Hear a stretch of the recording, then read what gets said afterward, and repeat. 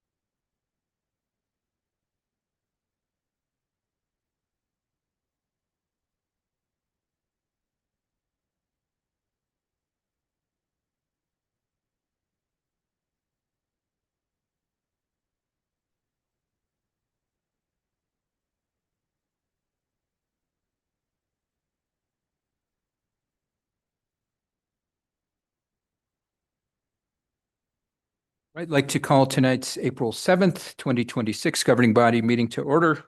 We will be led by a pledge of allegiance by Councilor Fagali, salute to New Mexico flag by Councilor Bustamante, and invocation remembrances by Councilor Garcia. Please stand as you're able.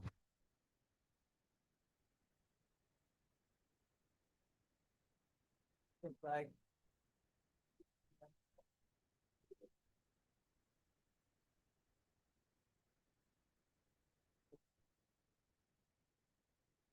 Flag.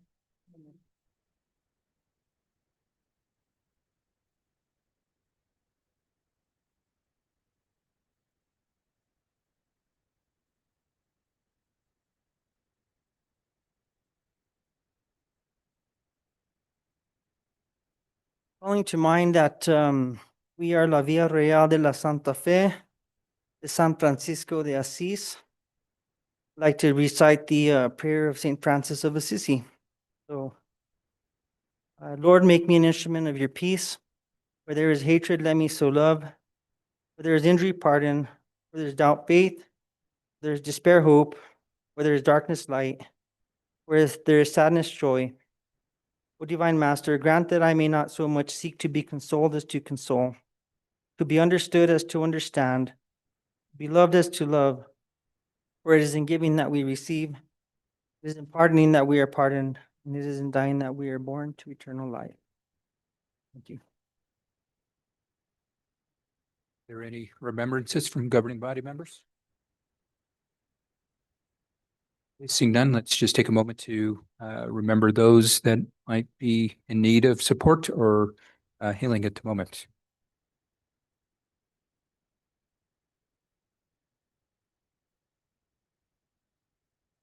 Thank you, everybody.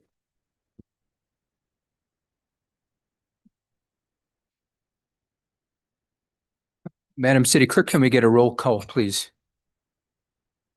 Yes, Mayor. Counselor Barrett? Here.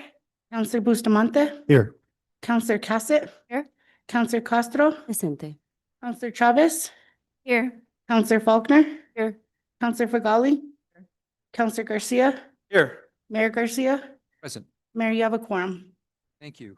Up next is approval of tonight's agenda. Any changes from staff? No changes, Mayor. Changes from committee members? Motion to approve. Second.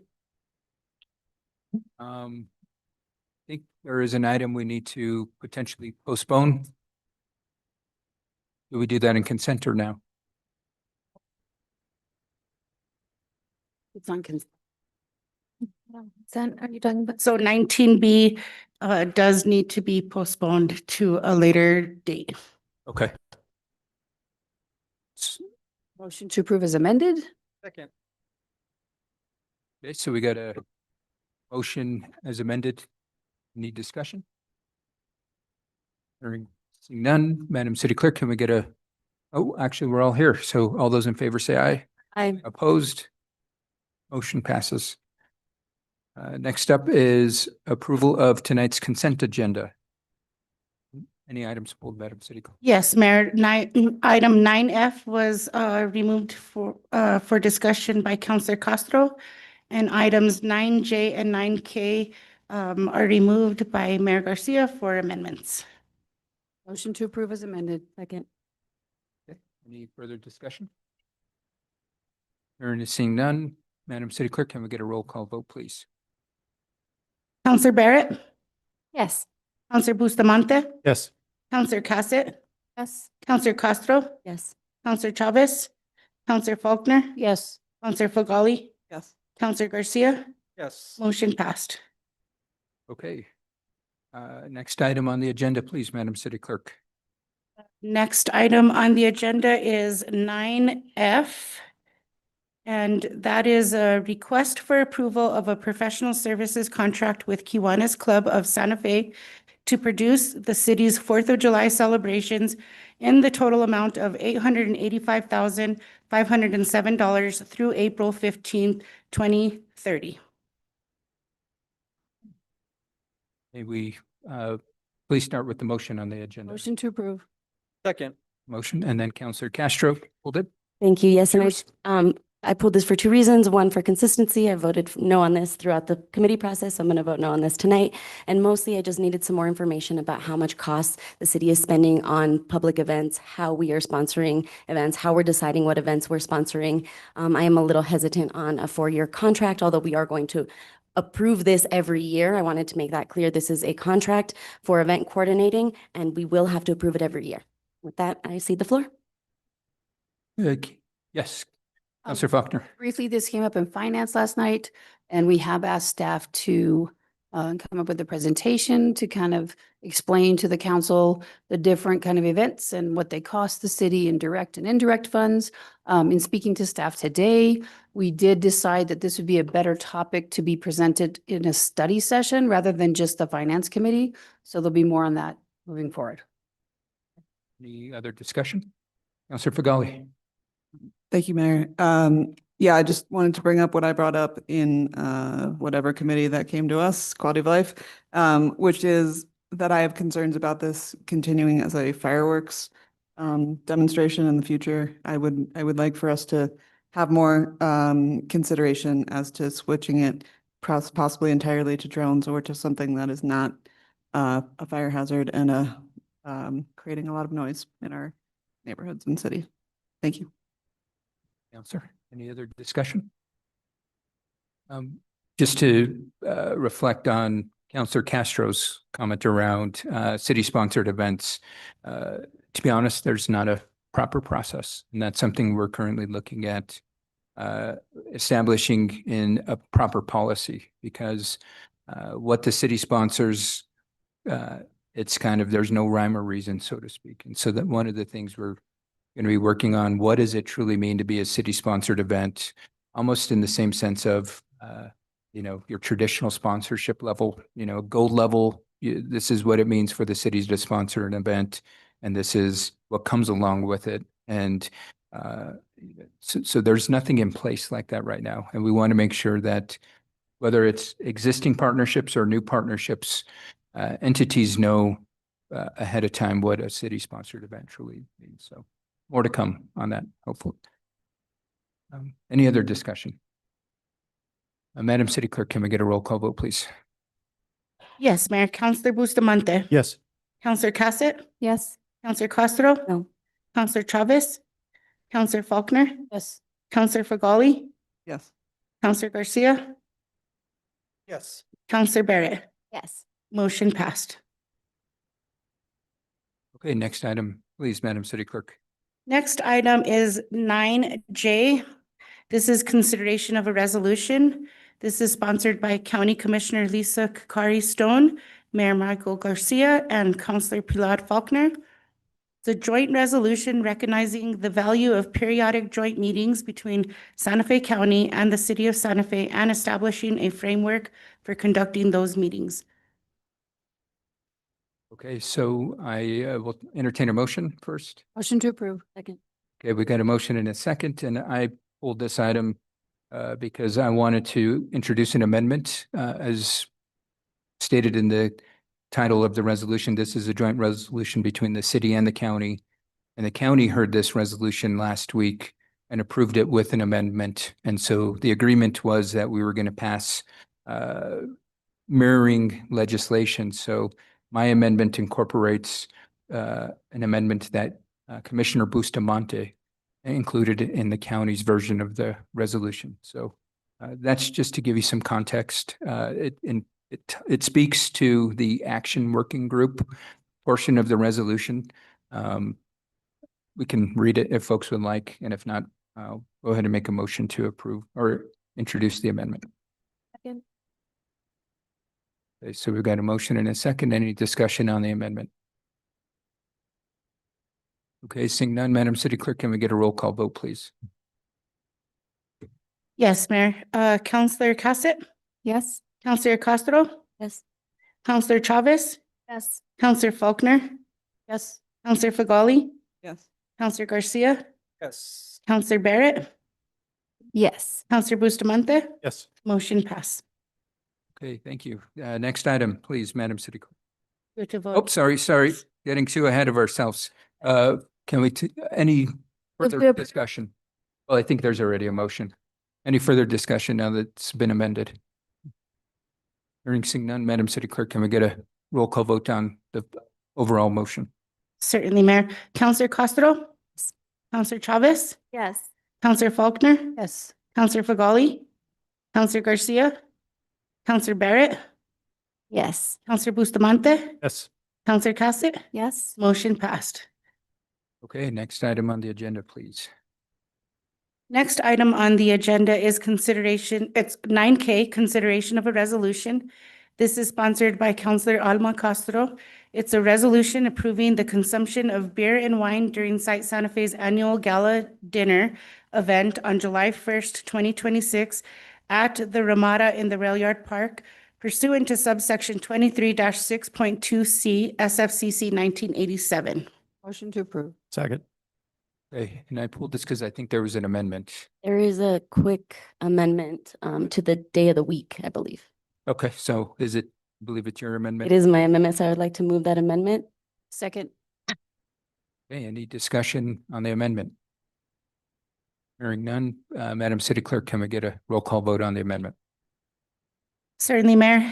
Counselor Chavez. Yes. Counselor Faulkner. Yes. Counselor Fagali. Yes. Counselor Garcia. Counselor Barrett. Yes. Counselor Bustamante? Yes. Counselor Cassett? Yes. Counselor Castro? Motion pass.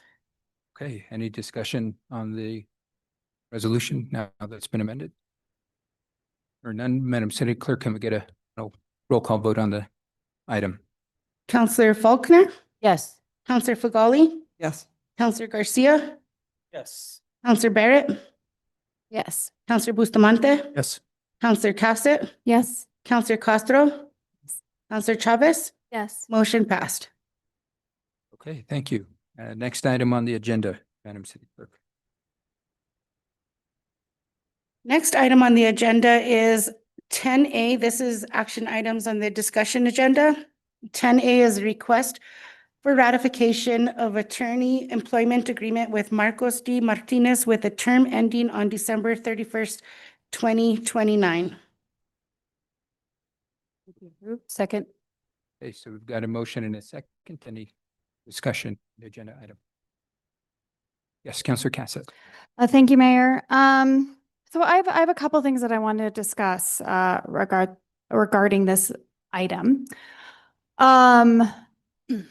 First and foremost, I really appreciate that we are looking at making sure that we're paying competitive rates. I know that that has not always been met with as much welcome as I think it needs to be. There's a couple things though that I am curious about with the process. First and foremost, I am with both of these two contracts coming up, understanding where these salaries came from is really something that I'd like to hear more about. The attorney, I believe it's an increase of, roughly, we were paying 158,000 at the end of the previous city attorneys, and now we're looking at, I think it's 172,000. So that's quite a big jump with the city clerk. I believe it's about a 20,000 jump. And again, I think that it is really important that we be paying our staff. But we've also been talking a lot about tough budget year coming up, fiscal transparency, understanding, what these things look like. So that's my first question. And then I'll ask a question on the process. So I'm not sure who, I think maybe Mayor directed to you around how these salaries were determined, what comps were looked at. This is quite a big jump. I do think we were probably previously underpaying our staff, but understanding how these specific numbers were agreed upon is something that I think is important for us to understand. Sure. Happy to entertain that question. Thank you, Counselor. So these salaries that are being proposed for both this item and the next item are actually below what the previous office holders were making. So some in significant manner. And so what I wanted to do was ensure that we are paying an equitable rate. Meanwhile, we're allowing room for growth. And so the previous city attorney was earning well over what's being proposed. Previous city clerk was earning well over, I think, in excess of maybe $10,000 than what's being proposed here. And so with this, the first item we're talking about is Mr. Martinez. And so with the length of tenure that Mr. Martinez has with the city of Santa Fe, I honestly could have verified or justified bringing in Mr. Martinez at the same rate that City Attorney McSherry was bringing.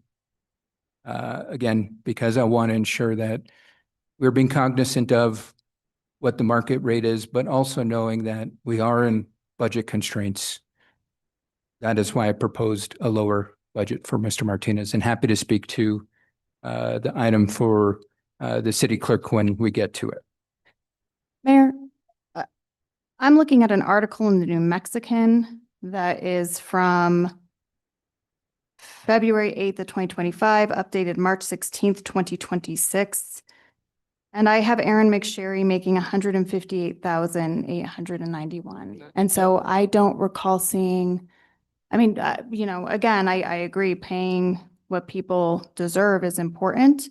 But I I mean, I'd be interested in getting that information because that's not what I have seen. And we can get that to you. Because again, this was all taken into consideration. I believe the article might be referencing incorrect salary figures because when the salary consideration was being made, again, I did have a lengthy conversation with the interim HR director. And so we can get you the figures of what both former city attorney McSherry was making, and then for the next agenda item, former city attorney or city clerk Salazar was making. And both salaries that I recommended for both positions are below what the previous office holders were making. So, and I can confirm that from staff with you. So, Yeah, I think that would be very helpful because again, when I was trying to understand what the salaries look like, and that was not what I was seeing from the previously what I could find. So that information would be much appreciated. sure, yeah, and we can work to get you that. The I other, was quickly looking through my email, and it must have been a hard copy that the interim HR director provided me because I clearly remember, because it's tough, like, especially when you have a person in the position like City Attorney Martinez, where they have dedicated nearly 2 decades of service. And it, to me, would have been justified to bring Mr. Martinez in at the same rate that the former city attorney was making. And I made a cognizant decision to bring Mr. Martinez in at a lower rate.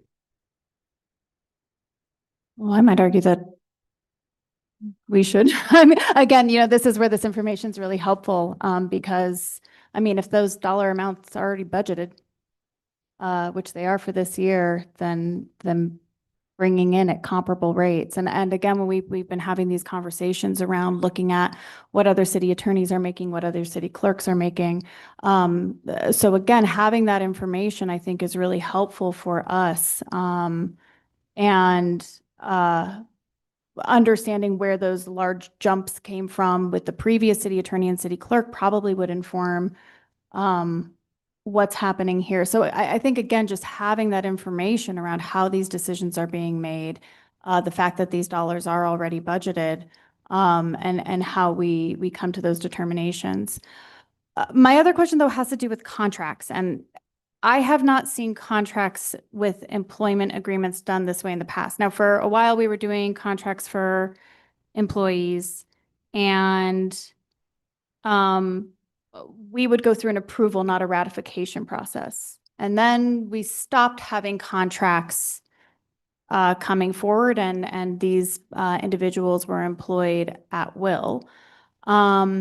And now we're getting a ratification of an employment agreement. And so I'm just trying to figure out this process, as in the past, I have seen that the governing body had to approve a contract, not ratify it, I believe. But again, it has been a number of years. So I don't know, maybe City Attorney Martinez or actually both of you have been around for this process, might have some more information around when we approve contracts for employees, when employees opt not to have a contract, because that's what had happened for the last few couple city clerks and city attorney. And then the ability to ratify the employment agreement as opposed to having us approve an employment agreement. And in the past, when we've done this, we went into an executive session, we had all these conversations. This is actually when these conversations around salaries and how we came to those salary amounts would have occurred. So I'm a little confused on this process at this moment in time. Thank you, Councilor Cassett. I'll try to provide a little bit of information to the extent that I understand it. So I think that there are contracts proposed for the 3 mayoral appointees, and these hadn't been done in the recent past.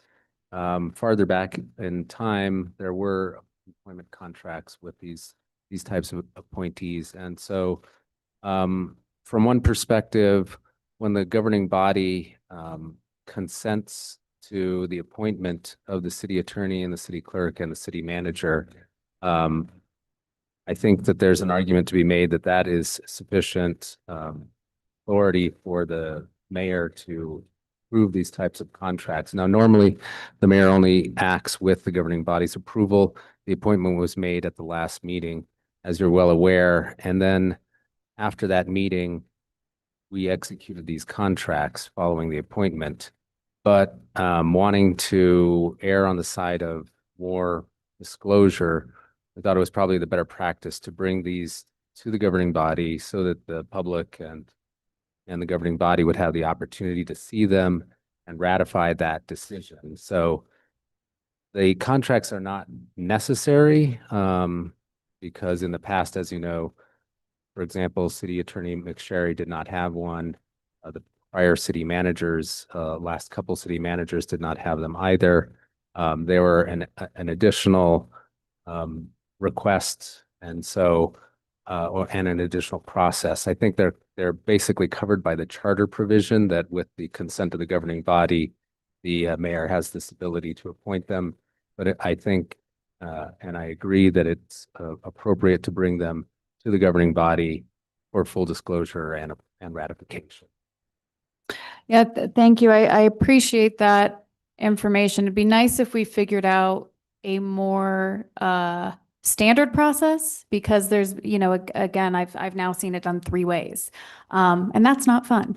And then normally, when we were talking about salaries, I believe that we would, that was discussed and approved in the budget. And so, that's where we got to have a lot of those conversations.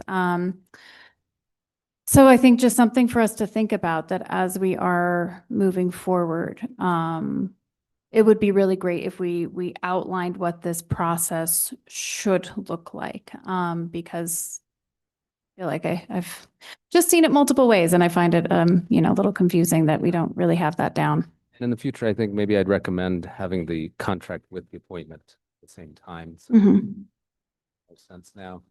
Since this hadn't been done last time, in a while, I think we were sort of figuring it out. Right. Yeah. Yeah, that would be helpful. Okay. Well, I do appreciate it. Again, now understanding where the salaries came from, before I was like, hey, we did a big jump, but now I'm concerned we are not matching what was done before. But so again, just the context for me really matters in understanding how these decisions are made. And so I don't think that I don't know if we have a say here at this point, but I would be interested in understanding all of this information. So thank you. Thank you, Counselor. Counselor Castro. Oh, and then Counselor Faulkner. I just had a clarifying question on timeline. How, if we were to table this or not pass this tonight, how would that affect these positions and the timeline?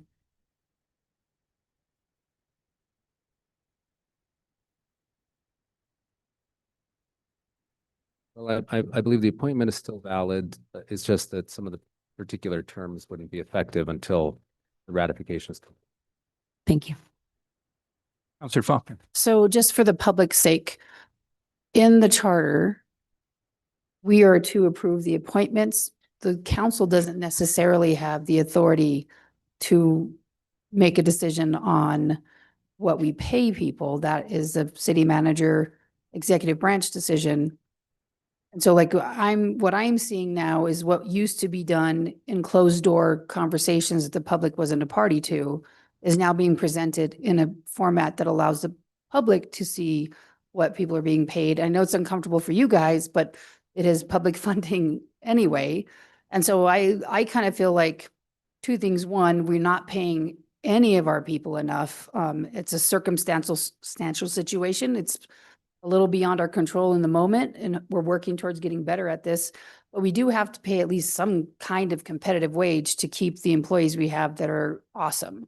But to the first part of my question, the city council doesn't get to decide salaries. We just get to approve or disapprove of appointments, correct?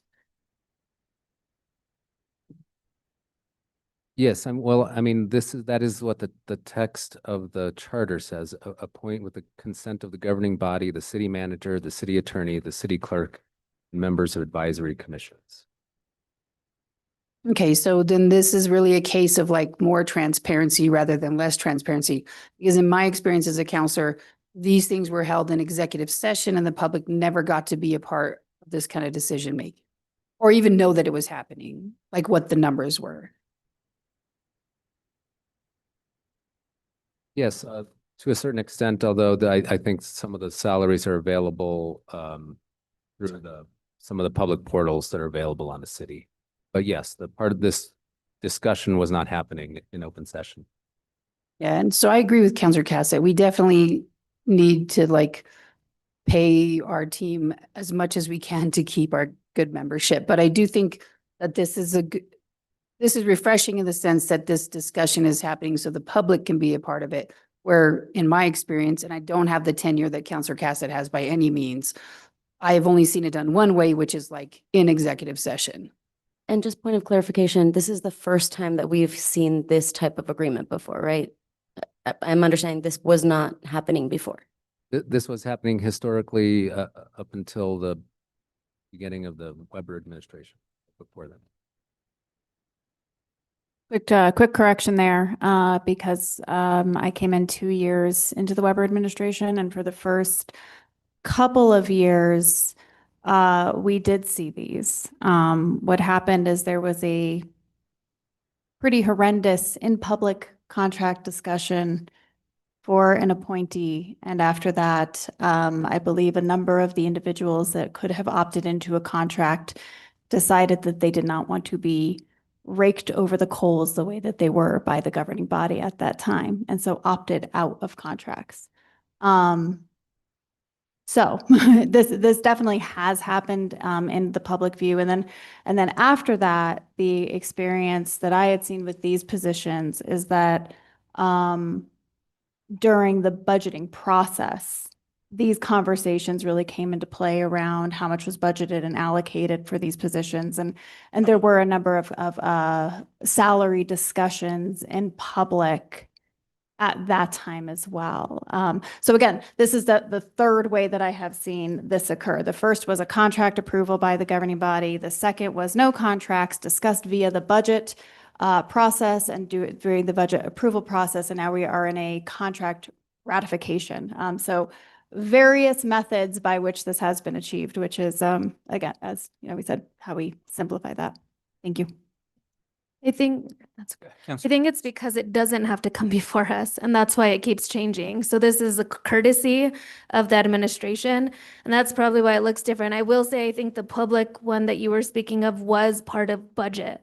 It was an increase. Well, I remember that being a conversation when I was elected. It was an increase in a position that was all over the newspaper, that was very public. It was an increase in pay of a position that already existed, of one of our positions.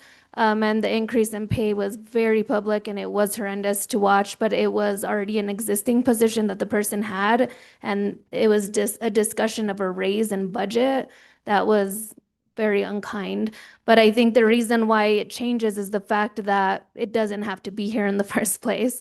So it's just as the administration sees fit to share with the public and the governing body after what is clearly drafted as a requirement for approval, which is the appointments. So I think unless the charter changes to be more specific about how the rest of the process needs to be defined, it's going to continue to change. It's going to be based on administration. I also will say, I would caution us to compare pay when we're talking about individuals and what they bring to the table. I think it's very hard, especially when we are able to experience those in interim positions and we're able to see an impact they have in a short amount of time. It does leave reason and urgency to be very competitive with pay because we don't want to lose what we already have proof of is working.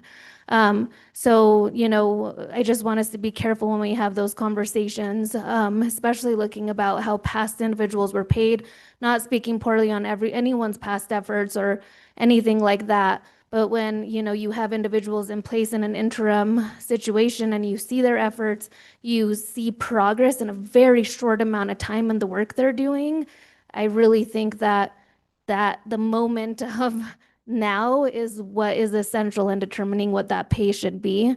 So I just want us to caution us on that. But Yeah, it would have to be very specific in the charter for us to get consistency on this end. So the transparency coming from administration as is, and it being a public discussion in front of us today is different, but it is a way, like I said, to have the conversation, to have the discussion, and for the public to be aware. And as administration changes, that will change unless we get it in writing to be a very specific way. Thank you. Any other comments? Counselor Castro. Sorry. I do just have one suggestion, because we tend to get in the weeds sometimes, that in the future, this could maybe be a report out or an informative thing on the agenda as opposed to us having to take a vote. Anything else? Yeah, Counselor Cassett. Thank you so much. I just want to make one more clarification because this is confusing. And again, this is where I am wondering the difference between the process for a contract versus people who are not getting a contract. And this is what I think where a lot of my confusion is coming is that and again, I think the last contract approval, Councilor Chavez would have been right before you were, I think it was in your election years, 2021. That was the last time we had a contract come before us. And so just understanding that, and maybe this is what is something that falls under the authority of like the city manager's contract approval. But that is where I think the difference is lying, where I'm trying to understand a contract does not have to come for an employee, but where does that specification come for, and does it fall under the usual levels of contract approval? And I think that things are really, really mushy there. These positions are not required to have a contract. I think that that is the important piece. We do have a contract in front of us. And that is where the process is murky, in my opinion, in terms of whether or not these require approval. Now, under the city authority's contract approval, these are budgeted, which is important.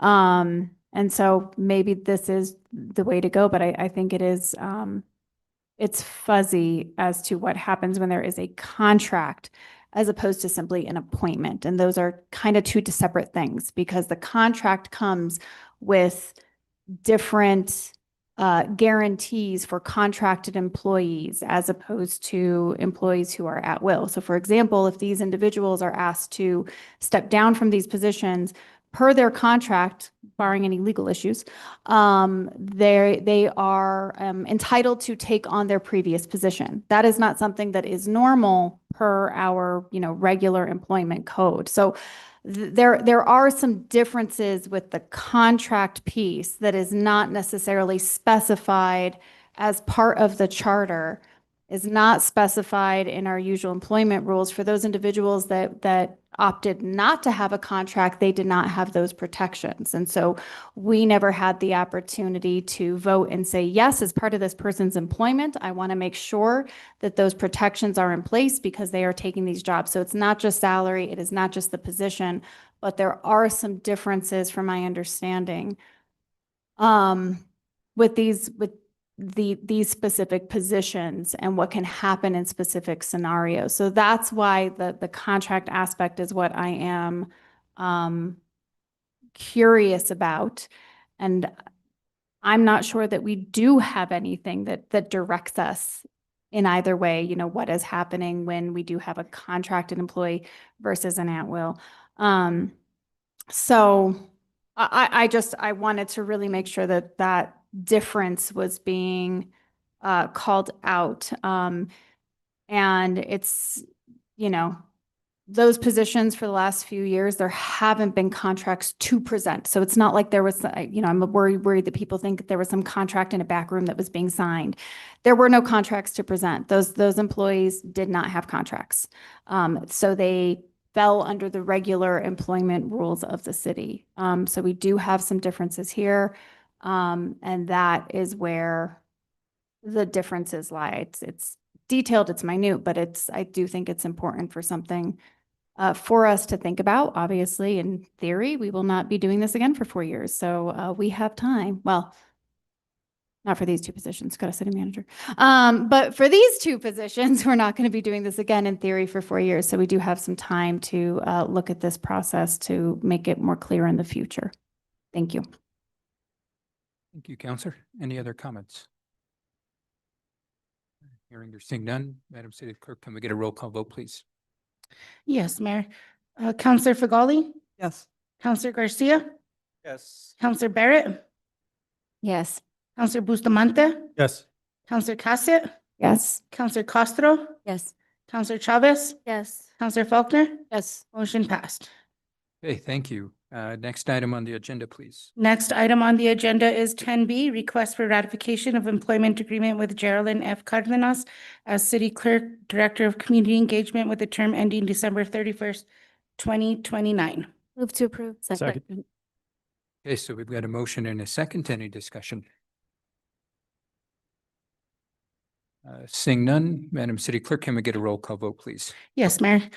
Counselor Garcia, Yes. Counselor Barrett, Yes. Counselor Bustamante, Yes. Counselor Cassett, Yes. Counselor Castro, Yes. Counselor Chavez, Counselor Faulkner, Yes. Counselor Fagali, Yes. motion passed. Okay, thank you. Next item on the agenda, please, Madam City Clerk. Next item is 10C. This is a request for approval of city-sponsored international travel to the United Kingdom for David Carr, Tourism Santa Fe, Director of Sales, June 20th through 27th, 2026, for the cooperative sales mission with the New Mexico Tourism Department focused on group tour and travel business for Santa Fe with an anticipated cost of $6,353.71. Mr. Randall? Is Mr. I see Mr. Carr coming. Mr. Carr.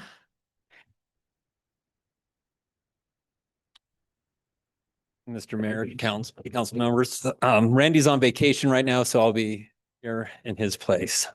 Okay, floor is yours. The state is just, in 2024, started a large campaign into getting into the international market, particularly, the United Kingdom and into Germany. They haven't had a presence since 2009, and, this being a market that we're definitely interested in, really haven't seen much.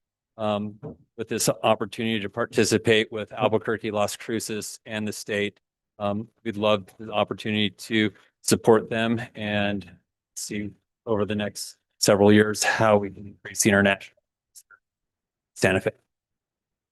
Okay. Thank you. Is there questions or a motion from the Councilor Castro? Thank you so much. Thank you, Mr. Carr. I just wanted to note that we had a previous conversation about some potential travel, and we discussed sort of widening our breadth of who we were marketing Santa Fe to. It is not unknown to this council that I think it's important that we market to Spanish language countries, in particular to friends in Mexico and in parts of the country that are regularly coming to Santa Fe already. We had that conversation. This vote doesn't mean that we are not investing in those communities. It means that this is a new market and it's something that we're working on collectively with the state. So I just wanted to make sure that that was well known. It isn't that we are divesting from Spanish language or Canada for that matter, other folks that are on our borders, but we are just moving into new markets. Is that correct, Mr. Carr? Mayor, Councilor Castro, that is correct. Through research that the state has done, right now the UK and Germany are the top traveling areas out of Europe into the US. And as those markets, as we can penetrate into those markets, Spain is on the list. Italy is close, is probably about the 5th largest inbound travel that we see. And so this is the start of a 5-year program that the state is really investing a lot of money.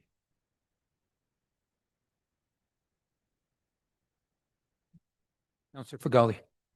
Thank you, Mayor. I just have a question. Why are we voting on this? Is this because it's state funds? No. It's because it's international travel. Okay, thank you. Councilor Garcia. Thank you, Mr. Mayor. Thank you, Mr. Carr, for being here, and Do we have any data that supports that we are already receiving people? Like, I mean, is it, obviously there's gonna be a potential for people coming here. We do a lot with geofencing and people that are coming here. Where are they from? So do we have a little bit of data that supports individuals that are coming from these areas already? Mr. Mayor, Counselor Garcia, the state's investing a lot of money. We do have, let me step back. We do have data. Right now, visitation's about 2% of international travel. And this has been pretty consistent over the last 5 years. With the new initiative and push, the state is invested in with a company, working with a company called RMI Marketing that is really watching and being able to track and measure the visitation and the spend coming into not only the state, but into Santa Fe, Albuquerque, and Las Cruces. And so as we progress and move, down the road with the state, we'll continue to see and receive that data. Thank you. And I think, with being at SMART, this is a territory that was brought by Spanish colonial and Eastern European coming in. So I think it is very nice to see that we try to get some back in to come and see the areas that were why we exist. So thank you. That's all I have. Any other questions? Is there a motion? Motion to approve. Second. Okay, so we got a motion and a second. Any discussion on the motion? Hearing none, Madam City Clerk, can we get a roll call vote, please? Counselor Barrett, Yes. Counselor Bustamante, Yes.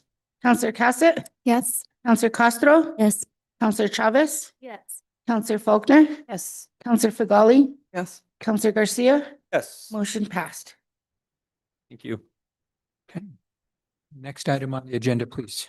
Next item on the agenda is 10D.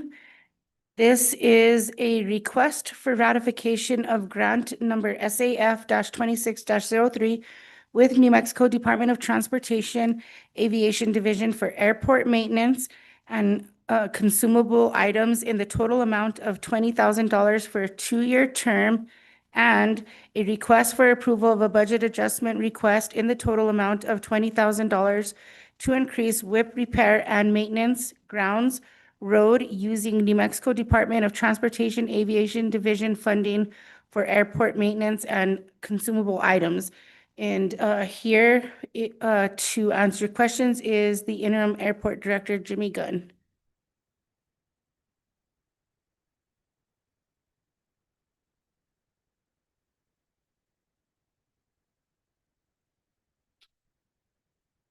Sure. Mr. Gunn, if you wouldn't mind just getting a little closer to the mic so the folks online can hear you. Is it turned on? The little green light?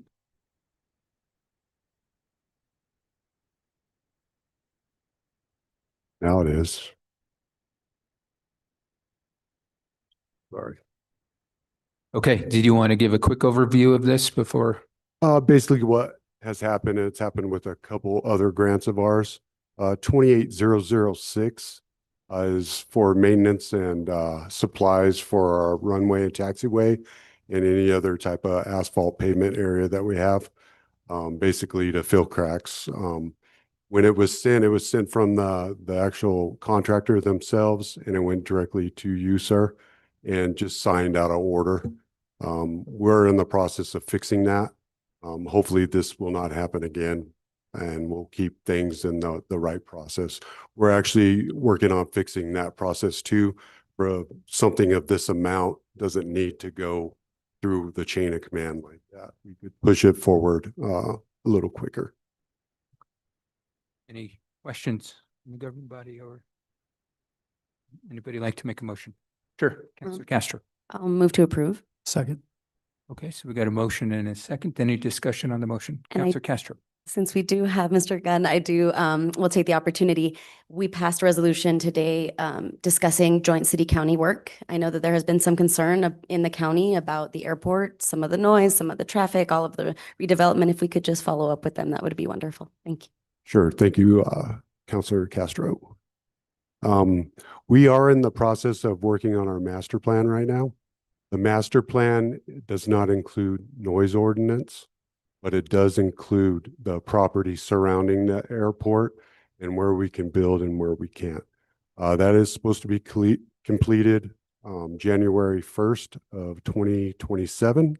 Our third meeting will be in August. We'll announce that publicly so we can get the attendance of everybody. We're looking at having it at one of the community libraries closer to the airport. I think that's appropriate for that occasion. The noise, after we finish the master plan, we will work up some type of noise study. That's my goal. That is not usually included in studies other than just a plain. And to be honest, I find those kind of, it looks good on paper, but you really need to listen to what the public has to say and be real considerate of it. I mean, I know the airport's been there probably longer than most of our residents around there, but there are things we can do at the airport to accommodate those houses, the people that want to enjoy their evenings, and just not put up with the low-flying jets. I will say we have slowed down some of our military aircraft training there just because we're waiting on for some of our runways, taxiways and everything to get the repair they need to prolong that. So my number is always available. It's on the website. Please call me. We can address those issues with FAA and reroute some of that aircraft. I'm getting calls, as far as way as Placitas of aircraft coming out of our airport. Those are all training, and we can work training around property and residents around the airport. Thank you so much. And I understand there's, only so much we can do about the noise of a jet engine. But I do understand that we're trying to work more closely on things like advertising as well. So I appreciate you so much. Yeah, we've had our master plan public meetings and our Jaguar extension. And most of the questions I get at those meetings are concerning noise. So if you want to come to those meetings and talk about noise, I'll take those questions. I think April 15th, is that correct? April 15th. Thank you so much. No, I see the You're board. welcome. Please come. Thank you, Counselor. Any other questions? Or none, Madam City Clerk, can we get a roll call vote, please? Yes, Mayor. Counselor Bustamante? Counselor Cassett? Yes. Counselor Castro? Yes. Counselor Chavez? Yes. Counselor Faulkner? Yes. Counselor Fagali? Yes. Counselor Garcia? Yes. Counselor Barrett? Yes. Motion passed. Next item on the agenda, please. Next item on the agenda is 10E. This is a request for approval of dates for governing body study sessions for the remainder of the year. And if the governing body study session dates are approved, consideration of approving the amended 2026 governing body and council committee calendar to include the governing body study session dates. And Deputy City Manager Andrea Phillips is here to answer questions. Thank you, Madam Clerk. Mayor Garcia, members of council, there are some different options within your packet for some study session dates. We took the liberty of proposing some different options, but there may be other options that come to mind for you. The idea here is to create some predictability for staff. So in talking with our friends in the Office of Policy and Legislation, when they're drafting legislation, they set a schedule out, as you know, many weeks in advance for the different stops along the way, according to our current procedural rules. So some predictability around that, I think, would help them in their planning for those schedules, as well as for staff. So if there is an appetite to kind of set the date for these on a regular basis, it would be helpful. Discussion. Yeah. Yeah. First, I want to say, just everyone in the public, I can only view attachments on my phone. Our city clerk and her staff have been very helpful in trying to help me figure out why my laptop's not opening attachments. So I am looking at my phone a lot. So I'm looking at the calendars just so people know it's the only way I could view attachments. But would you be able to just give us a brief overview of each of the options? I know we have the calendar, but I think it would be helpful to know the differences for the public to hear them out loud, just to get an understanding of how they differ. Yeah, absolutely. So, and I might look to Ms. Cardenas to help me out if I'm misstating something here. So option 1A, if you do have availability to see that, provides for the dark purple bluish color are the proposed dates under option 1A. So starting with April 20th, the reason we're starting with that one is that was the date that at your last study session on in March, you had put forward April 20th.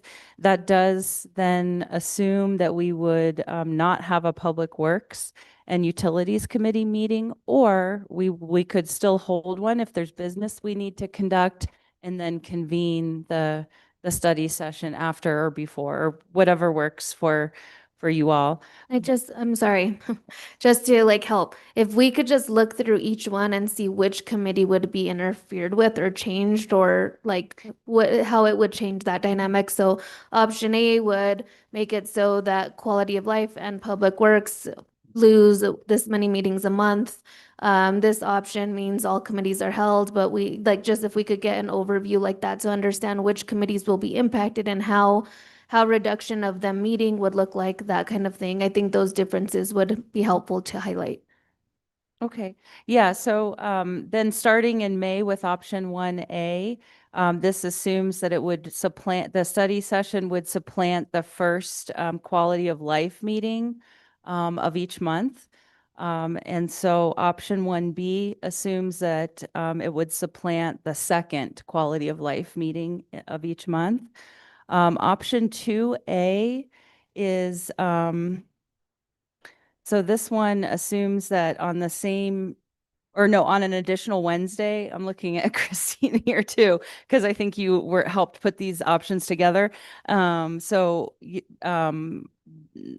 2A assumes a joint governing body and a governing body study session. So we would schedule both and then cancel one if we don't need the other one, or conduct business during the regular meeting and then adjourn to a study session, or vice versa. Yes, so 2A is the first meeting of the month for governing bodies. So we would start the governing or the study session at 3 and then end at 5 so that we can continue with the regular governing body meeting. And then 2B is the same concept, except it's the second governing body meeting of the month. And so both of those assume a 3 o'clock start.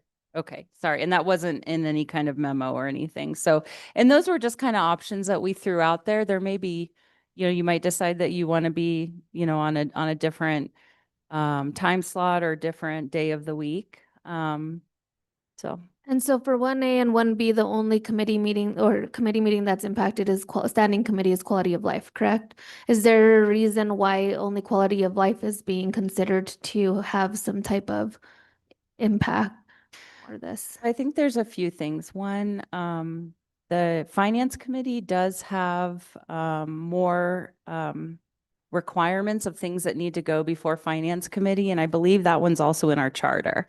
I'm looking over at the dream team over here to correct me, but I'm pretty sure that the Finance Committee is solidified in the charter in terms of review of the budget and maybe some other items. So it may be important to, keep a more regular cadence for Finance Committee. Quality of Life and Public Works, I believe, maybe have fewer items that have to go to them on a regular basis. And I think what can happen is they could be interchanged in terms of if legislation or an item needs to move through. Sometimes, if we can't make Public Works, we could make Quality of Life, like one or the other. Okay, so is there a reason? Sorry, I just feel like these are like good things to understand as to why there are these options. So Is there a reason that Public Works should be meeting regularly? Is there anything in charter or anything? Because still, that doesn't explain why quality of life would be the only standing committee impacted. I think it was, sorry, Counselor Chavez and Mayor, I think there was a more workflow going through Public Works and Utilities than there is through quality of life. Great, thank you. And so for me, option two, like some of us have other full-time jobs. So I don't think option two, like for me, I wouldn't prefer that because of that fact. I would make changes if necessary. I also feel like that's a little bit confusing, and just to give my opinion. The work session and governing body split is a little bit confusing in my opinion, especially when we have agendas and possibly not an agenda for the works. I don't know even how that would work, but I do wonder, because I heard from the city council, the city attorney's office, sorry, that it would be clear or for them if we had something at the end of our work sessions or study sessions that gave them clear guidelines on exactly what is approved for work to move forward. Is there a way for us to adopt option 1A or 1B where we have a scheduled work session during quality of life? However, there is a vote forward on action items that are decided within that work session prior to them being published on an agenda. Because that's how it would work, right? We'd know that topic of discussion, but we wouldn't actually know action items to vote on prior to the study session. Yes, Councilor Chavez and members of the governing body, there's a procedural rule that says that the study sessions won't have action items, and so all the governing body would have to do is suspend that specific procedural rule, and then it would be able to take action, maybe give direction to staff for next steps. Just something very simple. Perfect. Okay.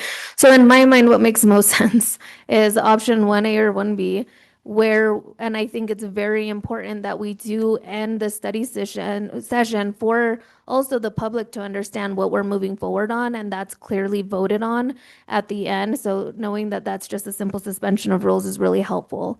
All right, so those were the questions. Thank you so much that I had. Thank you, Mayor. Counselor Faulkner. So I looked into this in looking over our options. Quality of life, I'm going to propose first that I don't think any of the three standing committees should be set aside for a study session.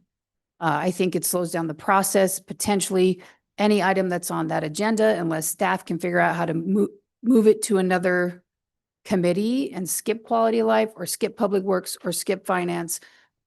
We could potentially slow down progress of the business of the city. What I did discover is that public works and finance are long-standing committees. A lot of land use issues go through public works. A lot. It's all over chapter 14. Finance committees all over. Both committees are in a lot of spaces that are in the code and somewhat in the charter. Quality of life is a newer committee, and that's why things aren't flowing, as many things are flowing through quality of life as they are through the other two committees. But my concern is we see a lot of stuff move through our committees, and even though it's on consent, it's still moving. And if we were to take public works off the table, then those projects are postponed for potentially a month because it takes 2 weeks to get on public works. I mean, we can figure out workarounds, but I don't want to see the business of the city. I don't want to see land use issues, and I don't want to see anything that's pertinent to the city doing its business being delayed 2 weeks or up to a month because we want to have study sessions. I think the study sessions are awesome. I think we've made a lot of progress as a city council and a governing body in the study sessions. It's a great place for us to communicate with each other and kind of have a kind of free-flowing thought process on some of these issues. But I do have concerns about replacing standing committees with study sessions. I also believe in checks and balances, and anyone who's talked to me about this issue knows that I'm very passionate about it. We cannot maintain checks and balances if the only 3 spaces where the city council can have some say of the agenda can have a discussion without the executive branch in the discussion. These are important spaces for the council to maintain checks and balances over the executive. And again, I say this every time, it is not about who's in office. It is about maintaining the structure of checks and balances within our government as a city. And so I'm willing to help however I can, but I do have a lot of resistance on postponing or moving out of the 3 standing committees.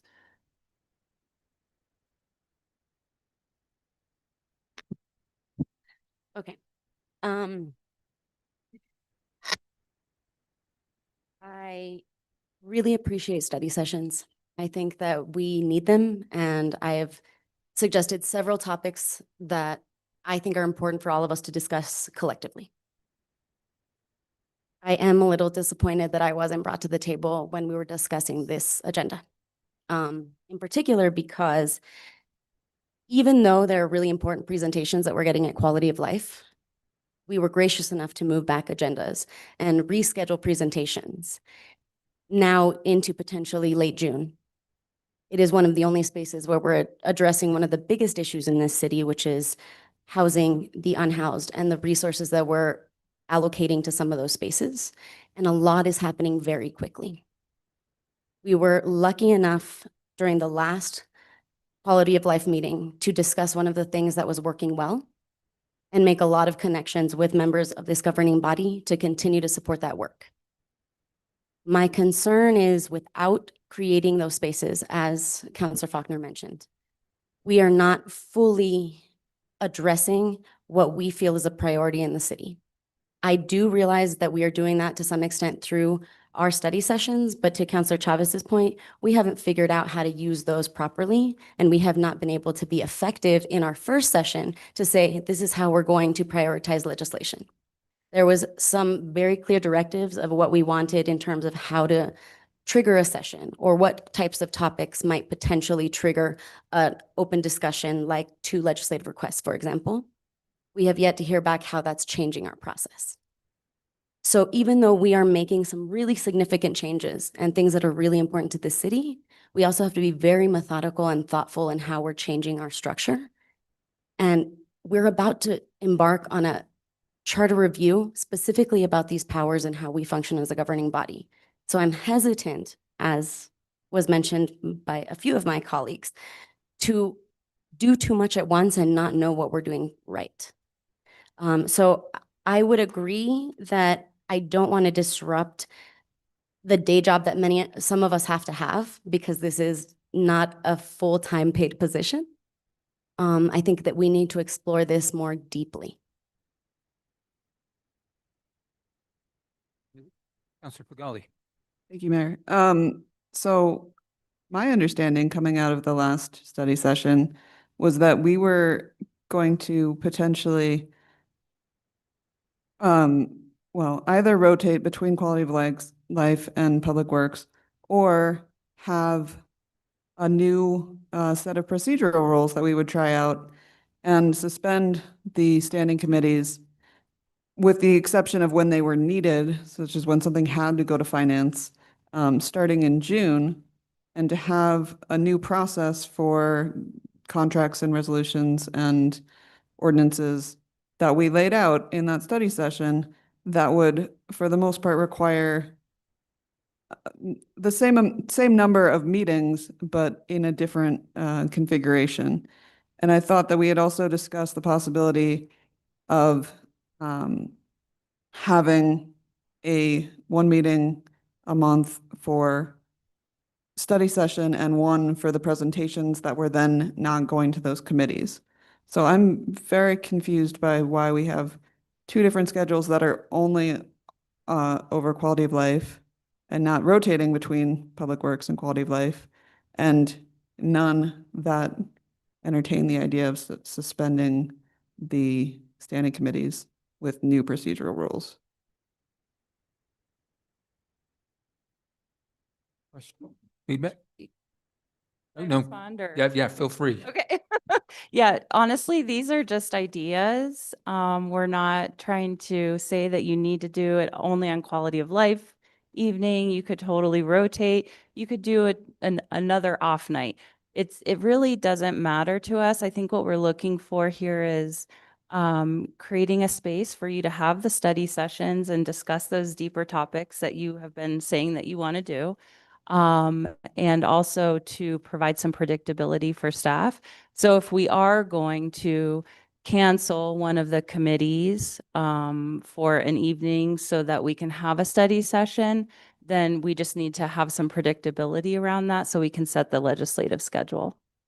So I think it's up in the air in terms of when you guys want to have these. Counselor Cass. Thank you so much, Mayor. And thank you, Andrea, and for the team. I know this is taking a lot of conversation. I also was under the same impression of Counselor Fagali of we were looking at what other communities do and the fact that our committee structure is actually quite an anomaly when you look at municipal government. We had some discussions around staff time, around our time, and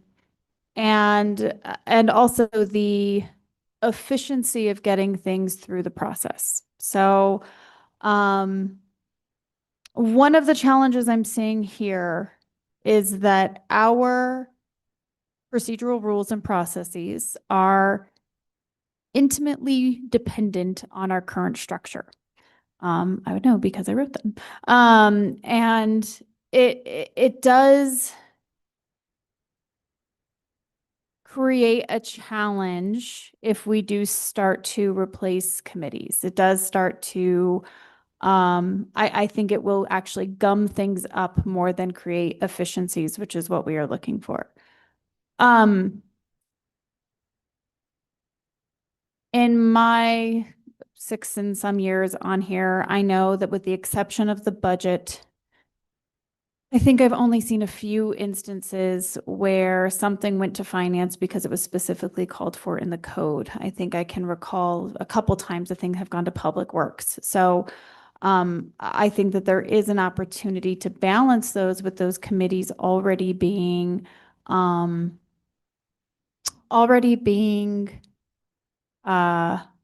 appointed and that they can be called as things are necessary. I think that there is a good balance we can strike there. I think if there's also this component of like, hey, maybe we want the governing or the city council at a time without the mayor. Maybe we can have city council study sessions without the mayor presentation. I mean, if we feel like that space is really important, I think I'd prefer to have a mayor in those because I like the idea of having the governing body, but I do think that there are options for us to look at. I think at this moment in time, we have this question of, do we find this concept of regular work session study sessions important enough to uproot our system? My concern with replacing a committee is, again, I think it's going to create more problems than solving them. The day after this, I spent some time and I wrote up basically like a skeleton outline of my understanding of what, this proposal would look like based on that conversation, as well as taking into account some things that other communities do in order to provide that balance of power for what goes onto the agenda. So for example, 3 counselors being able to get something onto an agenda and having that ability for that, or getting a presentation or being able to set what those look like. I'm finding a lot of challenges with this. I also don't think finding another meeting date is a possibility. I know a lot of individuals, again, this is it's paid as a part-time position. It is not a part-time position, a full-time position, paid part-time. So I mean, I think when we start to look at hours, I know when we've had conversations with staff, this process of talking about the same thing over and over and over again 3 times and how much money that's costing us. I mean, I do think that, and I also see some challenges in the allowance of how often we let the public really get the chance to digest things and understand them. So I think that, if we really want to take a look at doing things differently, we're going to have to do things differently, which might mean blowing up our committee schedule and saying, you know what, maybe this isn't serving us for the way that we want our government to function, because I'm hearing kind of 2 different things going on here.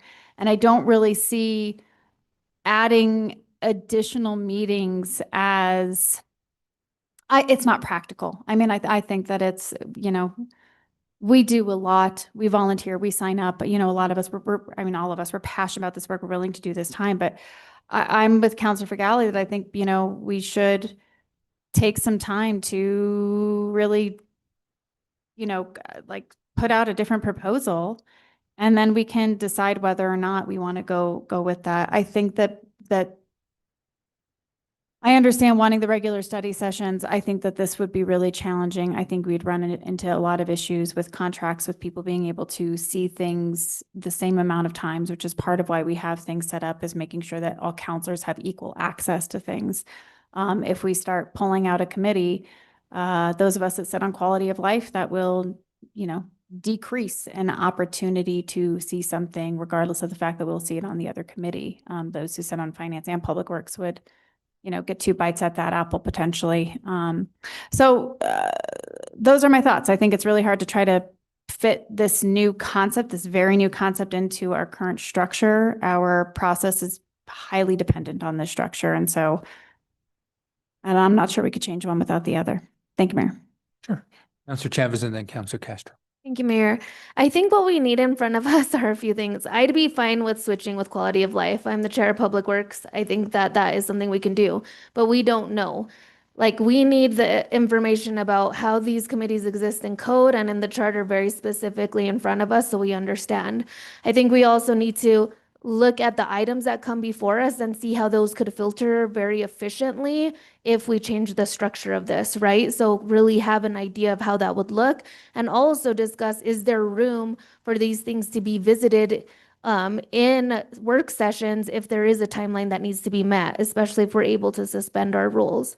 So I think that we just have to look at not so much the calendar options right now, because it seems like we're very far from that, and more so of like, what does code and charter tell us that has to be done? How is the workflow already existing? And how can we increase efficiency just within the city structure itself outside of committee? And when we've already discussed that, we discussed that in work session. How can we make it so the agenda items are less, because we have a better structure internally for these things to go through? So there's not so many hoops, so much bureaucracy. That's what slows down the process in the city for all the community members that ask what takes so long. That's what takes so long. So like, how can we make those improvements within, the boundaries that we've set within our code? I think that's what we have to look at. And once we have all that in front of us to discuss and truly understand, I think that's the only way that we'll actually be able to decide on a calendar.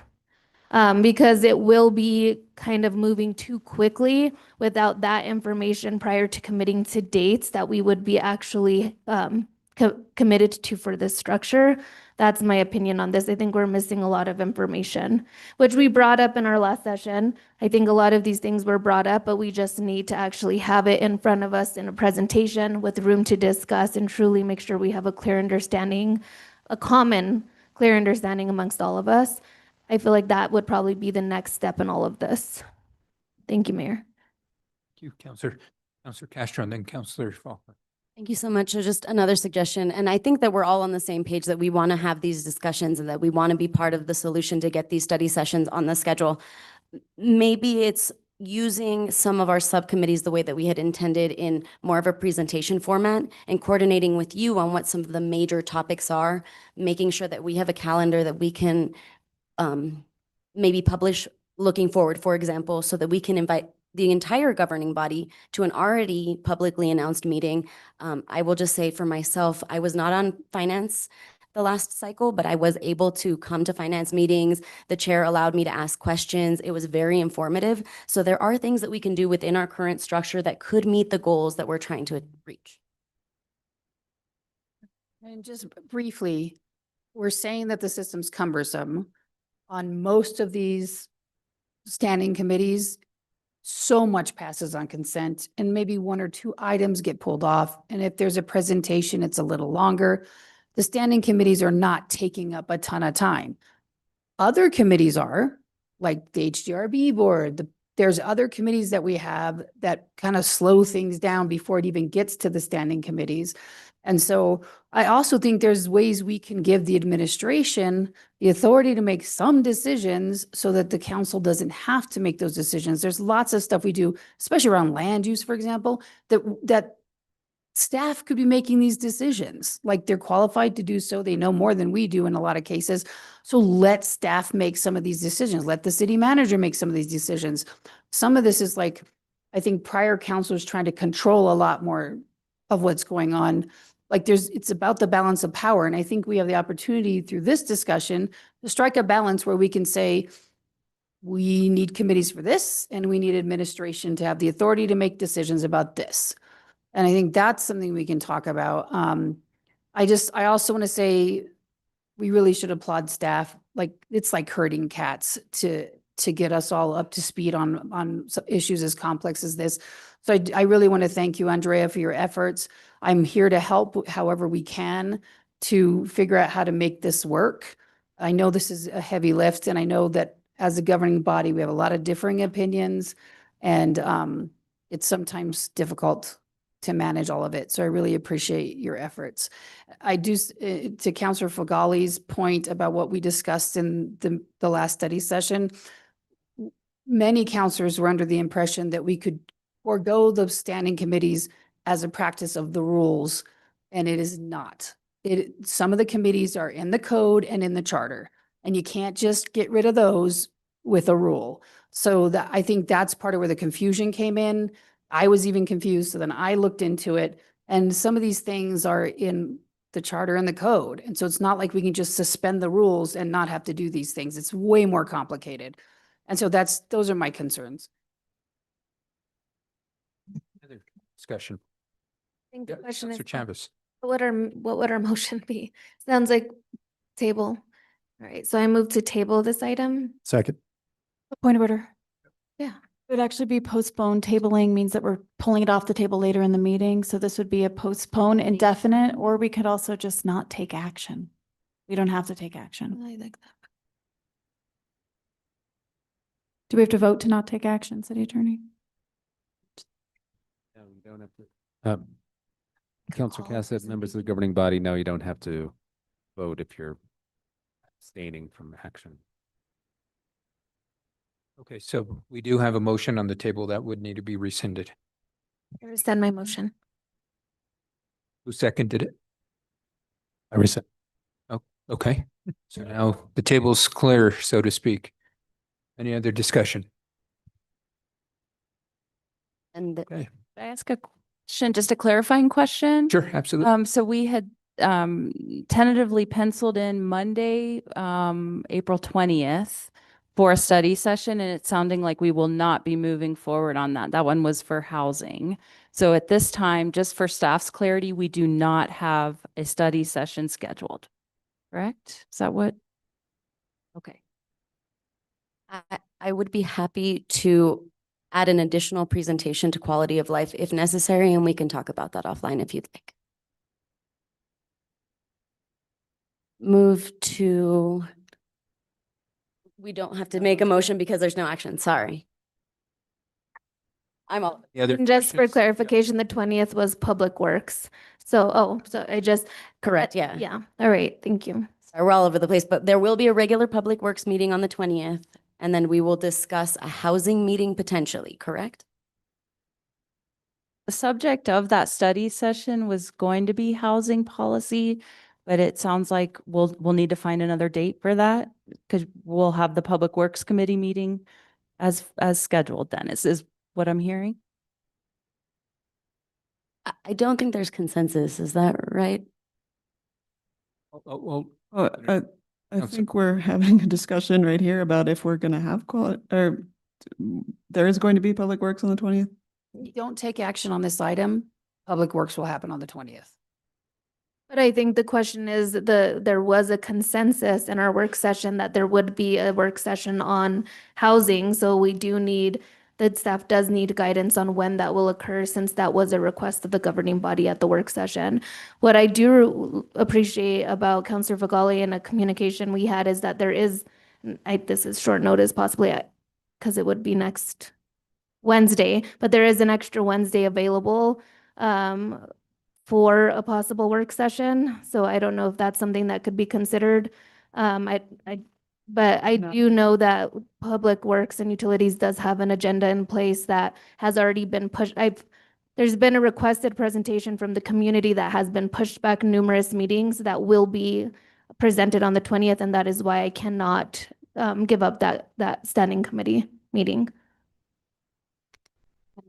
One more. Counselor Castro. Sorry, one more point of clarification. We do have another important community meeting after quality of life coming up this next quality of life, because we have the fireworks community input session.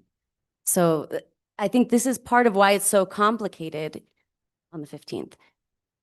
I think that's why it's so complicated, because we have other agendas and meetings. Was I incorrect that we were supposed to have a short quality of life meeting coming up because there is? We're talking about the 15th. So next week, we don't have any committee meetings. Correct. So that's that extra.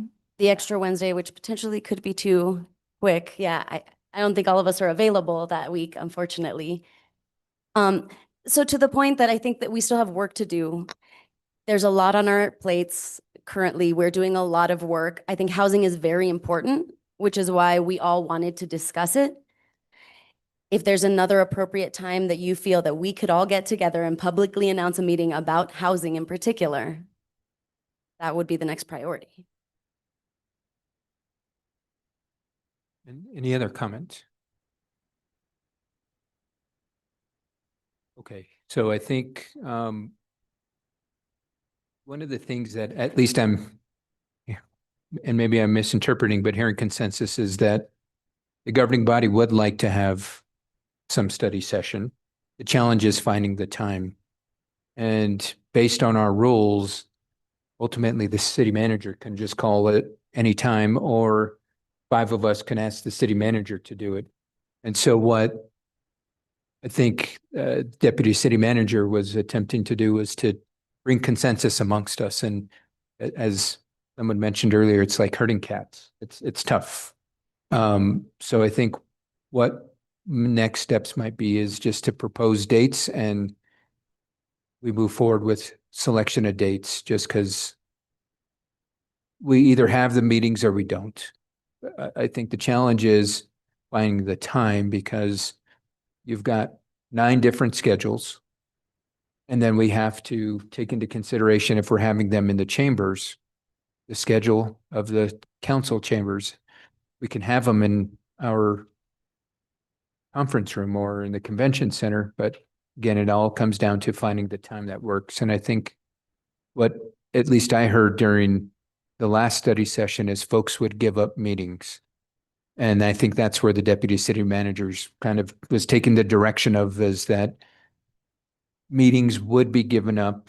The finance committee meeting would not be given up, because vast majority of the work the governing body sees rolls through finance, and it would create a major backlog, and where the other majority of the work could be heard either by Public Works or quality of life, or it could just be heard by finance. All legislation has to do is pass one committee, which could be finance.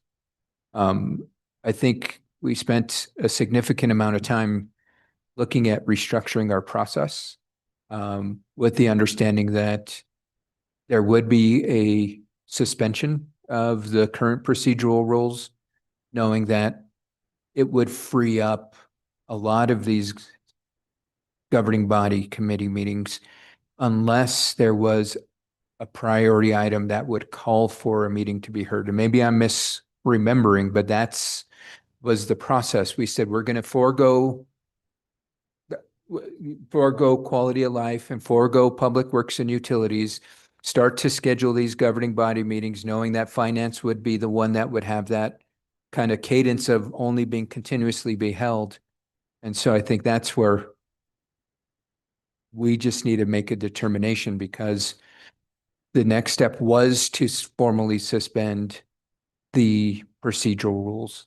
And I think that was Councilor Castro's question of, what was the decision we were going to make. I think that was where it would come before us during the governing body meetings to formally, during a discussion, say, we are going to suspend our procedural rules because we are going to do X, Y, and Z.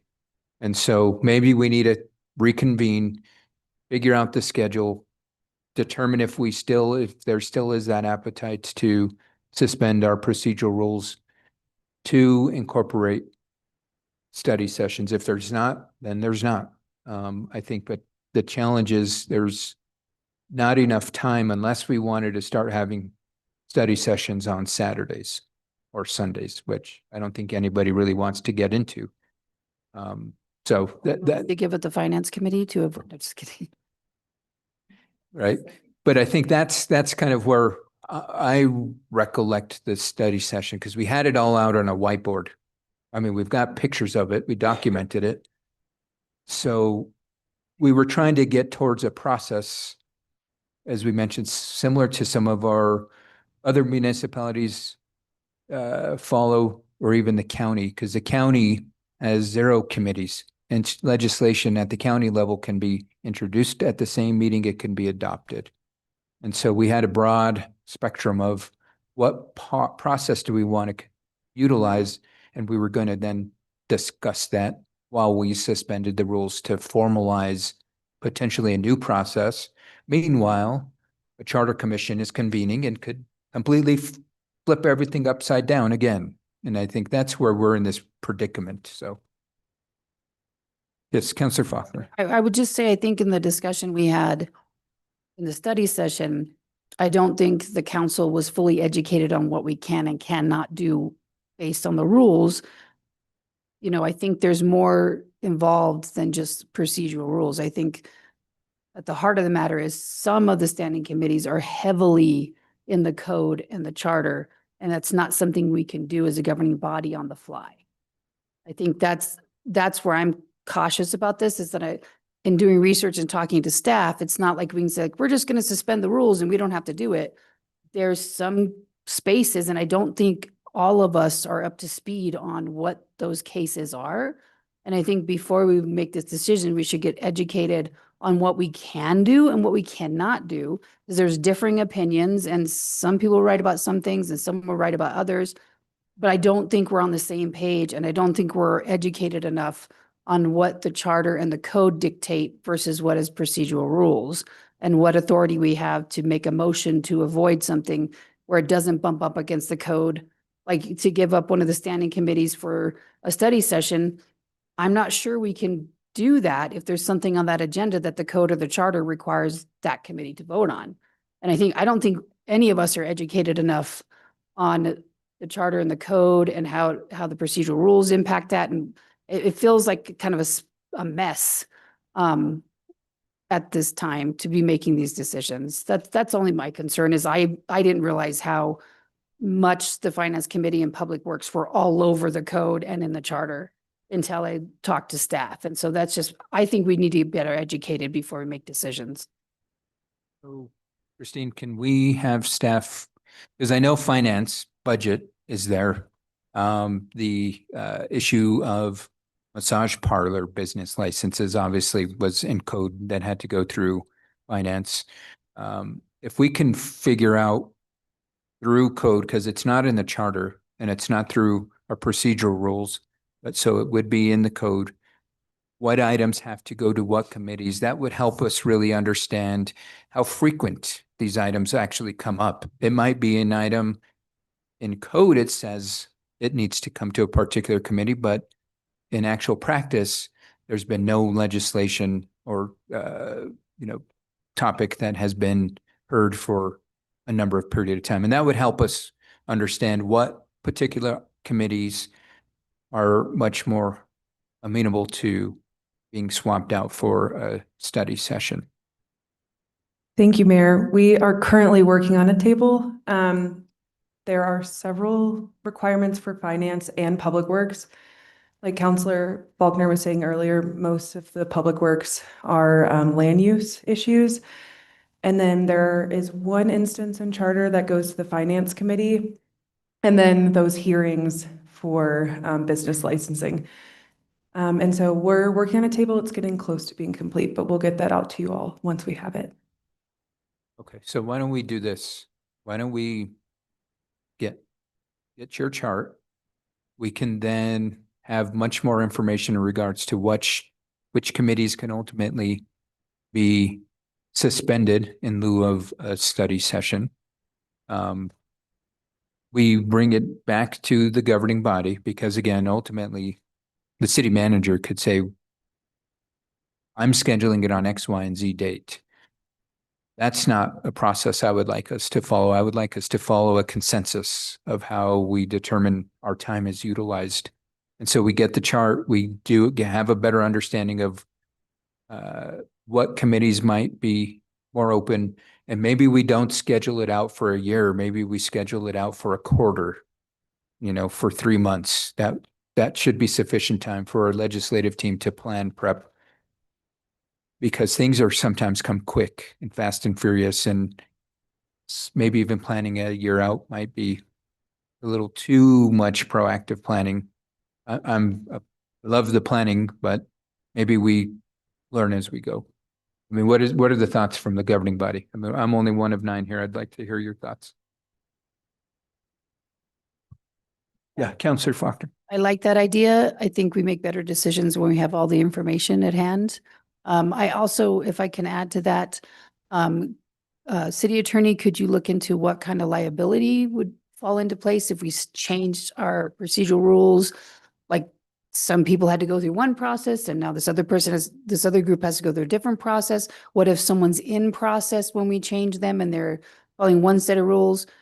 Like I feel like there might be some liability there, maybe not, but it's a good question to ask. Yes, I will look into that. Thank you. Okay. Any other thoughts? Yeah. Councillor Fagali. Mayor, yeah, I think doing quarterly or somewhere between 3 and 6 months out would make total sense. I don't think we need to do the rest of the year, although by the time we get to that, it might be 6 months till the end of the year.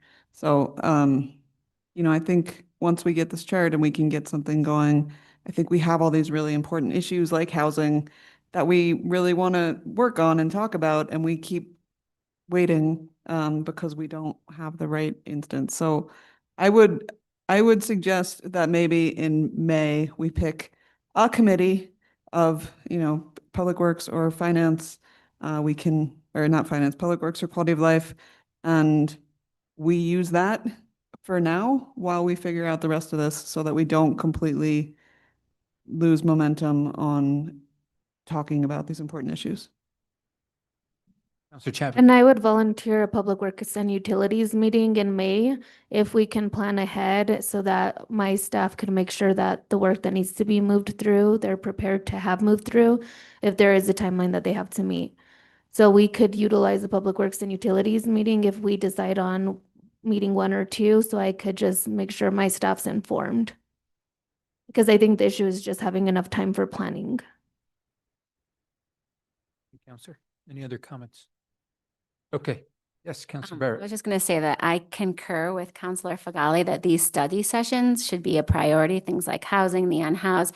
We kind of have these emergency issues going on that I see as emergency issues in the city that we need to tackle. We need to be in the same room together to discuss these issues. We're only here a short amount of time with each other, and we need to take a deep dive on some of these issues that are a priority for the city. Thanks. Thank you, Councillor. Any other comments?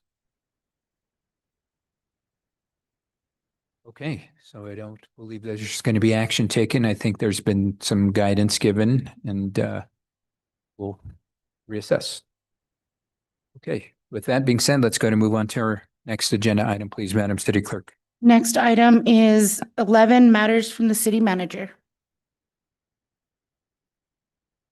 Mr. Mayor, no, nothing for me tonight. Okay. Next item on the agenda, please. Next item is item 12, matters from the city attorney. Yes, thank you. I recommend that the governing body go into executive session for the matters noticed in the agenda. I move that we enter an executive session pursuant to the Open Meetings Act, Section 10-15-1 H subpart 8 for discussion of the purchase, acquisition, or disposal of real property or water rights by the governing body. We've got a motion. Is there a second? Second. We've got a second. Any discussion on the motion? Or none, Madam City Clerk, can we get a roll call vote, please? Yes, Mayor. Counselor Cassett, Yes. Counselor Castro, Yes. Counselor Chavez, Yes. Counselor Faulkner, Yes. Counselor Fagali, Yes. Counselor Garcia, Yes. Counselor Barrett, Yes. Counselor Bustamante. Yes. Motion passed. Okay, with that, we will stand in recess for executive session.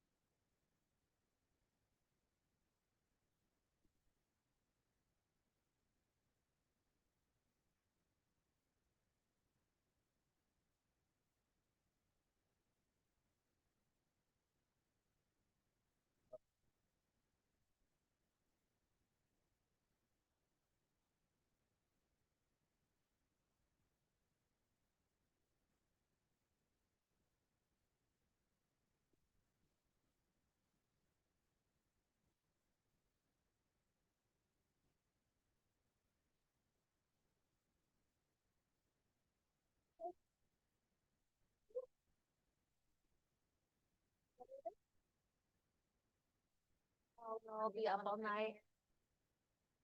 One night, they had,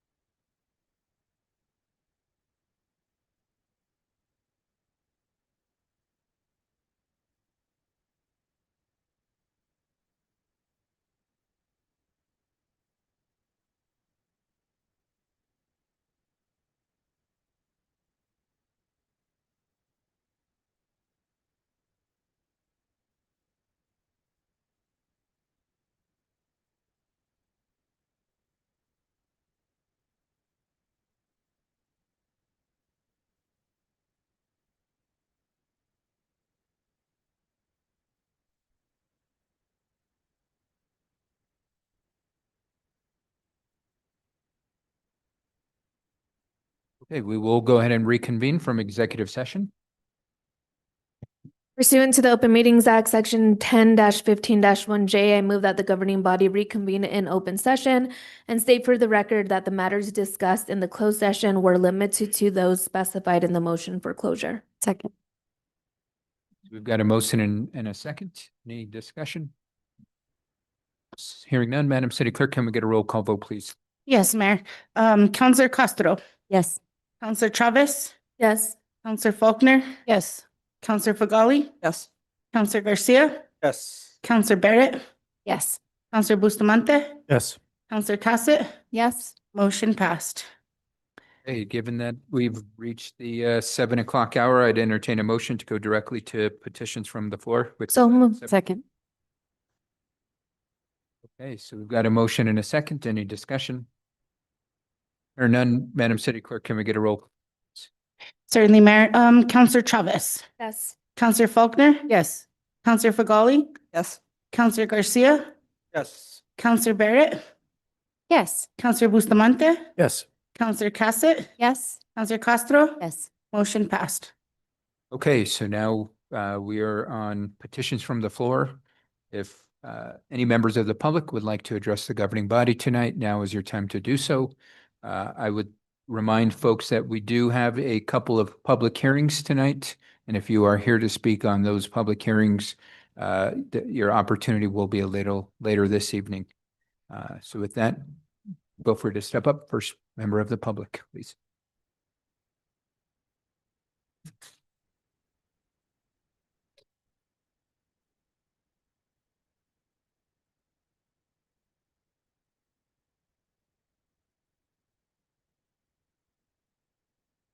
Is the mic turned on just because? Is the green light turned on? Or, There we go. I'm sorry. okay. My name is Greg Mello. I'm the director of the Los Alamos Study Group. I live in Albuquerque, New Mexico, although I lived in Santa Fe for a long time. Thank you very much, Mayor Garcia and other members of the council, and congratulations on your election. And we wish you which is now the rearview mirror, we wish you the best of success in your efforts to make the city a better place. I want to say that we are very concerned about the out of control growth in nuclear weapons being promoted by our out of control president. And we have been among those who have not been pushing a personalized version of public policy, but now I'm afraid we must. We must now. The problem has become personal with Mr. Trump over the last few days because of his genocidal threats against an entire civilization. I want to say that it's important for there to be dissent We just came from saying the same thing before the Los Alamos County Council, and that we are saying here today. In this climate, it is important to dissent, not just merely in a partisan fashion, but in a principled manner. And I appreciate the email that Councilor Faulkner sent, which was very helpful. But I have to say, we're very experienced in Washington in converting dissent into policy consideration in Washington, D.C. And I assure you that Santa Fe dissent does matter. That, as my wife would put it, the NNSA and the Department of Energy do not do things where they are not wanted to do them. So we're happy to work with you and look forward to discussing the content of a resolution as the city has done in the past, which we believe would be extremely helpful in helping restore some sanity to our runaway nuclear weapons establishment. Do I have any time left? Is that's it? Your time has expired, Mr. Mello. Thank you so much for the opportunity. Very best wishes.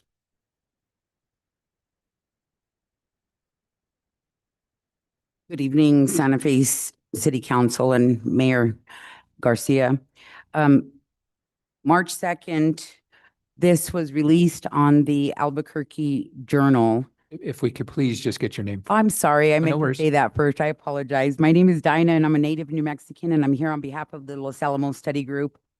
And you may have seen on the front page of the Albuquerque Journal dated March 2nd, provided exclusively by the gentleman, our executive director, Greg Mallow, who was just speaking, regarding the increase for pit production at the Los Alamos Study Group.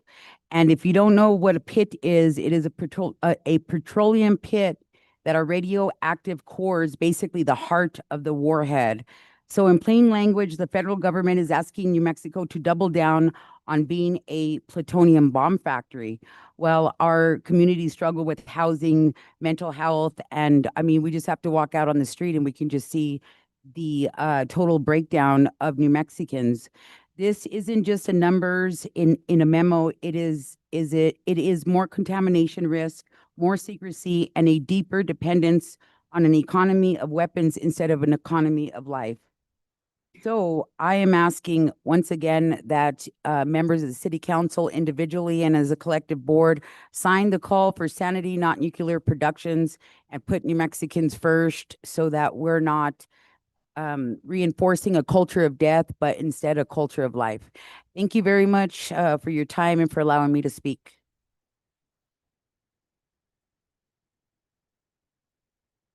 Good evening, Mayor, City Councilors. My name is Roberto Roval. I live here in Santa Fe in District 1. I'm here also to talk about nuclear weapons. As we know, the federal government has designated New Mexico to be a nuclear sacrifice zone. The United States government bombed New Mexico first in 1945 at Trinity Site. Of course, that atomic bomb was developed in Los Alamos, and now they want to continue making more pits. The U.S. government keeps lying to us. First, they wanted to build 30 pits. Now they're talking 80 pits. And we also have to remember the uranium mining has killed thousands of indigenous people. We have the transportation to the WIPP site, the Waste Isolation Pilot Plant. They're all over capacity. WIPP was supposed to be open for only 25 years. Now they're talking about 80 years. And now we're talking with the pit production. We see the federal government under Trump.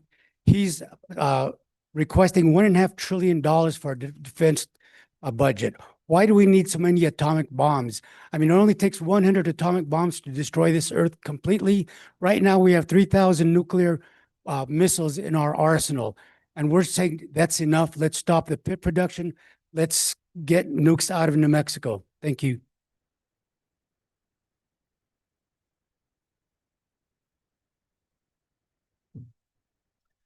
My name is Shane Brown. I live in Taos, but previously Santa Fe. I'm here on behalf of the study group. It's my understanding, as much as I have the capacity to understand, that there was a proposed upgrade, if you will, or addition to the Pacheco Street campus in the way of satellites. And the governing body of 2024, in my limited understanding, took a stance and, as I would interpret it, advocated on behalf of the city and public. And it's not naive of me to be encouraged by that, when there's a lot else to be discouraged by. There's a certain simplicity and there's a certain participation in this force that's believed to be some sort of economic driver. There's a wonderful cognitive dissonance in the governing body actually saying something otherwise. I'm here to literally and actually say thank you. And I encourage more and more of it.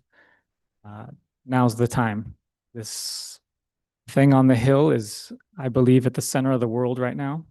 And you play a very meaningful and critical role. Again, thank you.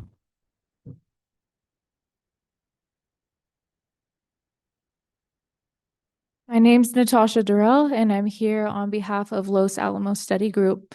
I have recently seen a statistic and also just numbers and percentages of how much the plutonium pits are increasing, and it is an alarming rate.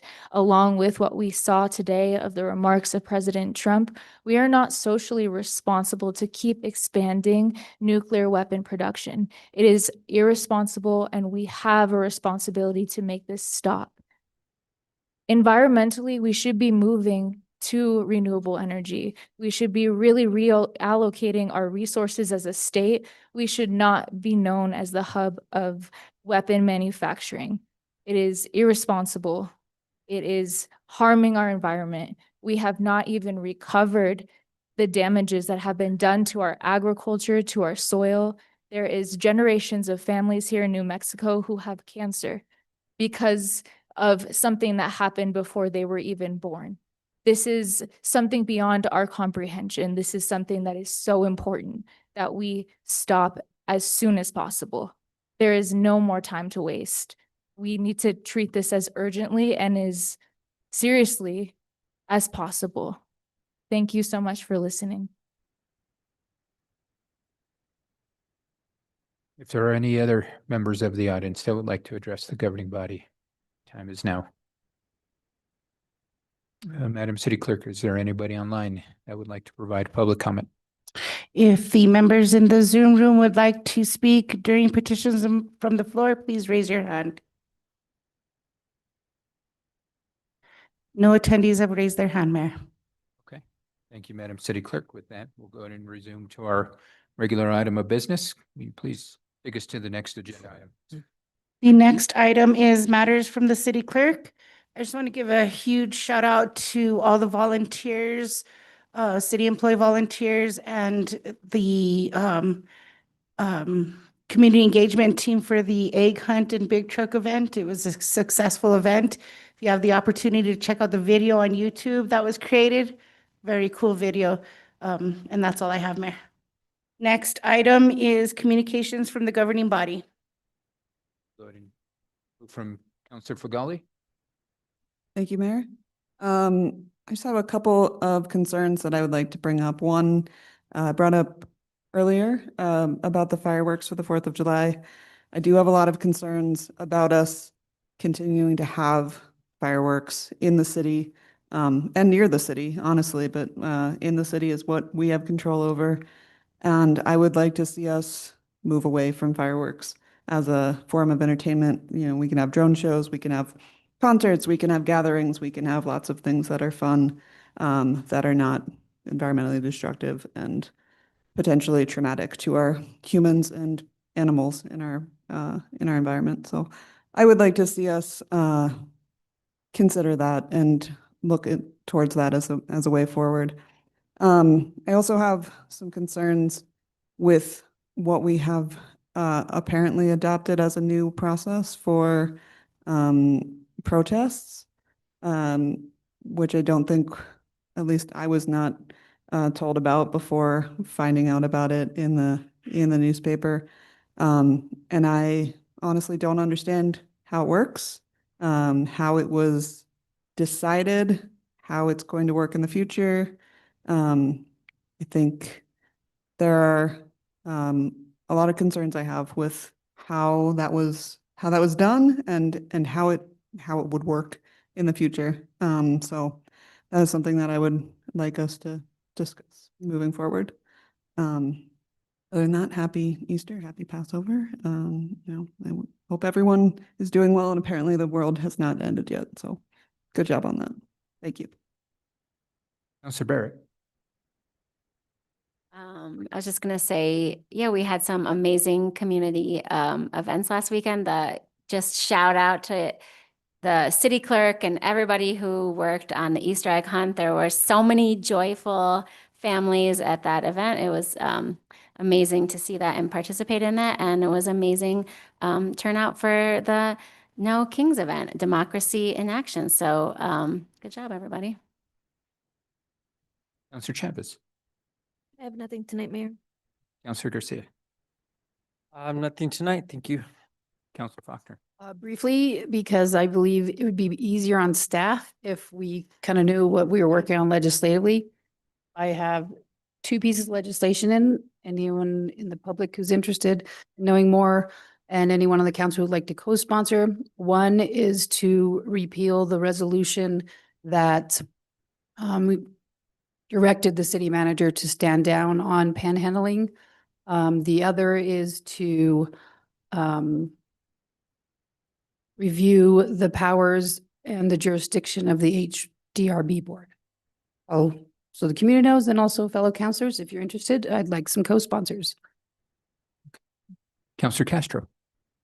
My goodness, sorry, that threw me for a loop. Now I want to talk about all the legislation I'm working on, but if anyone wants to work on renters' rights in particular, please let me know. I also want to just actually give us some kudos. In my short tenure on the council, I think that we've been able to accomplish more in the last few months than we've been able to in a long time. I think we've had some really amazing conversations based on even the conversation around study sessions today. I think that we've been able to really do what we set out to do, which was represent our constituencies and our community. I also think it was an amazing event, and we are talking about city events and how to support them better, which is great. And if there's anything that we can do to better represent constituents, please let us know. I think that all of us here have made ourselves extremely accessible. Many of us are having meetings in the community all throughout the week, all throughout the day. And that being said, Mayor, I really do think this is a full-time position, and we would really appreciate some staff. Thank you. Yeah. So Casa. Thank you, Mayor. Yeah, stuff would be nice. I also want to echo what Councilor Fagali mentioned regarding the No Kings permitting process. I do have concerns around how that decision was made. The governing body does have the authority, is my understanding, to set fees, to set policy. And I believe that in this instance, that authority was not relayed down to the legislative body, which I think is a little ironic given the nature of the protest. I first want to make clear to the public that, you know, I protesting we know is important. I'm in full support of the No Kings event. I would have been in full support of it if it was not of my political persuasion, which this one just happened to be. But I do think that we've seen these happen before without permits recently in the last few months. So there were some other opportunities and options. I do really worry about the lack of consistency. I think some of that is things we have inherited and we are now dealing with.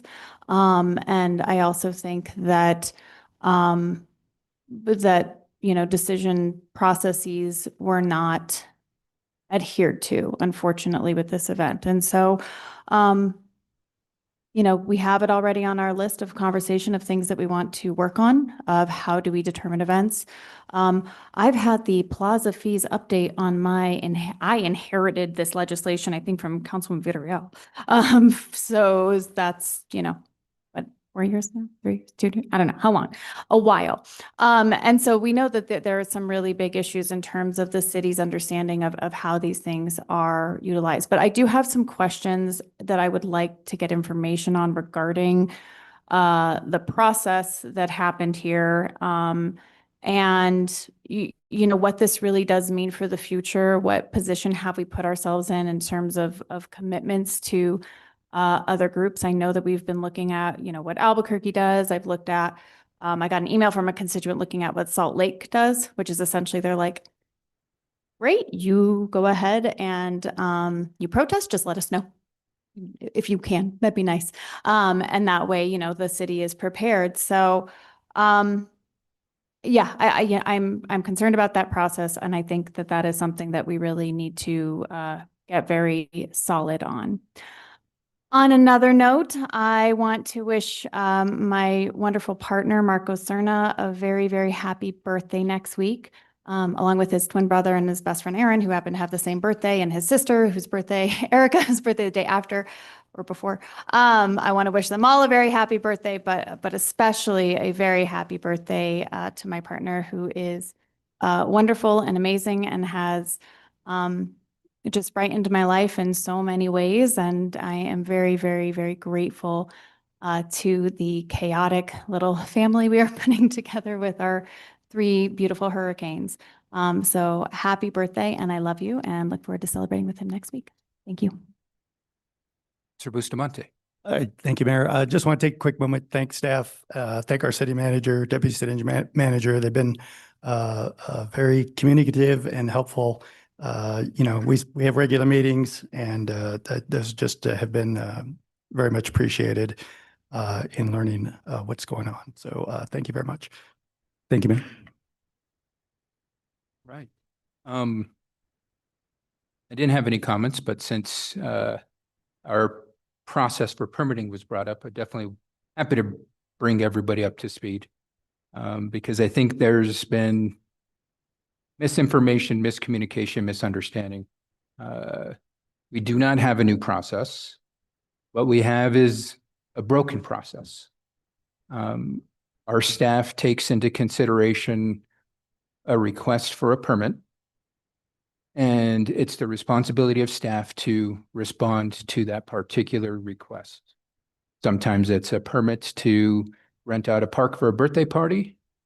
Sometimes it's a permit to request to close many streets where the applicant is saying 8,000 people are going to be in attendance. It is the city's responsibility to respond appropriately and accordingly to every single unique request that comes forward. So in this instance of the most recent No Kings protest permitting processes, there was an original applicant that came forward that said, we want to hold a protest, we want to close down some streets, and we're going to have 8,000 people. And so when that happens, there are steps that must be taken, especially when it is a significant amount of people. Police get involved. And so at that point in time, police did what their responsibility is to ensure that they are working to serve and protect the people. And one of their very much proactive responses that they were proposing was to not only have protection in place for the permit holder and all the attendees, but also to have an additional support system that could be on standby. That is the $25,000 quotation that has been floated around. Now, when it came to executive management's attention, we determined that that was a cost that should not be passed down to the applicant. And so that was immediately off the table. But for some reason, that $25,000 quote continued to linger on when it was no longer an option. Now, with any permit request, as I mentioned, there's a process.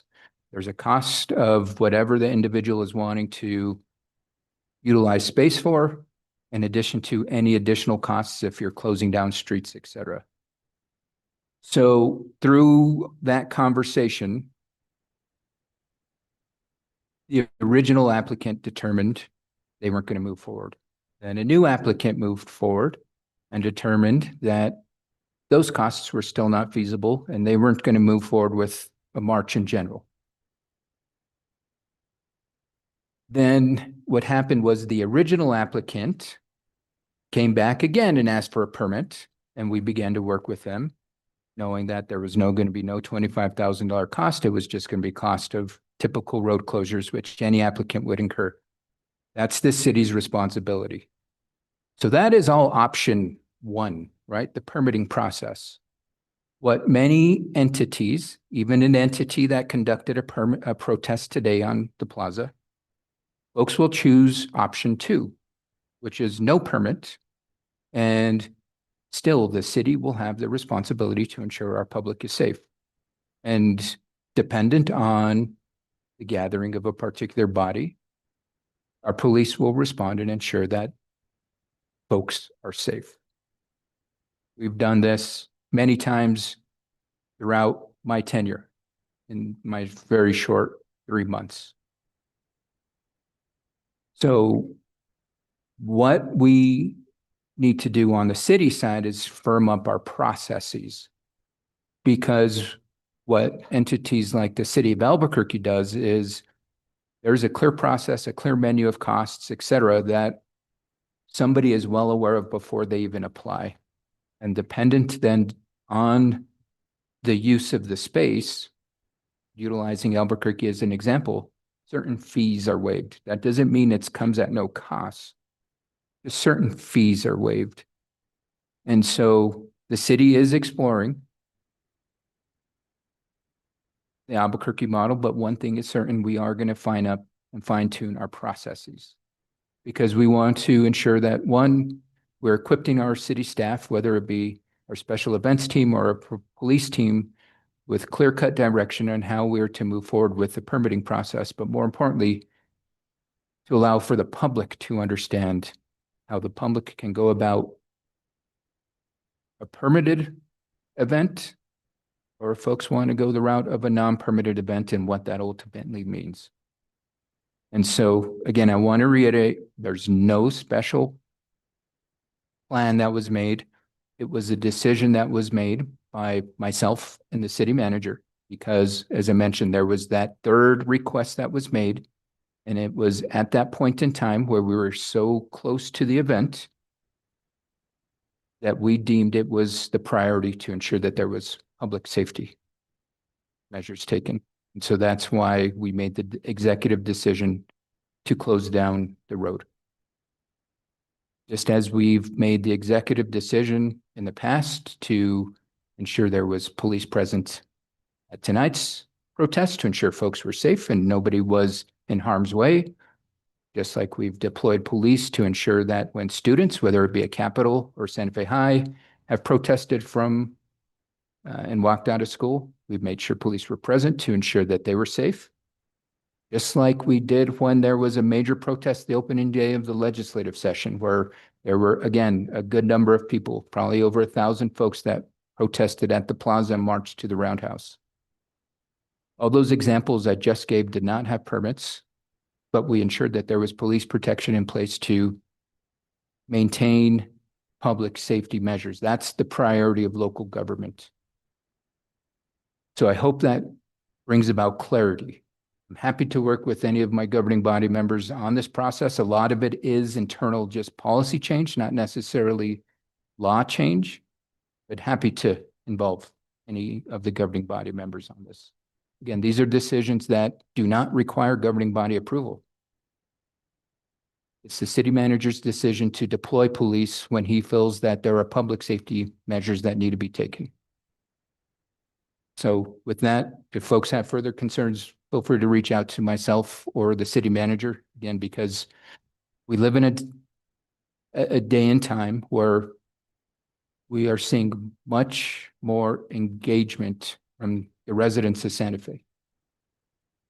And it is my responsibility to ensure that city government is not prohibiting that engagement, that we are working to ensure that folks are willingly able to express their First Amendment rights, but more so have confidence that their local government is going to ensure that they are safe and protected, no matter what the topic is.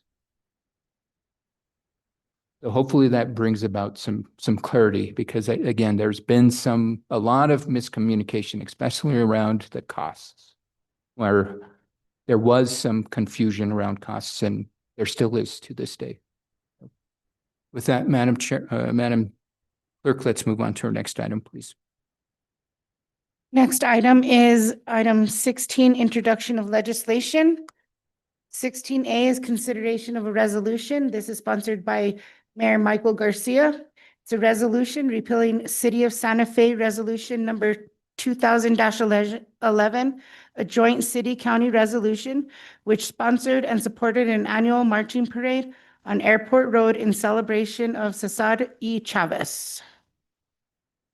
I think this one speaks for itself. 16B is consideration of bill number 2026-10 and adoption of an ordinance. This is sponsored by Mayor Michael Garcia. It's a bill approving the sale of 7 city-owned parcels located in Las Estrellas in the northwest quadrant within the city and county of Santa Fe, New Mexico, to Santa Fe Housing Trust for a total of $4,490,000. With that, I'd like to make a motion to waive procedural rule 4, subsection B, subsection 1, that specifies that public comment must happen at a governing body meeting. And my request to waive this rule is because the proposed purchaser does have a timeline that we must meet. This has been a negotiation that has been in place for quite some time, and we want to make sure that we continue forward with this proposed land sale. Second.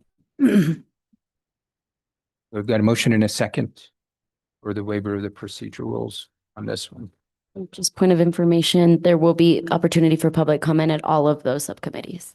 Correct. So it is scheduled to go to Public Works and Utilities on April 20th, where there will be public comment. It is scheduled to go to Quality of Life Committee on April 22nd, in which there will be public comment. It is also scheduled to go to Finance on April 27th, which there is public comment. And then it would be up for final adoption as a public hearing on May 13th. Confirmation. Okay, any further discussion on the motion?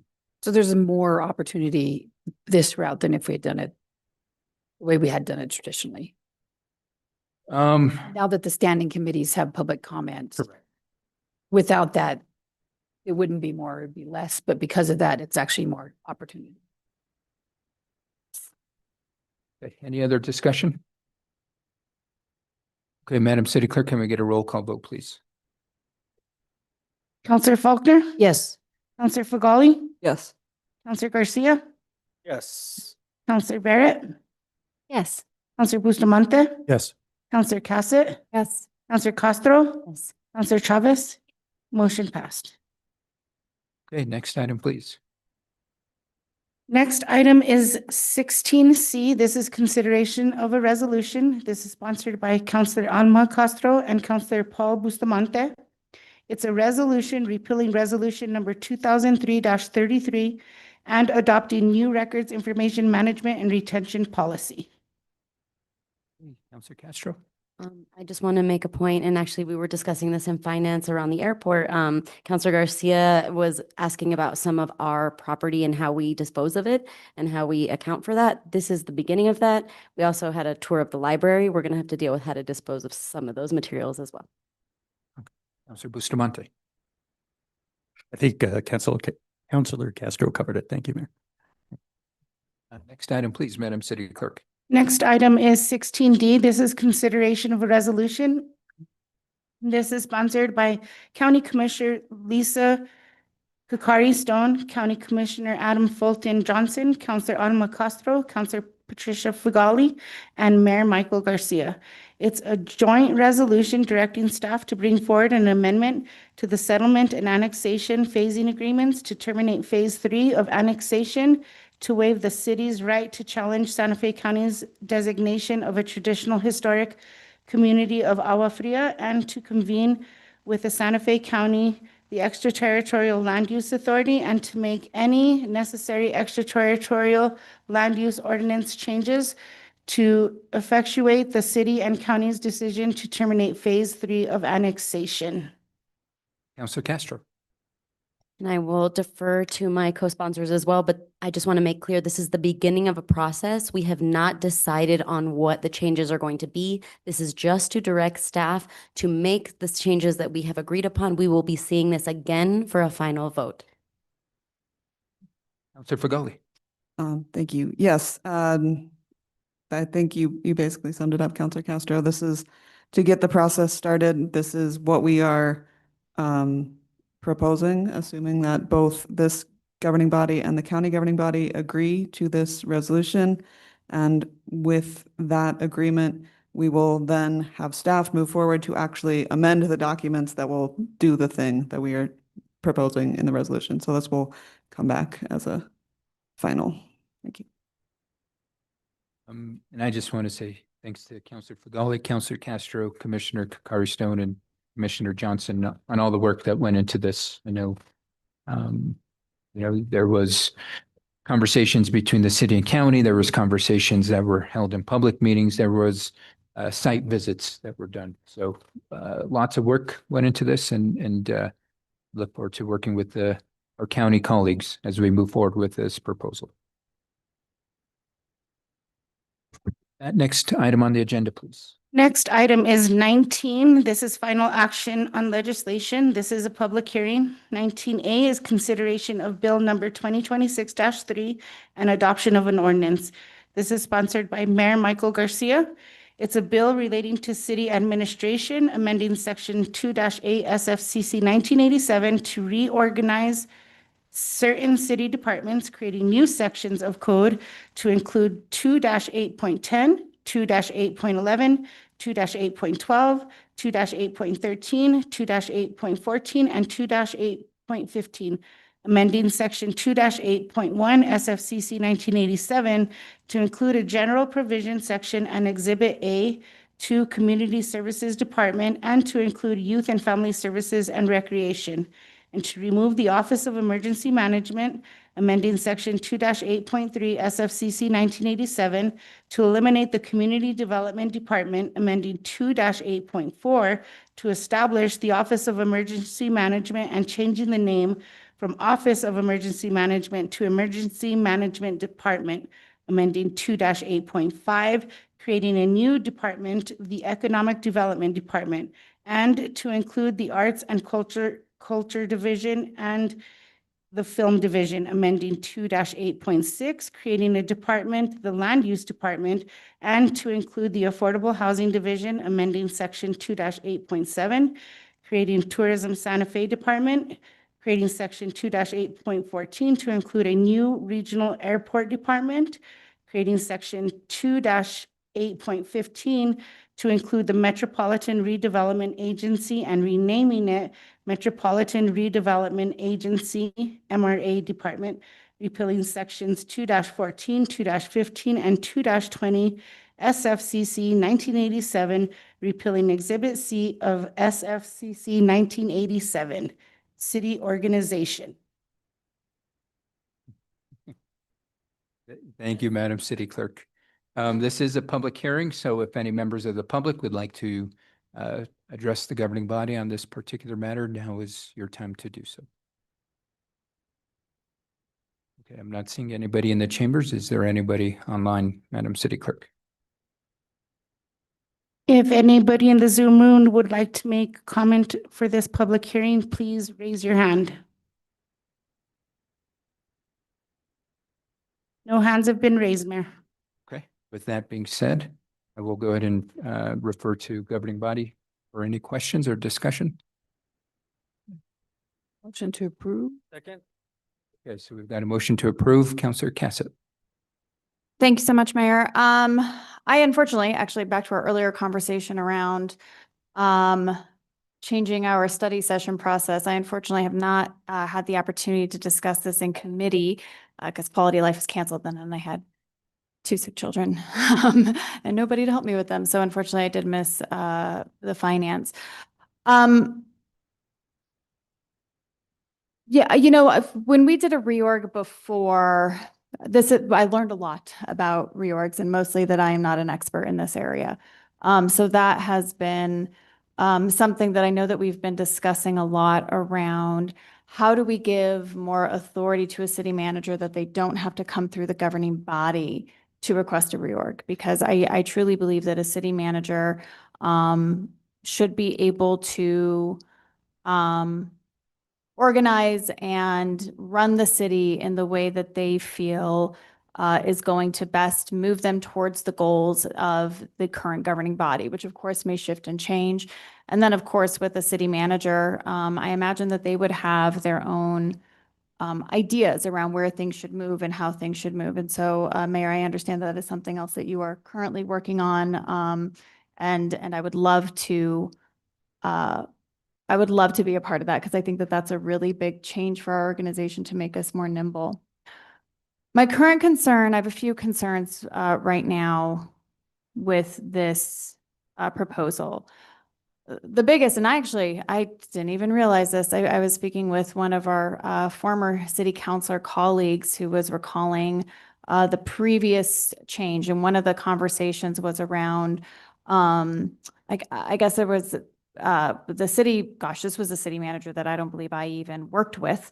So a long time ago was speaking with Bloomberg around how do we organize a city. And they had talked about, the number of direct reports for a city manager and how, we do have a deputy, thank goodness, because we know that there's a lot of work that goes through that.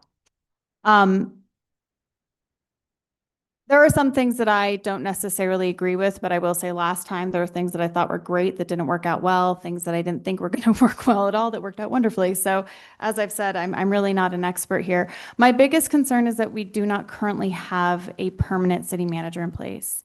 And Chief City Manager Moya, as I like to call him, has been doing a phenomenal job and has also been clear that this is not going to be his permanent job that he is planning on taking or working towards. And my concern is that we're going to get a new city manager in the next 4 to 6 months who is going to have a different idea about how they would like to organize the city to get this work done. So I am not going to be supporting this evening, not because I have any specific aspects of how this is organized from my own perspective. Again, I am not an expert in this area, but rather because I think that whoever does come in and is going to, land in the city manager position and taking it on for the long haul should be part of the conversation of what the organization of the city should be. I have some questions about affordable housing after some discussions there, whether or not land use is the appropriate area for it. I know that we often associate affordable housing with development, but when we were talking with Director Chavez the other day, there's a lot of it is, moving of dollars, and a lot of it is contracts, and, does kind of align with community services or perhaps even finance, or, maybe economic development, maybe not. They seem to share a funding source, so that might be part of it here. So, but again, my biggest concern is we will be getting a permanent city manager in. And again, this is not to say that Chief City Manager is not doing a phenomenal job, but has been clear that this is not going to be our permanent city manager. And I would feel more comfortable with a city manager having conversations around how their city is going to be organized. And again, Mayor, I would love to work with you on the work that you're doing to make a city manager have the authority to actually be more nimble in that regard. So with that, I will yield the floor. Thank you. Thank you, Counselor. Any other comments? Counselor Chavez. Oh, sorry. Any other? Sorry. Sorry, I apologize. Not seeing any other, happy to address Counselor Cassett's comments. I definitely thank you for the comment around this not having a permanent city manager at the moment, but what we do have is a permanent mayor. And the mayor is the city manager's boss. And so I get to direct what I think the government would look like and how it would efficiently operate. That's what the people elected me to do. Now, when it comes to affordable housing, these are conversations, as with any reorganization, we could have moved many departments into areas, many divisions around, and this move came in consultation with staff that it would be the best fit for right now. What this proposed reorganization does is it sets a baseline because ultimately we want to understand what our department baseline looks like. Then it would allow for a city manager to come in and move around divisions, which ultimately affordable housing will be as a division. So if it doesn't work out, then a city manager can move the affordable housing division to a different department. This is phase one of a reorg. There are going to be other changes. We are going to be moving other entities within city government. That is not going to require governing body approval. Because that, again, that is the administrative's authority. Now, when it comes to the laws that require the governing body approval, it does require governing body approval to do certain things such as this. We are exploring removing that prohibition, but the city councilor in me says, hey, there should be checks and balances, and especially in a major reorganization. Because that's ultimately a decision I feel that should be made holistically. And this is why this proposal in front of us is just basically level setting. Establishing what are the departments, and then it will be the city manager's authority to determine what departments sit in the city manager's portfolio, what departments sit in the deputy city manager's portfolio. Not every single department is going to be overseen by the city manager, or at least not during my administration. My directive is that the city manager is going to be developing a portfolio. Meanwhile, a portion of the portfolio is delegated to the deputy city manager. Every administration has their own vision, their own idea, their own way of they want government to operate. This is how we are moving forward with my administration in regards to trying to create less bureaucratic bloat, creating less layers of bureaucracy that, you know, for example, in this proposal, it's allowing the Office of Emergency Management to directly report to this city manager versus having to report to a department director, and the department director then going to the city manager. Similar to the way we unraveled police and fire. We have to ensure that appropriate folks can quickly connect with executive leadership. And so what this proposal before us is in essence doing that. It's also doing some consolidation. You know, for example, we're taking a department, which is the Arts and Culture Department, and consolidating it into a division under what is going to be proposed as the Economic and Creative Industries Department, where we want to try to create consistency, because part of this also is this change is we're eliminating the quote unquote offices that we had, right? Because you had Office of Economic Development, Office of Affordable Housing, Office of Emergency Management. It does not allow for a person who is not well in tune with government to understand the hierarchy of authority. So when we began to label things as departments, we will now know that's the top of the hierarchy change. Then you go into divisions and so on and so forth. And so that is the whole overall intention around this. There was one fix that we do need to make, because as we created the economic development and we're proposing, we had some consultation with city staff. And we wanted to blend in, the incorporation of arts and culture as well as film into the title of that department. So this is where staff came up with that term, creative industries. It's not new. The state has their own creative industries division as well. And so it's part of it is allowing for staff to brand themselves as well. Meanwhile, we have to call them a department. That way we can respond accordingly, whether it's internally bureaucracy process or external. So with that, I do have an amendment that I would like to bring forward if there are no other discussion. I have some comments, Mayor, but I can hold it till after the amendment if you'd like. Yeah, I'm happy to entertain. Just since we're going down that path, I want to thank you and address arts and culture. I was the chair of the Arts Commission when we started having these discussions because the department wasn't actually in code. It was very complicated on how we were supposed to allocate certain funds and who had the authority. So this is a fix that has been coming for quite a while and I know has been impulsed by staff. That being said, I've heard from this council that we need to move more quickly.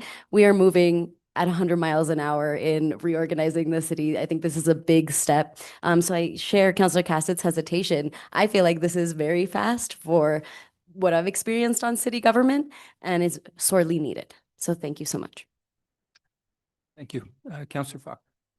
Yeah, I would concur. I've said this before, I do organizational development consulting and the way the city was organized prior to these changes was nonsensical, in my opinion. It made it confusing for the public. It made it confusing for staff. It created like these 3 trunks that had everything going through one person, which slowed everything down all the time. And so I think what the mayor has done is actually what I would have suggested if I were consulting for the city for the most part. So this is refreshing to me. I already feel a lot of stress going away for myself. And I think hopefully for the public and for staff, this is just a more concise and better thought out way to organize the city. Any other comment? Hearing none, I'd like to go ahead and move Amendment C forward. What this does is, and it does change the caption. So if this does pass, it will postpone the final approval of this item to our April 29th meeting because we will have to allow appropriate time to re-notice the new caption. But in essence, it's taking into consideration staff's input and changing the name from the Economic Development Department to the Economic Development and Creative Industries Department. In addition, it creates the subdivision of the Economic Development Division because that was, we didn't do that during this first step. And we wanted to make sure that the Economic Development team had their home as well, which is their division, similar to Arts and Culture Division. So this amendment makes those 2 changes in essence. Second. Okay, so we got a motion and a second. Any discussion? Councilor Fagali. I have a procedural question. If this needs to come back again to be noticed, are we voting again at that next meeting? Yes, so if we would vote on the amendment, if the amendment passes, then the caption would change, which would mean that we would have to ultimately postpone final approval until our April 29th meeting. But we don't need to go back to committees? No. Great, thank you. Any other discussion? Okay, Madam City Clerk, can we get a roll call vote, please? Yes, Mayor. Councilor Fagali? Yes. Councilor Garcia? Yes. Councilor Barrett? Yes. Councilor Bustamante? Yes. Councilor Cassett? Yes, and I'd like to explain my vote. Councilor Castro? Yes. Councilor Chavez? Yes. Councilor Faulkner? Yes. Motion passed. Okay, Councilor Cassidy. Thank you, Mayor. I still believe that we should wait until we have a permanent city manager in place. That said, I had also had an amendment that I think was almost exactly the same by the request of staff. And I can count to 5. And so I know that this is going to pass. And I do think that it is important that, that this department does better reflect the actual nature of it. So while I am still believing that I would prefer to wait for a permanent city manager to really have an in-depth discussion around this reorganization, I do want to make sure that when it does happen, this department reflects both the desire of staff as well as what is actually happening. Thank you. Thank you, Counselor. Madam City Clerk, next item on the agenda, please. Next item on the. Oh, sorry. We have to. Sorry. Thank you, Counselor Faulkner. Okay, so we've got I'll now entertain a motion to postpone this item until our April 29th meeting. So moved. Okay, so we've got a motion and a second. Any discussion? Hearing none, Madam City Clerk, can we get a roll call vote, please? Counselor Garcia, Yes. Counselor Barrett, Yes. Counselor Bustamante, Yes. Counselor Cassett, Yes. Counselor Castro, Yes. Counselor Chavez, Yes. Counselor Faulkner, Yes. Counselor Fagali, Yes. motion passed. Okay, now we can go ahead and move on to our next item, please. Next item is 19B. This is consideration of bill number 2026-4 and adoption of an ordinance. This is sponsored by Counselor. Madam City Clerk, didn't we postpone this to our next meeting? We did. I'm sorry. We're moving on to 19C. So this is consideration of bill number 2026-7 and adoption of an ordinance. This is sponsored by Counselor Jamie Cassett. It's a bill creating a new section 2-2.10 of SFCC 1987 to establish city attorney and city clerk authority to correct Scrivener's errors. Move to approve. Second. Okay, got a motion and a second. Any discussion on this? Oh, public hearing. Hearing. Any members of the public? Sorry, You know. We're all confused. sorry, my apologies. Don't everybody run forward at once, please. Okay, anybody online, Madam City Clerk? If anybody in the Zoom room would like to speak to this public hearing, please raise your hand. Mayor, no hands have been raised. Okay. Governing body.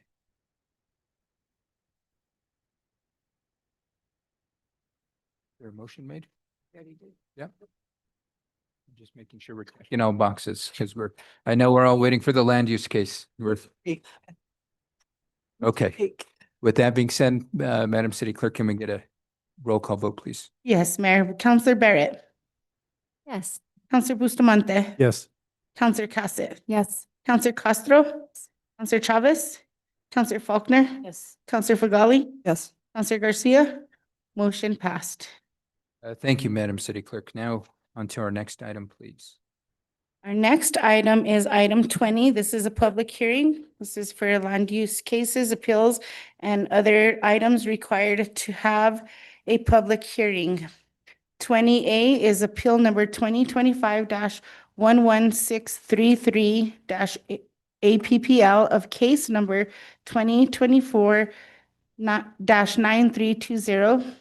Adjoining property owner Tierra Contenta Corp. appeals the Planning Commission's October 16, 2025 decision approving a development plan by Zydeco LLC for a 7.9 acre parcel affordable housing guidelines of the Santa Fe Homes Program, SFCC, Section 14-8.11 D3A. And Assistant City Attorney Frank Rubelit is here to present. Mayor, before we get started, I'd like to call for the 10-minute rule on this. Okay. Thank you, Counselor. I will keep time. Okay, so since it's been quite some time that case like this has been before the governing body, and we actually have 2 new members, just want to go through the whole process because there is a much more formal process with these land use appeal cases. So First thing, there will be any disclosure of any pre-hearing communications regarding the merits of the appeal. And if there was the recusal of a member of the governing body, if they can't be fair and impartial. Then we will go through the process. There will be a summary of staff report, no more than 20 minutes. Then there will be opening statements by the appellant, no more than 20-minute presentation there. Then we will have sworn public comment. After that, the governing body will be allowed to ask any questions. Then if there has been new evidence arisen, the appellant will have the opportunity to ask additional questions. Then the same thing for the city staff. Then the appellant will be allowed a closing statement. We will then close the actual public hearing where the governing body will then discuss potential motion on whether to grant or deny the appeal. And then there will be a vote taken. And so with that being said, do any of the governing body members wish to disclose any pre-hearing communications regarding the merits of the appeal? Hearing none, we will go ahead and turn it over to city staff for a presentation. Thank you. Mayor Garcia and councilors, this appeal is from a decision made by the City Planning Commission in its regular meeting on October 16th, 2025. The commission's approval was for a 7.9 acre parcel located at 7205 Plaza Central, which is commonly called the Zorro Blanco development. This and the surrounding lands were all part of an annexation agreement that we're going to call the Tierra Contenta annexation, which took place in 1994. This was the Zorro Blanco tract was tract 51, but to show you where this Tierra Contenta annexation falls on the city map there, as you can see to the far left side is the Santa Fe Municipal Airport where the little airplane just took off. And over to the right side is Cerrillos Road. And then up at the top to the north was Airport Road. And as you can see, the Tierra Contenta annexation sort of wraps around the Santa Fe Country Club to the south. The sole dispute here is whether the Santa Fe Homes program and its affordable housing requirement and the density bonus it wanted to claim is set forth in the Santa Fe City Code applies to this application. So the question is, does the SFHP or Santa Fe Homes program apply here? To show you where this, a little bit more detail as to where this falls, if you see the red blotch there, the red kind of trapezoidal figure there on the western ear of the Tierra Contenta annexation, that is the 7.9 acres that the Planning Commission approved for the Zorro Blanco development. This is a replat of what was formerly Tract 51 in the annexation agreement master plan, which we'll look at in a moment. There you see the US Highway 599 right-of-way there to the left. Lot 10, later on that lot was redrawn and that's now lot 9 and 10, but the Zorro Blanco development is on lot 10. And this is what that Zorro Blanco development plan looked like. The applicant requested approval of a plan for up to 165 multifamily market rate rental units in addition to some of their accommodations, a clubhouse, a swimming pool, and so on. The property is zone C1, which allows for a density of 21 dwelling units per acre, but the proposal was for 165 units on 6.9 acres, which exceeds the 21 dwelling unit per acre density restriction. So the proposal from the Zydeco, which owns the Zorro Blanco development, is to add an acre, making it a 7.9 acre development. And then the 165 dwelling units on 7.9 acres would fall within the 21 unit density restriction. All of this is controlled by an annexation agreement, which went into effect in 1994. Here's the cover page of that restated annexation agreement.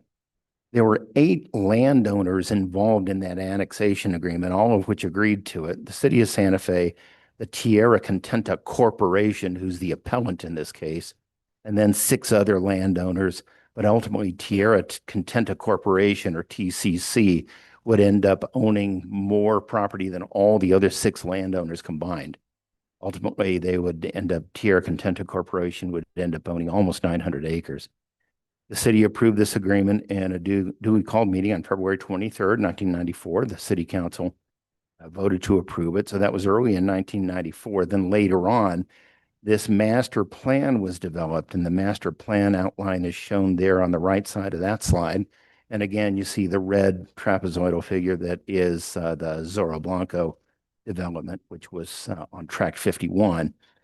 And all the landowners approved the master plan. So each landowner knew exactly where its land fell into that master plan and what the zoning was for each parcel.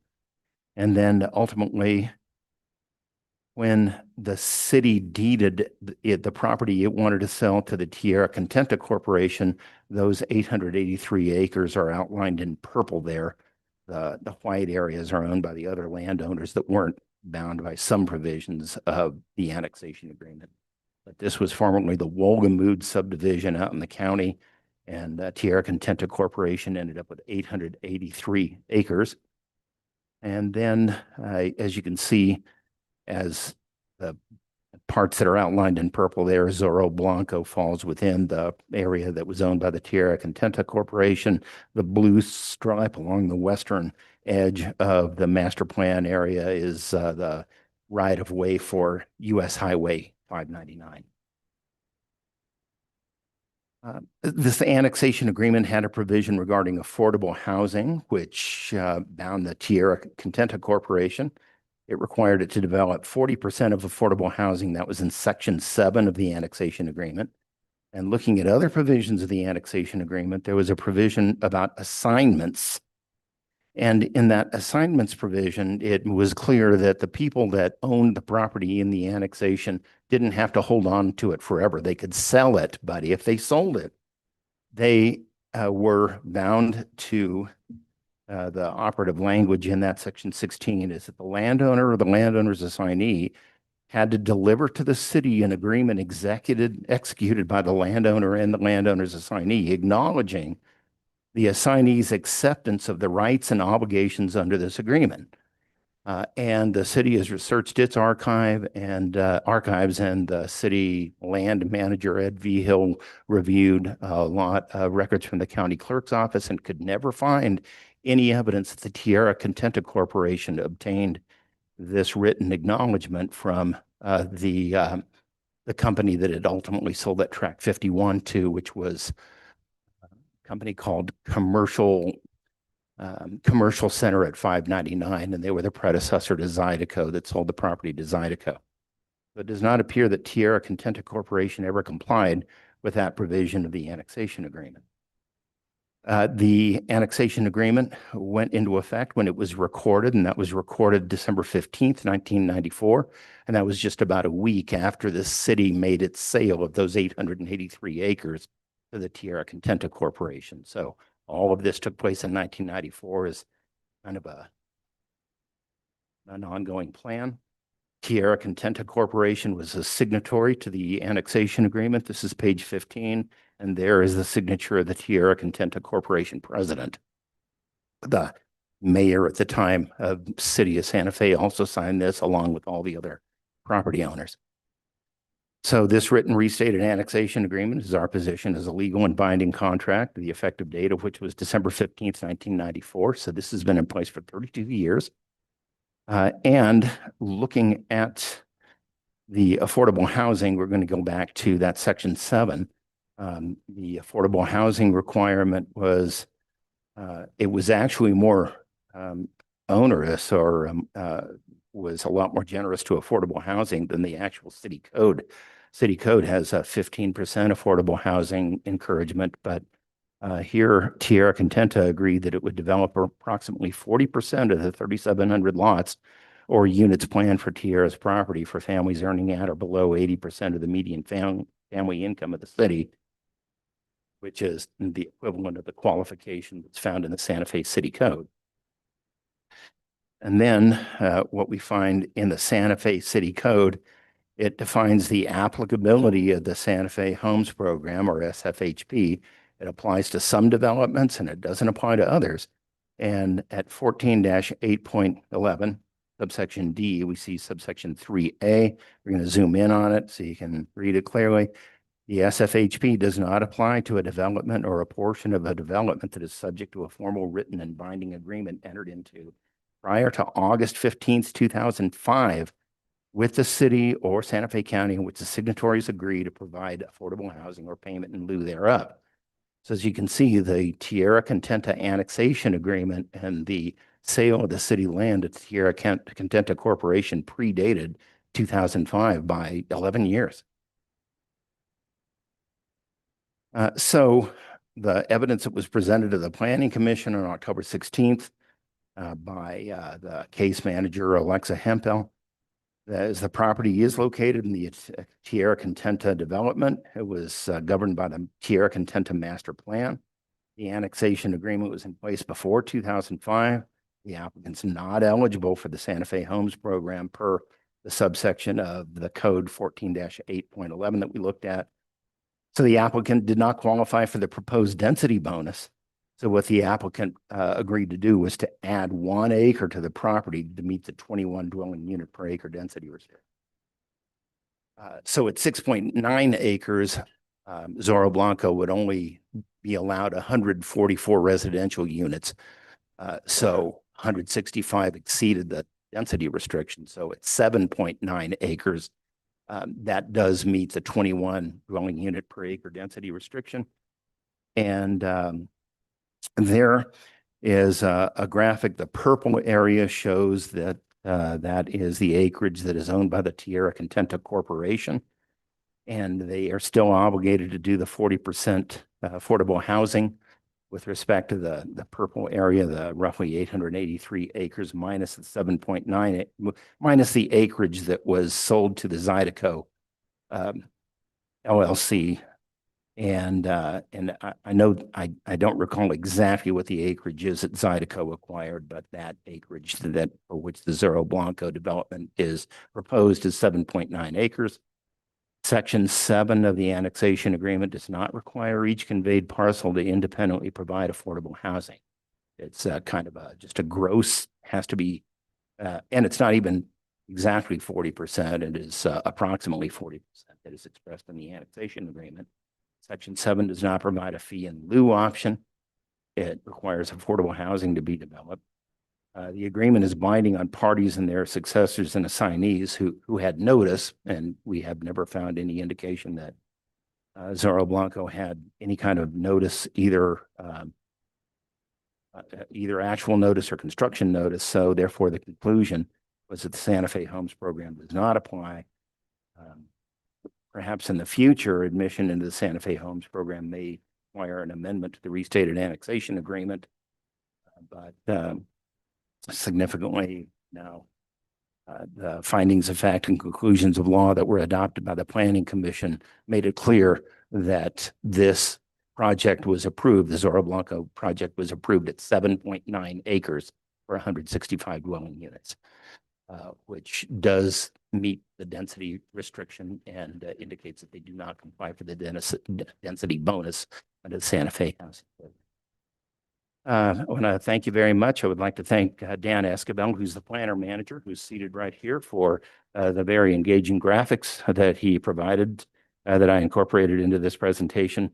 Also present is Heather Lamboy, who is the land use director, and available by Zoom if you have any questions of her as the case manager, Alexa Hempel. Thank you very much for your City Attorney Rubley, Director Lamboy. Yes, thank you, Mayor. At this point, we have a little extra time, and the property owner, the agent for the property owner, Carl Summer, would like to provide a bit of input as well. Members of the governing body, Mayor, I will abide to the 10-minute rule for sure. And I just want to present to you, I'm here on behalf of Zydeco, and that's owned by Richard Yates. And I don't know if any of you know him. He's been here since 1972, 73. He raised his family here. He's built his business here. He's invested in this town. He has a lot of experience doing projects in this community. So he's grounded here. I tell you that because it's important. This process did not work well for one of our own. I'd like to outline just a little bit of the background that we went through to get here.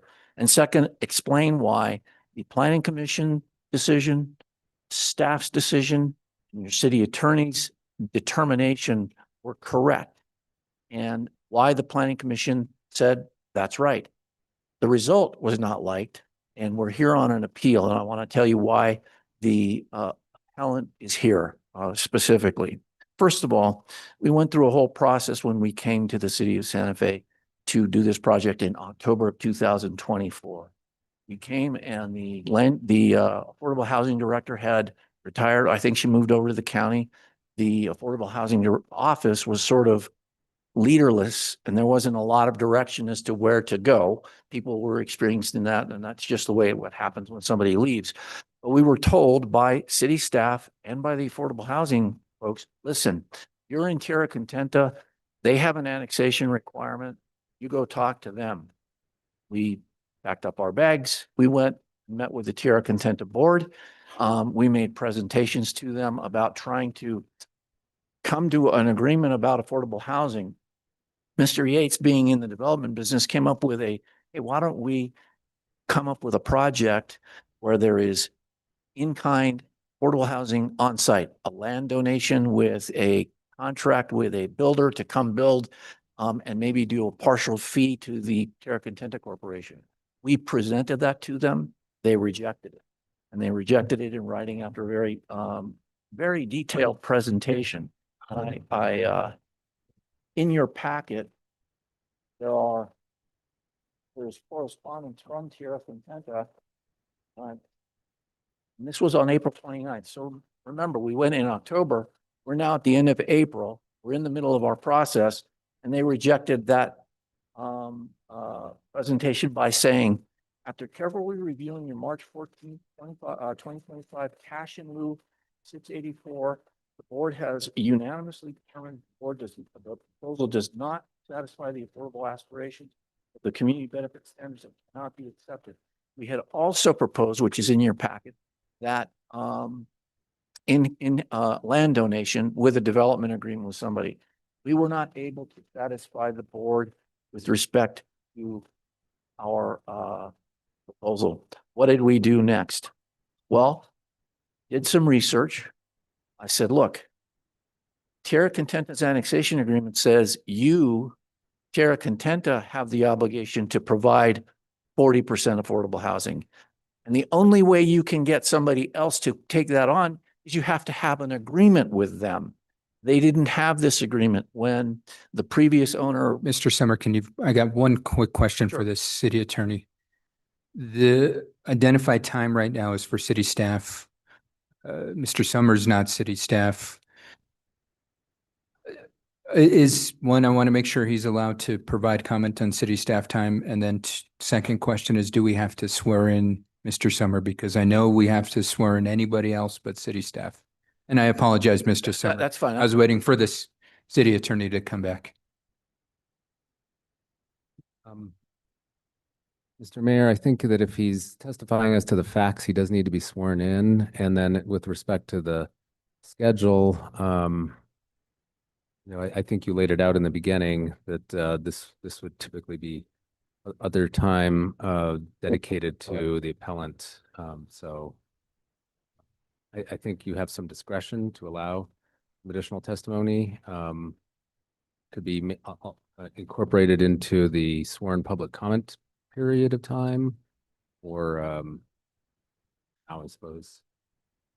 Okay, so Mr. Summer, because I did lay out the process that this is staff time and there is ample opportunity later for the public to give comment. I have a hard time justifying that's your city staff. Okay. So, and I don't purport to be city staff. The process that you laid out does not allow the appellee to defend the decision, and it's their case. So I don't, if there's chance at the public to make the same presentation, I'd be glad to pick up right there if I had the time. But if you say to the applicant that they have 2 minutes to defend the decision that they spent all the time and money to obtain, that wouldn't be fair. So I will follow whatever your direction is. It's my discretion to give the 2 minutes, and it says reasonable time, 2 to 3 minutes. I mean, I'm happy to afford 5 minutes for the applicant, you and your client for 5 minutes, but I do want to adhere to the process outlined earlier that this was staff time. And unless you've recently been hired by the city of Santa Fe, which is not the case, I want to honor the process outlined at the beginning. So I apologize. I will have to ask for you to wait until there is the sworn public comment period. And I do understand it is quite confusing because somebody's appealing a project that you want to advocate for. So we'll when it comes to public comment, we'll address your concerns at that time. Very well, Okay, Mr. Mayor. I'll pick up, just so all you remember, I left off, well, we went back to the city, okay? Okay. So with that being said, is there any other comment on behalf of city staff? Seeing none, we will go ahead and then move forward with the appellant, Tierra Contenta Corporation. I have identified here as Agent Lisa Gavioli.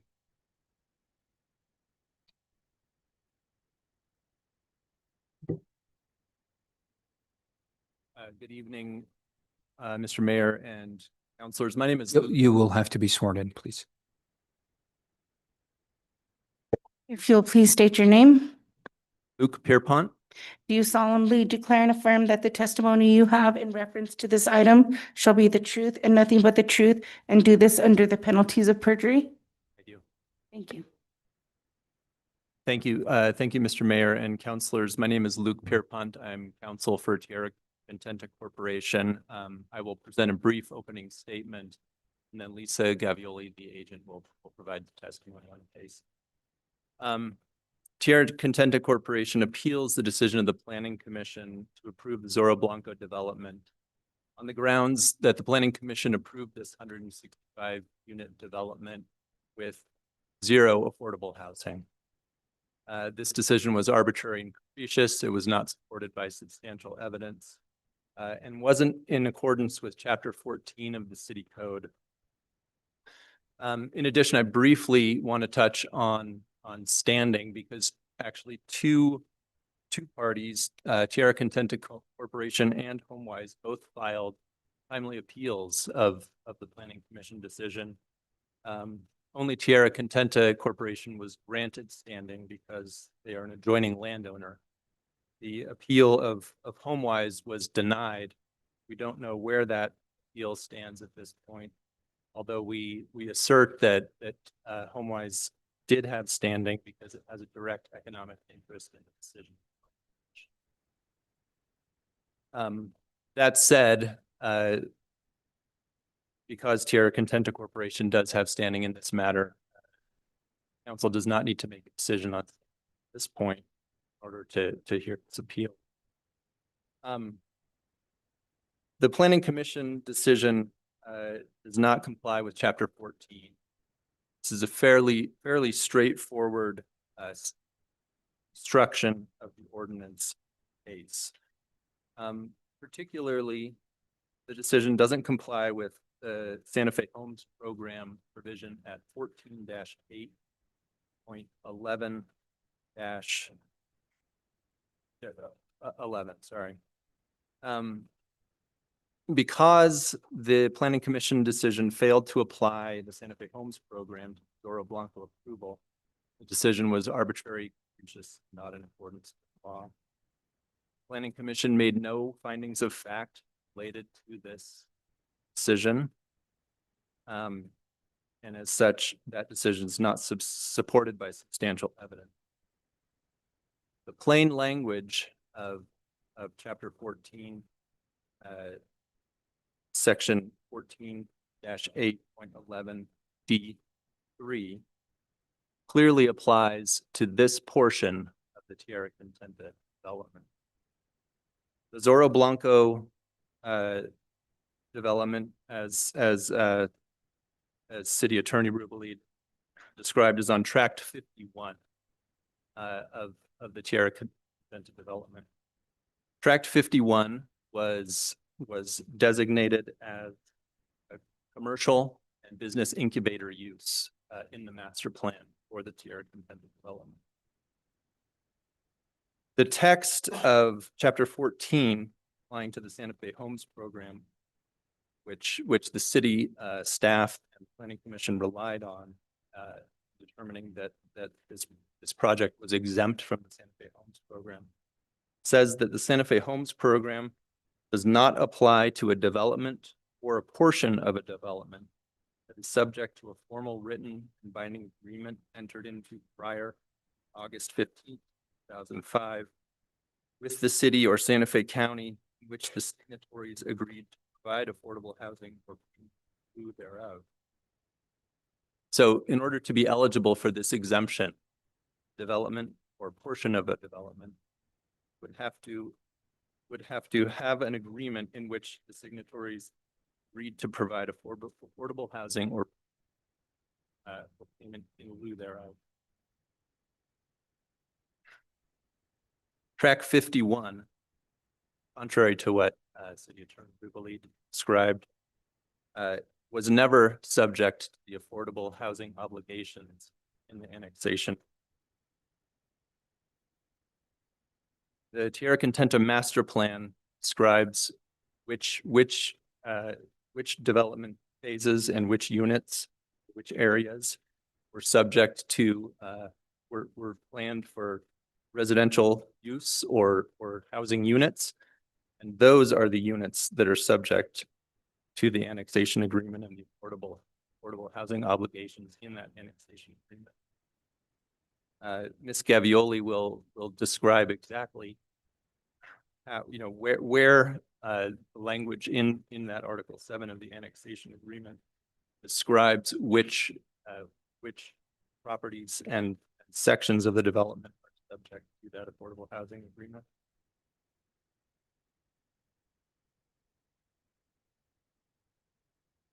Because there was no affordable housing agreement that applied to Tract 51, according to the Santa Fe City Code at 14.811.3, that property is not exempt from the Santa Fe Homes program. It should have to comply with the program. In fact, both Tierra Consenta Corporation and the applicant agreed. And there's a letter from the applicant at Exhibit J, page 21, where the applicant says, "We disagree with staff conclusion that the Santa Fe Homes program does not apply to this project." Plain language interpretation of the code requires the application of the Santa Fe Homes project to this property. And the governing body should correct this error from the Planning Commission below and find that the affordable housing obligations of the annexation agreement do not apply to the Zorro Blanco development and impose a condition of approval on the Zorro Blanco development requiring it to comply with the Santa Fe program. Lisa Gavioli will now testify regarding the Tierra Consenta Master Plan and Annexation Agreement and why Tract 51 was excluded from the affordable housing in the annexation agreement. Thank you.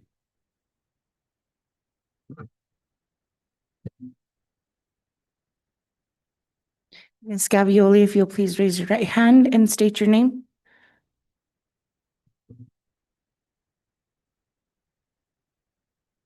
Lisa Gavioli.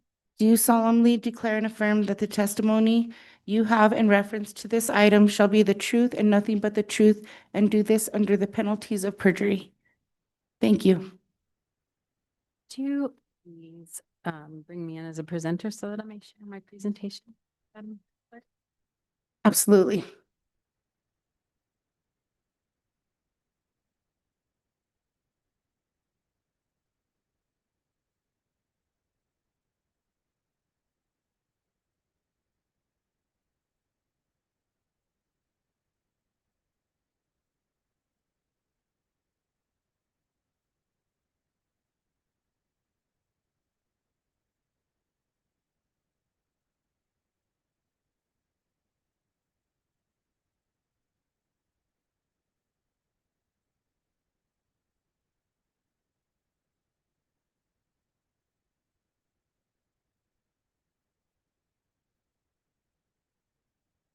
you.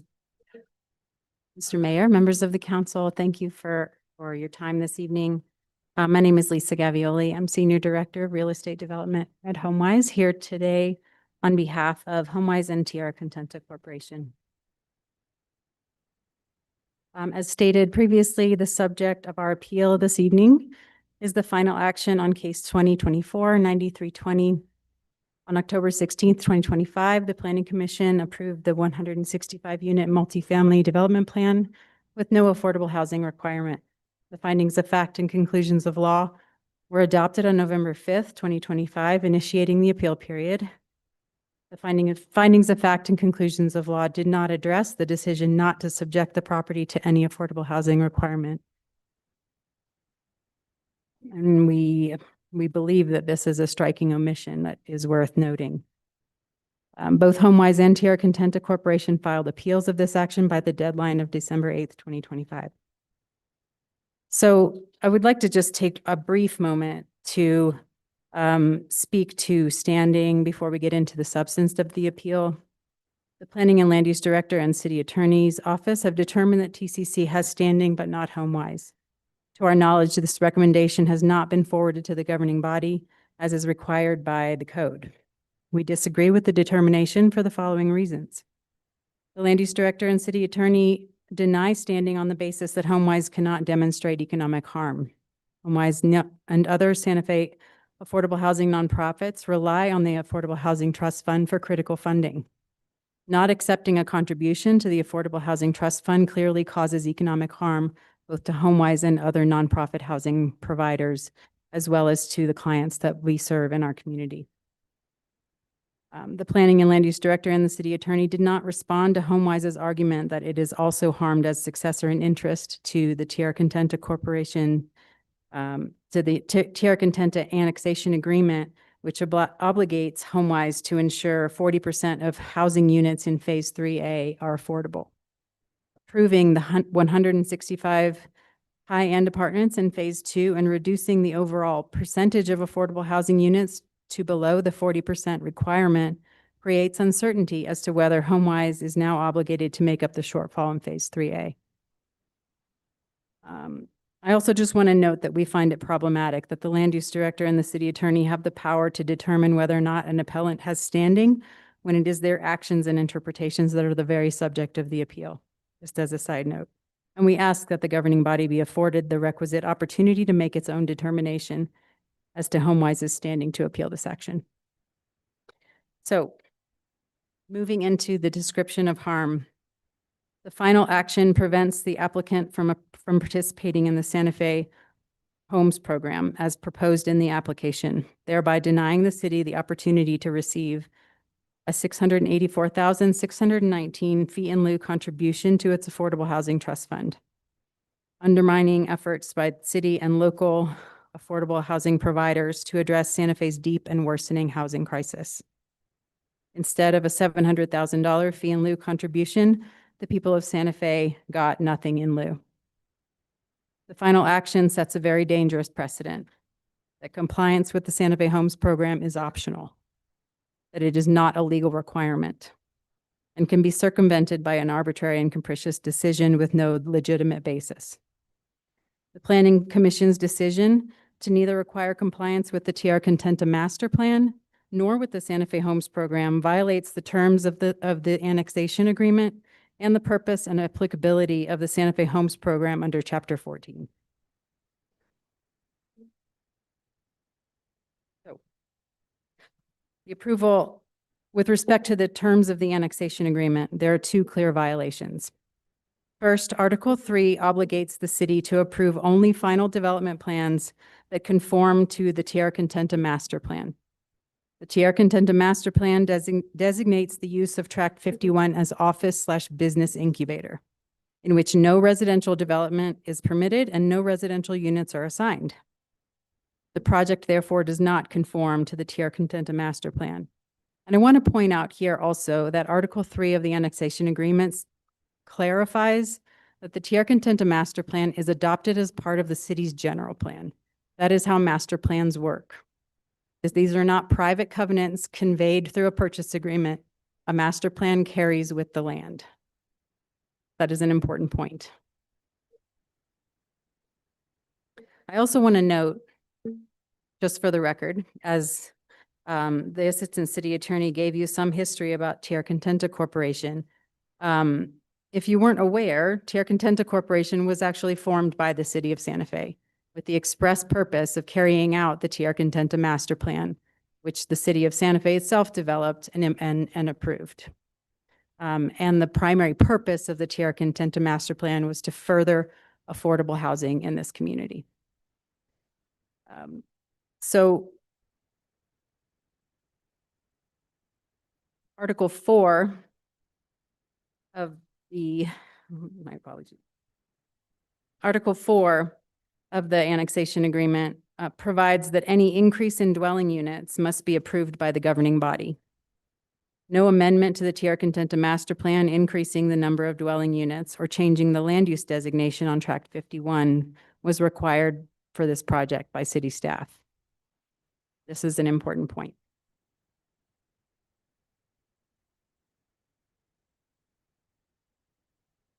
And finally, the decision inhibits Tierra Contenta Corporation and its successor in interest, HomeWise, from fulfilling their obligations under the annexation agreement to ensure that approximately 40% of homes in Tierra Contenta are affordable.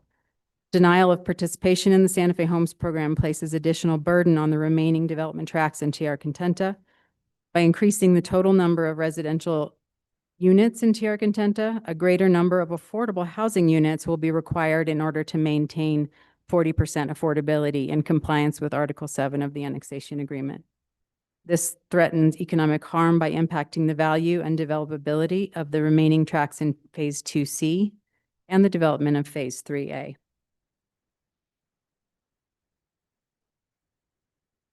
So a little more about the basis of our appeal.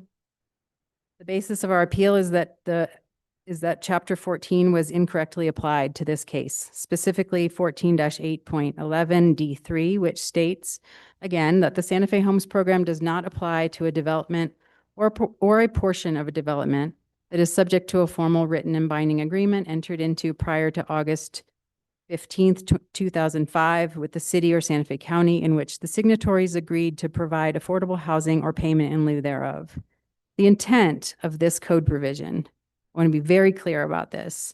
The intent of this code provision is that either a prior written agreement imposes affordable housing requirements on a development or a portion of a development, or the Santa Fe Homes program applies. There should never be an approved development in the city of Santa Fe in which there are no affordable housing requirements.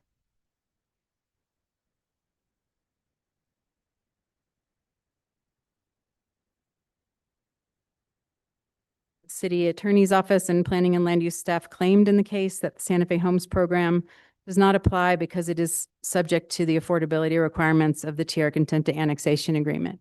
This is not correct.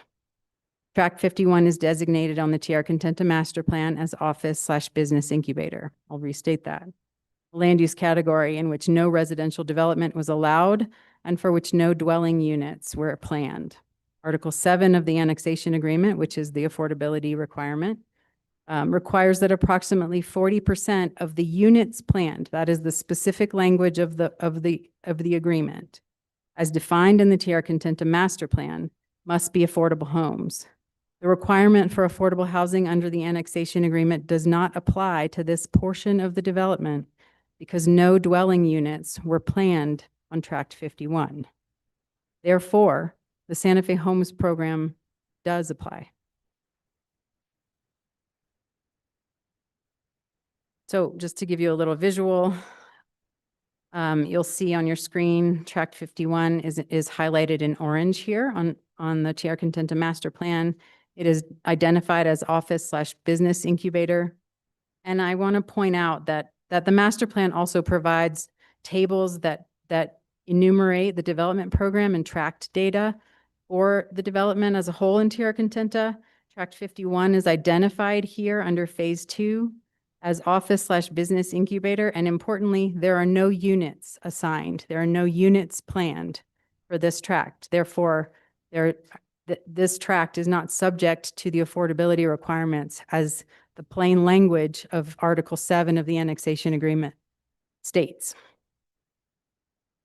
Allowing a residential development with no requirement for affordable units or a fee in lieu is in direct conflict with the intent and letter of the law of Santa Fe Homes Program as spelled out in Chapter 14.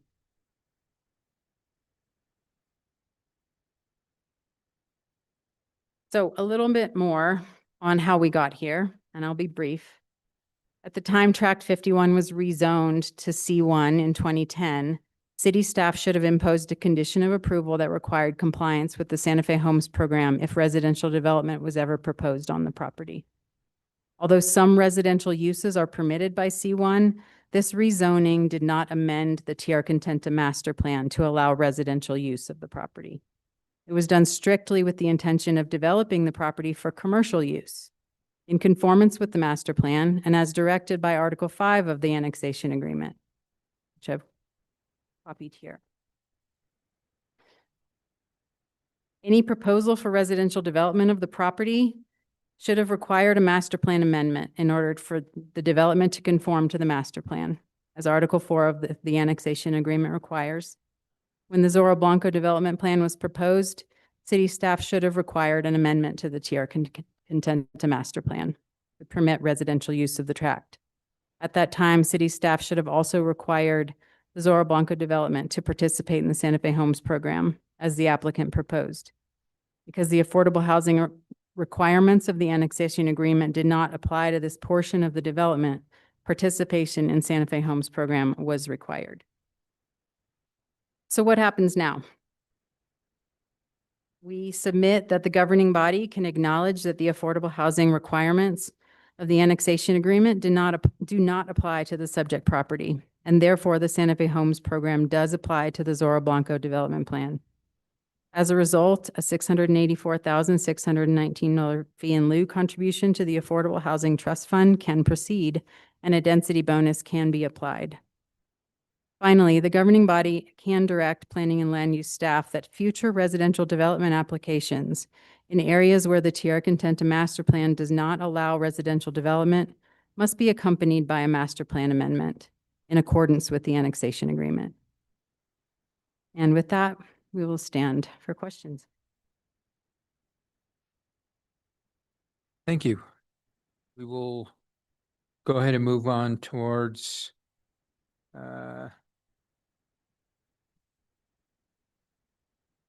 public comment.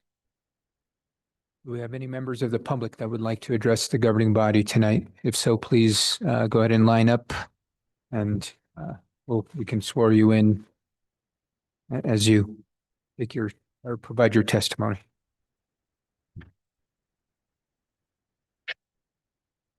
Yeah. I'm back. Okay, so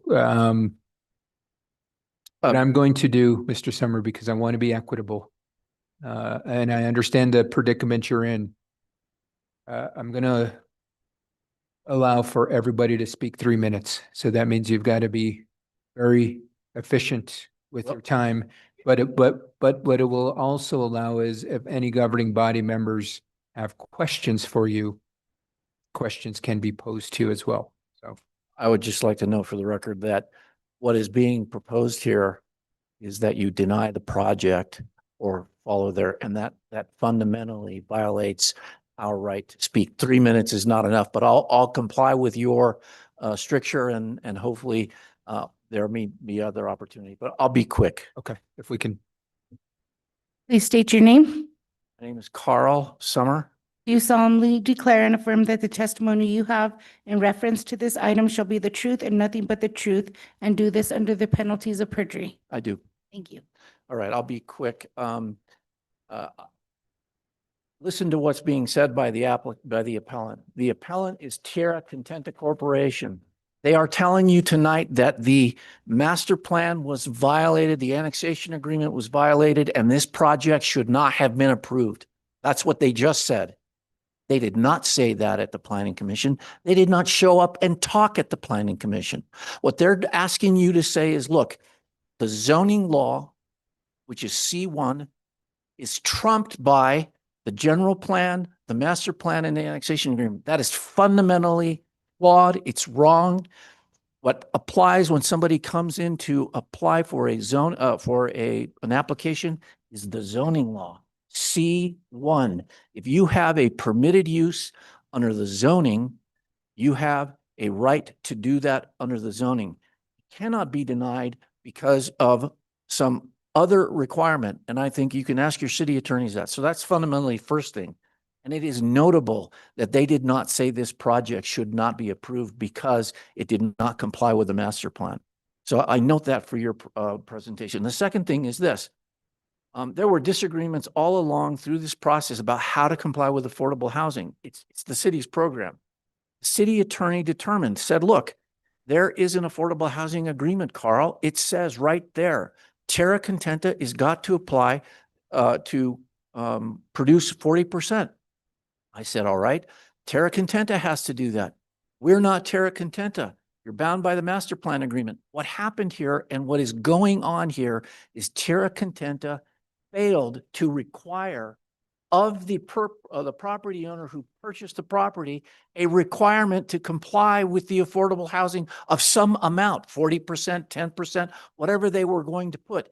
They did not require that of the property owner. And now they're asking you to save them from that. That's not fair to us. That is not fair to us. We've been through this process for 9 months since an approval. It costs us tens of thousands of dollars to do nothing every month for 9 months. That is not fair to us.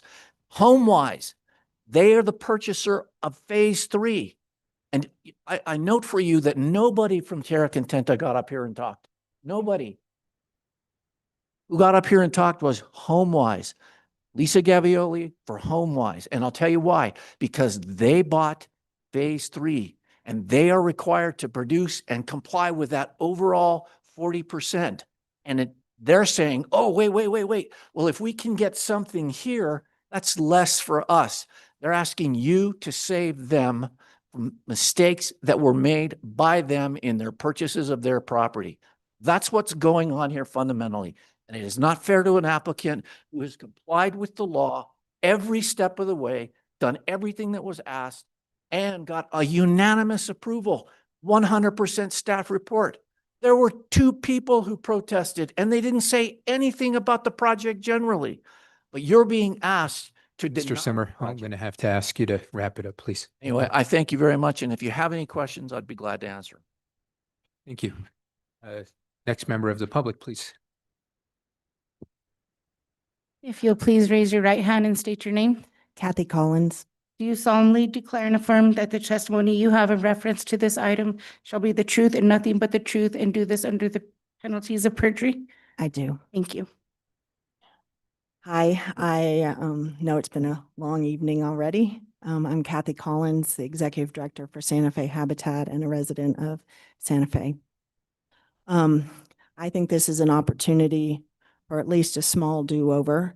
I'm not going to go through all the technical stuff, but I agree that we should never approve any sort of housing without having some sort of affordable housing, or at least a deed in lieu of.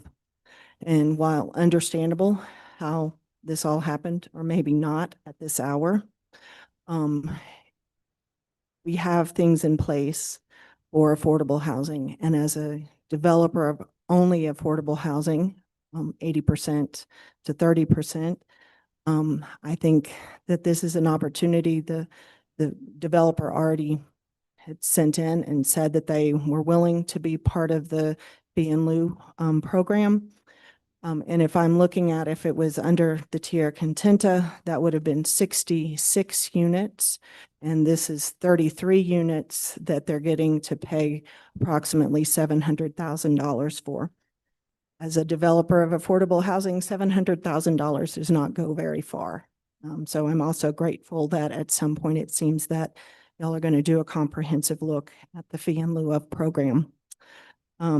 Again, I don't think that we should ever, in this city that has a crisis with affordable housing, let anyone develop without having some sort of either building affordable housing or paying a fee for that.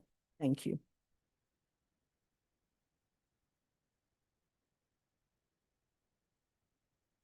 If you'll please raise your right hand and state your name. Tamara Bear. Do you solemnly declare and affirm that the testimony you have in reference to this item shall be the truth and nothing but the truth, and do this under the penalties of perjury? I do. Thank you. Well, good evening, Mayor and councilors.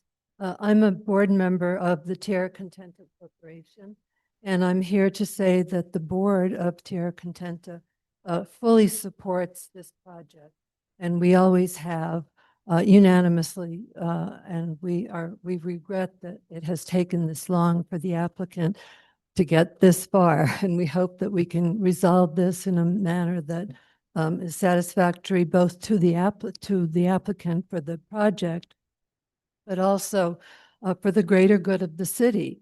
And I think the bottom line here is whether or not there's going to be a contribution to affordable housing and advance affordable housing in the community. And that's really our primary interest. And that's the main reason that we filed this appeal, because it doesn't make any sense for a housing development of 165 units not to contribute in some fashion to affordable housing. And I have to say, on the owner's behalf, they were very willing, and they did bend over backwards to try and satisfy first the board and then the city, and they just kind of got caught in between, and it's just unfortunate.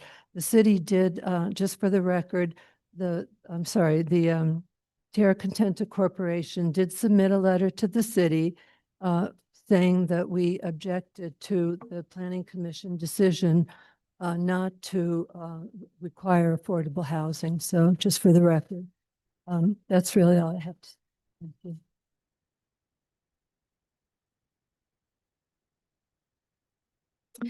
Please state your name.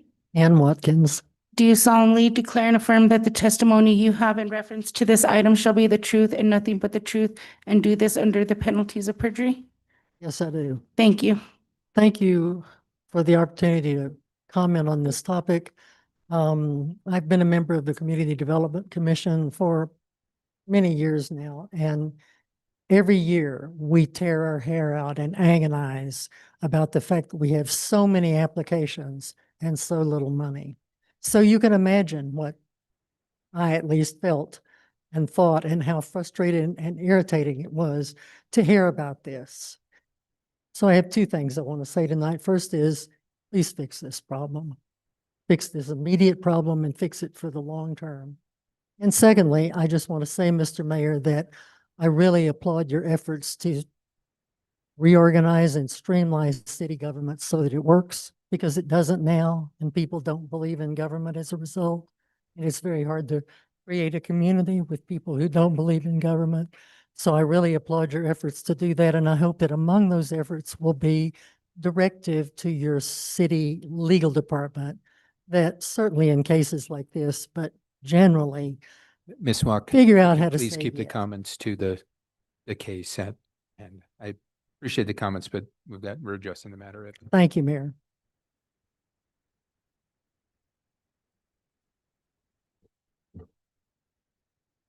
If you'll please raise your right hand and state your name. John Paul Granillo. Do you solemnly declare and affirm that the testimony you have in reference to this item shall be the truth and nothing but the truth, and do this under the penalties of perjury? Thank you. I'm not quite sure about a problem, so I guess I'm not really making a statement. I'm asking a question. Is what the lady said to me kind of confused me with a half truth. If one part is, how are we losing affordable housing money? It's just who's paying the affordable housing, because I believe there's more than one track in the space. And if Zydeco went and tried to please, and the city made a decision, I don't think it was a mistake. I think it's a decision. I'm kind of confused. And when I look at affordable housing, there still has to be 40% across however many acres. Now, whatever Tierra Contenta did, that was a choice they made when they sold it. And that's where I'm confused. I don't think the city made a decision, mistake. I think they made a decision. Are you going to stand with them? That's the question. there any other members of the public who'd like to address?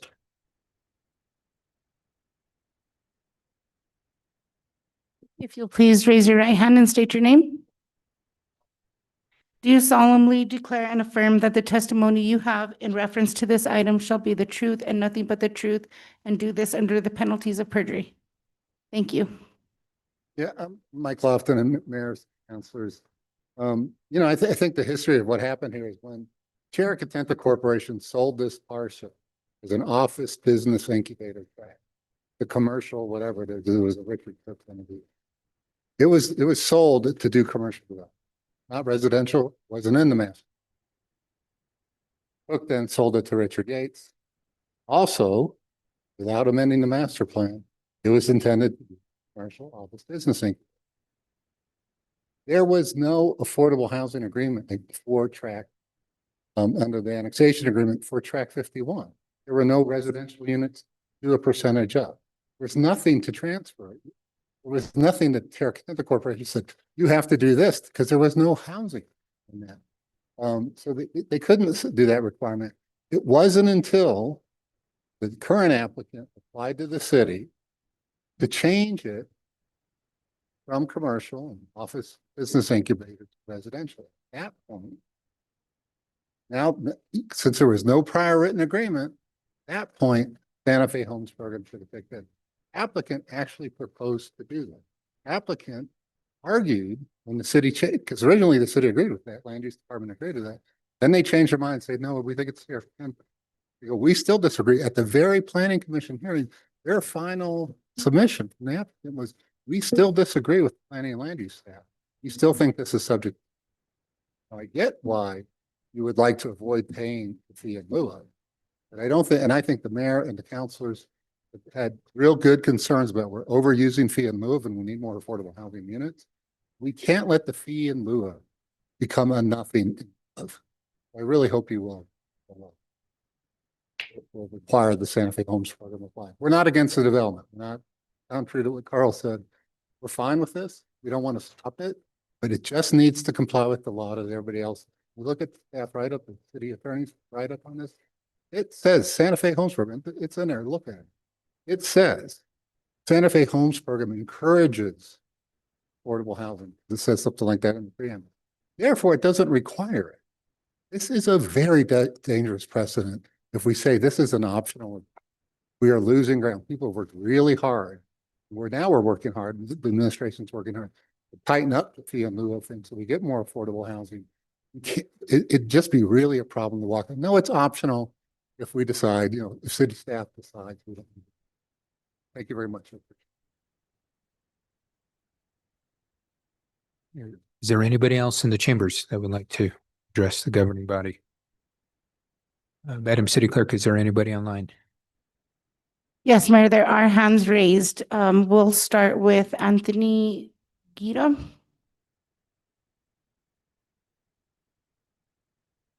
Mr. Guida, if you'll please raise your right hand and state your name. Anthony Guida. Do you solemnly declare and affirm that the testimony you have in reference to this item shall be the truth and nothing but the truth, and do this under the penalties of perjury? I do indeed. Thank you. Thank you, Mr. Mayor and city councilors. I'm Anthony Guida. I'm an architect and board member of Friends of Architecture Santa Fe. I'm speaking tonight, as always, in support of affordable housing and in favor of the applicability of the Santa Fe Homes Program relative to this case. I ask you, honestly, what are we doing here? How in the world, in the middle of a housing crisis, is the city arguing in favor of less affordable housing being produced, in favor of less money going into the Affordable Housing Trust Fund? Really hoping that you all make the right call on this tonight. I also hope that you see this as yet another thing that is emblematic of dysfunction in our land use process and the urgent need for deep and comprehensive reforms in zoning and the authority of land use staff, not the city attorney. We deserve a general plan and a zoning code that reflects our community's current values, our needs for the next 25 to 50 years, and land use staff that is empowered to make logical decisions on cases like these. Please do the right thing tonight. Thank you for your time.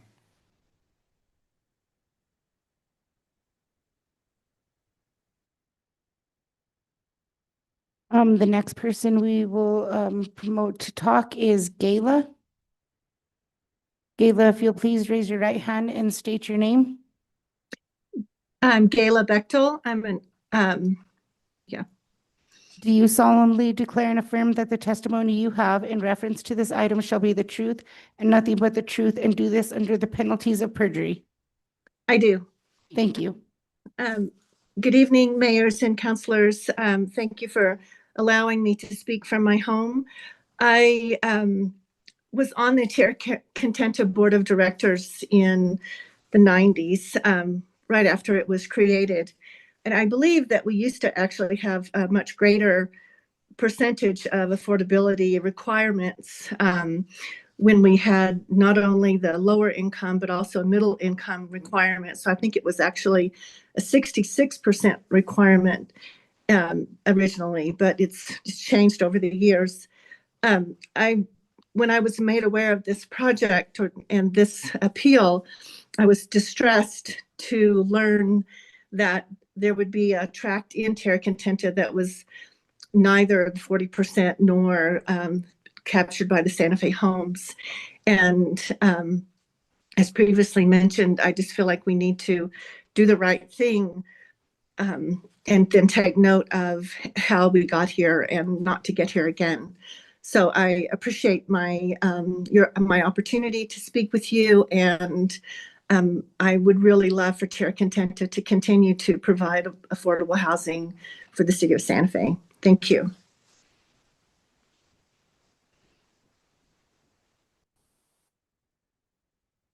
Michelle Williams.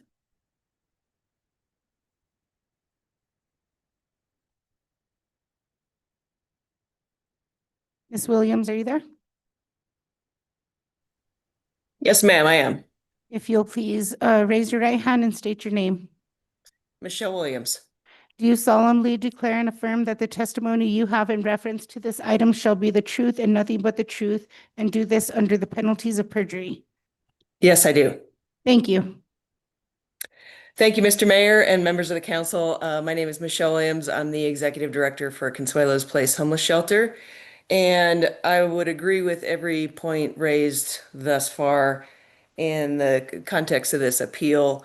Overarching argument, of course, is that we should always be advocating for more affordable housing or accepting a fee in lieu, and an agreement with many others already spoken tonight about perhaps a misunderstanding or some technical snafu around not accepting this fee and not in the effort of delaying or further altering the course of this development, but just in the efforts of moving the efforts of the development forward, and to accept the fee.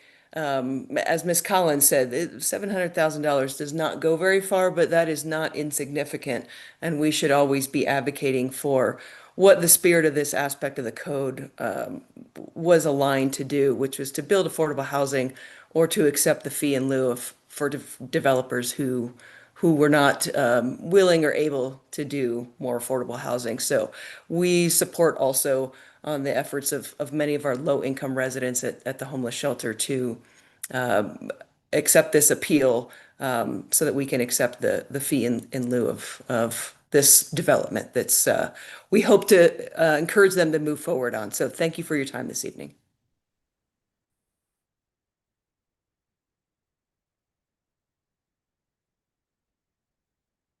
If anybody else in the Zoom room would like to speak to this matter, please raise your hand now.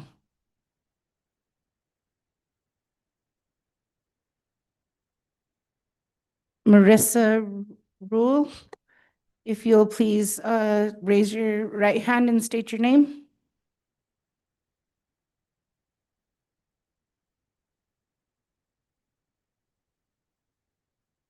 Ms. Rule, are you able to hear us?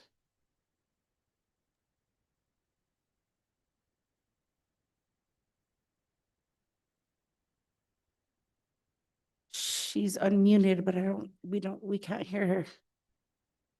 Can you hear me?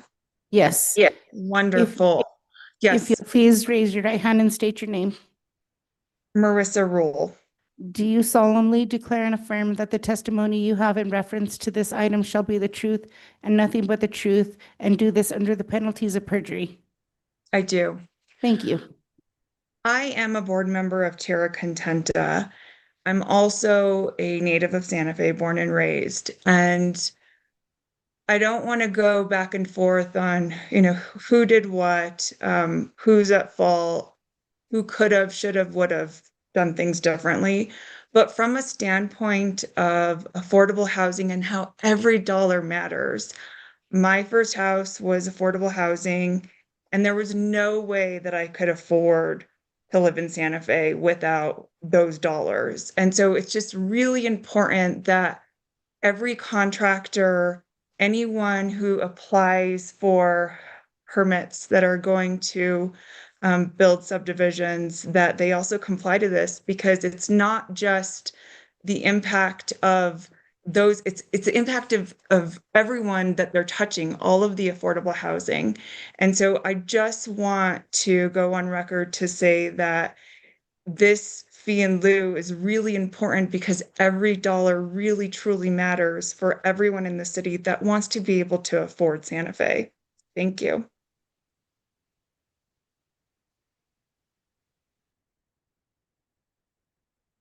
Are there any other attendees that would like to speak to this item in the Zoom room? There are no hands are raised. Thank you, Madam City Clerk. So the next step is to go to the governing body for any questions of staff, parties, witnesses, and the public. So I'm just going to go from the left side to the right and offer up everybody equitable opportunity. As Councilor Faulkner requested, we kind of keep our comments to 10 minutes, give everybody equal opportunity, and then we'll do a round 2, round 3, and so on and so forth. So with that, Councilor Bustamante. Thank you, Mr. Mayor. I have a question as I'm looking at Exhibit C here. So I have a question for TCC. And I'm looking at page, it's 960 of our packet here. Excuse me? I don't know, because it says page 960 of 1077. It's Exhibit C. I don't know what the page on that. Oh, excuse me. I'm sorry. Yes. It is, I guess it would be page 10. No, it is a letter from Terra Contenta to Zydeco dated April 29th, 2025.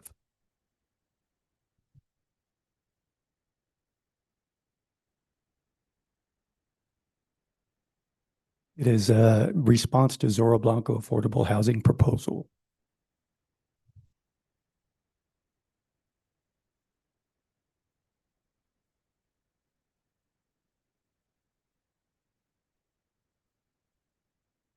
So this looks like it is page 99 of 159 of there. Is it, Councilor Bustamante, is this the letter dated April 29th, 2025? Yes. Okay. So if you're looking at the packet, it's exhibits A through M. That is a 159-page document, and this is page 99 of that packet. Yeah, I have some other kind of, because mine it says consolidated and the paging seems to be off, so I apologize. But in this letter, so my question is, did Zydeco offer to pay TCC a cash in lieu offer of $684,619.20? Mr. Mayor, Councilor Bustamante, yes.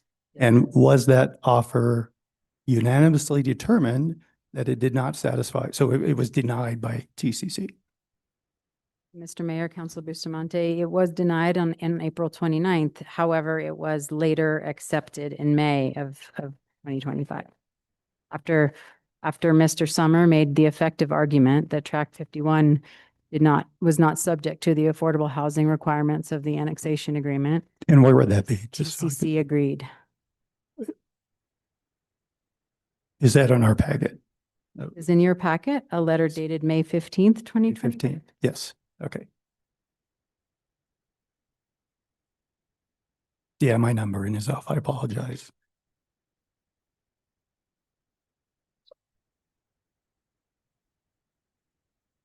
No, that's okay. Okay, that was my question is that I had. So thank you. Mr. Mayor, that's all I have at this time. Thank you, Counselor Cassett. Thank you, Mayor. Let him read for a second.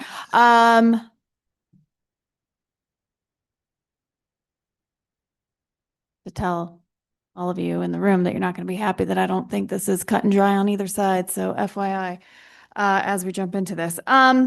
Okay, so I think this is a question for staff. And what I am trying to figure out is the stacking of documents and requirements and legal outlines that we've been given. So we have an annexation agreement. We have a master plan. We have our zoning documents. We have chapter 14 and we have chapter 26.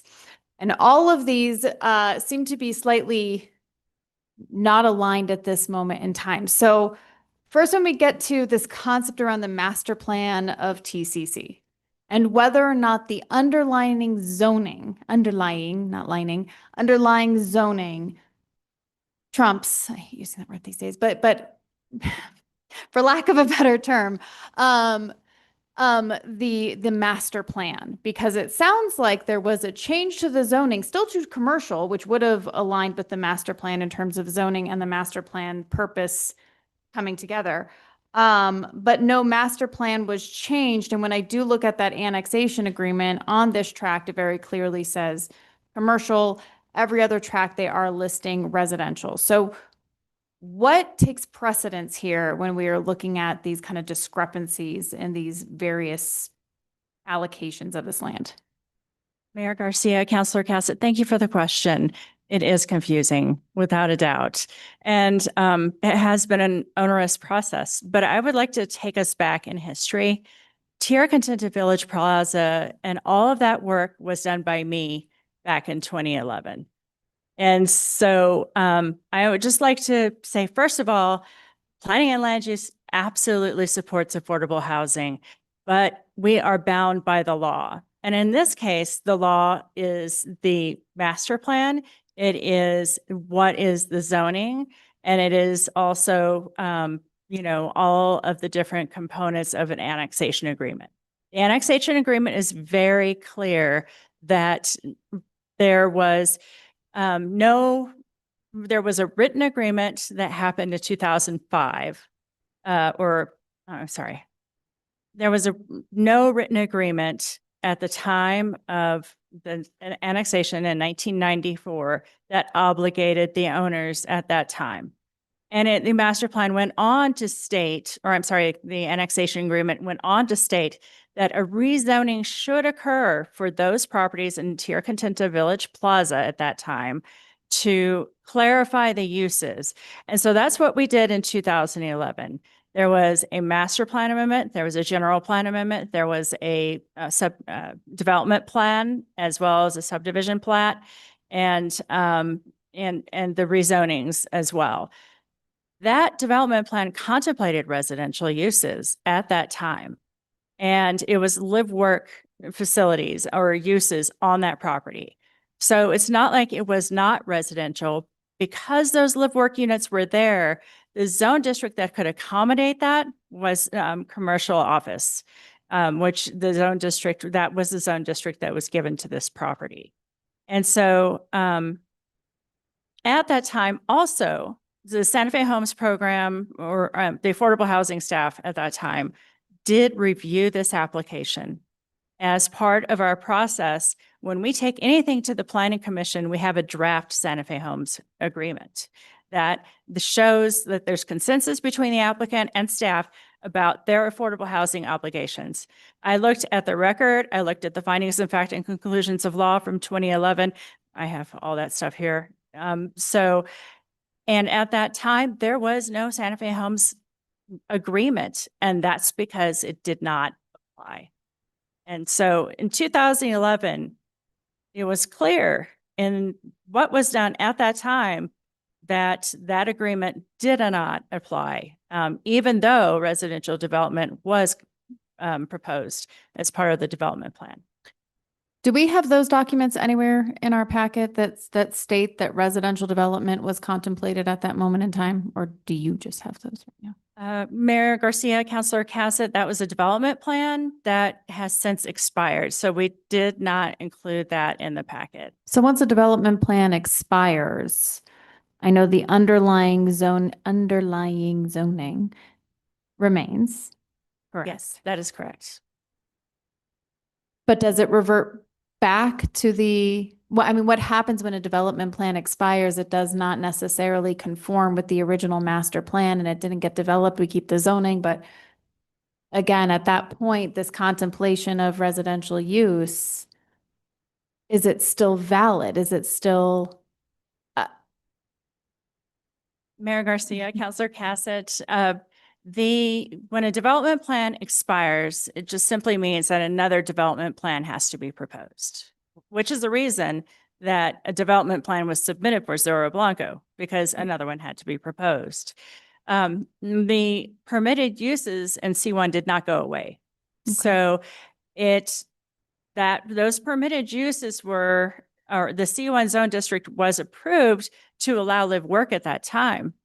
But C1 did not go away and does allow for residential, multifamily residential in this. And you did say that in 2011, at that time, the master plan was also amended, or no?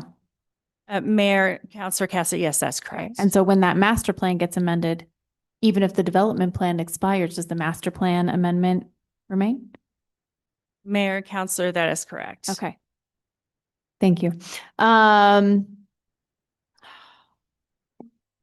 Now, in terms of, it sounded like there was this conversation initially of the developer.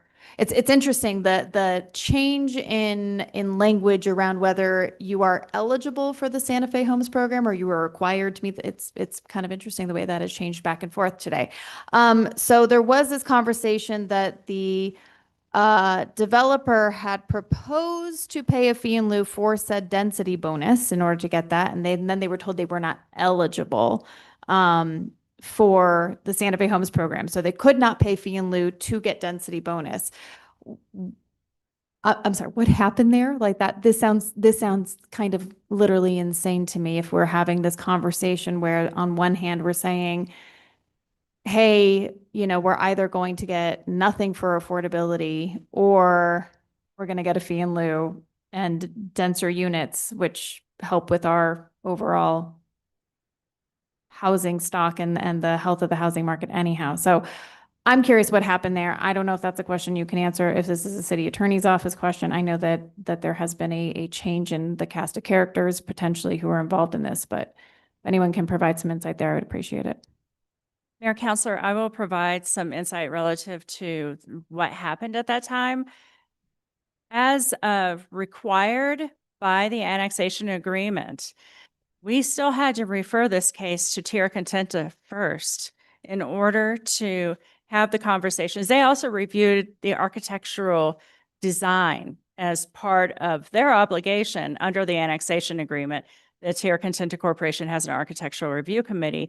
Zorro Blanco, the applicants for Zorro Blanco went. So it's not completely devoid, but the original uses that were contemplated in the commercial and not having a Santa Fe Homes requirement at that time was not discussed on the staff level. But then, there was the applicant came back and said, well, we've agreed to $685,000 fee in lieu of, and we investigated that statement and then came back that, well, based on previous approvals and the annexation agreement and consultation with the city attorney's office, the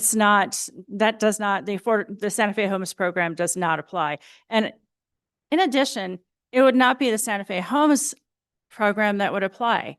It's in either or Tierra Contenta 40% or, no requirement. Santa Fe Homes can't be put into this because it's part of TCC. Because it's a different set of standards. Because it's part of Tierra Contenta and Tierra Contenta already had a 40% agreement across the board. So that's where that, and this is, it sounds like there was this differences in interpretation of if a development plan or part of a development plan and how that's being divided, whether. So then that brings me to the authority of TCC to allocate out how that 40% affordable occurs. I know that there was somewhere in here where I was speaking from a previous board president or that it was, they have developments are anywhere from 0% to 100% affordable to make up for the 40%. Obviously, somebody is controlling that. You're at 10 minutes, just FYI. Thank you. Obviously, somebody is in charge of that, is dictating how those get allocated out. I believe that it is TCC. Am I correct there?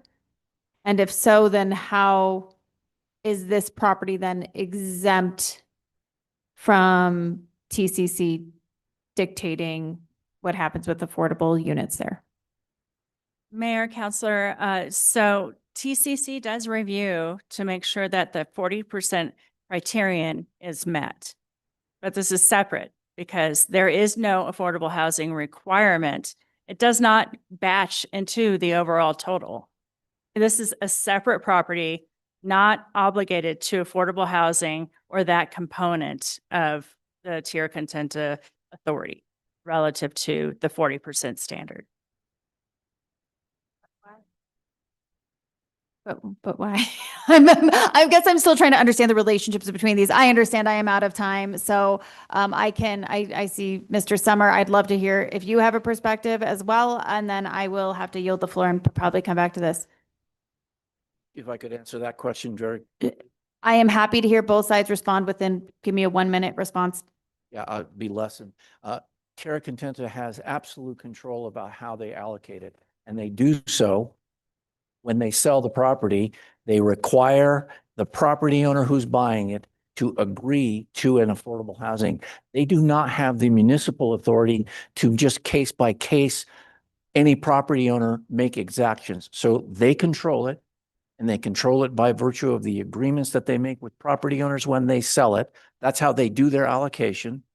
And in this case, they didn't do that. And so they don't have the authority legally to say, oh, we didn't do it there, but we're going to require you to do 60%. How do you like that? That's not lawful. And so anyway, I answered your question. Thank you, Mr. Summer. Mr. Mayor, Councilor Cassett, just to respond to what Mr. Summer just stated, that is correct. In the past, on a tract by tract basis, as tracts were sold, Tierra Contenta Corporation negotiated affordability, and that was inserted into a purchase agreement. This tract was sold to a commercial developer for commercial development. Therefore, no affordable housing requirement would have been included in a purchase agreement. I also want to speak back to some of the statements that I'm currently out of time, so I can come back around, but I know my time is up. And so I think that would be, rely on the next counselor there, but happy to bring you back up when I get another round. And I'm happy to let you finish your statement. Go right ahead. Okay, I just want to mention, because I know that there's a lot of confusion as to terms being interchangeable. A development plan is not the same as a master plan. A master plan is adopted as part of the general plan. It transfers with the land, with land ownership. It is not conveyed via a private covenant. A development plan, once it's expired, is no longer applicable. The master plan, Tierra Contenta, does not allow for residential development on this tract, and therefore the affordable housing requirement of that tract does not apply to that tract. Sorry for the confusion there. All right, well, thank you very much. I have a few questions just regarding this master plan situation. Director Lamboy, when a master plan is approved and there is a tract, for example, that is designated to be commercial, because I imagine the overall sense is they wanted a grocery store or some sort of live workspace, as you mentioned. Why wouldn't we have done a master plan amendment if we knew that potentially could have housing on it in 2011. Mayor, Councilor Castro, I need to double check the master plan, but at that time, the master plan already included the allowed uses so that it was not required. So, because I wish I had the PowerPoint to show you the graphic, but, the master plan already complied with what was being proposed at that time. And so help me understand if it does comply, right? Because see, the zoning that it currently has does conform with the use that we are looking at. If there is no commercial space in the overall master plan, have we not complied with that master plan? If this parcel is not developed as a mixed use or as a commercial space, are we not complying with the master plan or TCC? Mayor, Councilor Castro, first of all, there's the market at play. So there is an opportunity for change just because there has not been any type of, even though there's a development plan approved for an office business incubator that was in combination with the pavilion development, which is across Jaguar Drive, which was supposed to happen between between 599 and the airport. This was all anticipated to be one development. The market never bore fruit in that regard. So things can change over time in terms of needs. And that's exactly sort of the train of thought that I was going down, because other developments, not this one, have had similar situations where parcels have been sold multiple times. Development plans have been an original thought, that there was an ENN, the community was bought into this idea, then it was sold and it changed. I know that ultimately we're having trouble attracting folks to develop in this community. And I imagine this permitting process, this 9-month wait is part of it. We have all agreed that this has taken too long, that the community is not fully aware of what is happening on this parcel and in this, actually this whole redevelopment. As we've heard, there's a party that potentially has bought all of the parcels that will be developed in phase 3. And there's some discussion about how we making this decision are going to affect their finances based on public dollars and city money that has already been anticipated by some organizations that they're going to receive.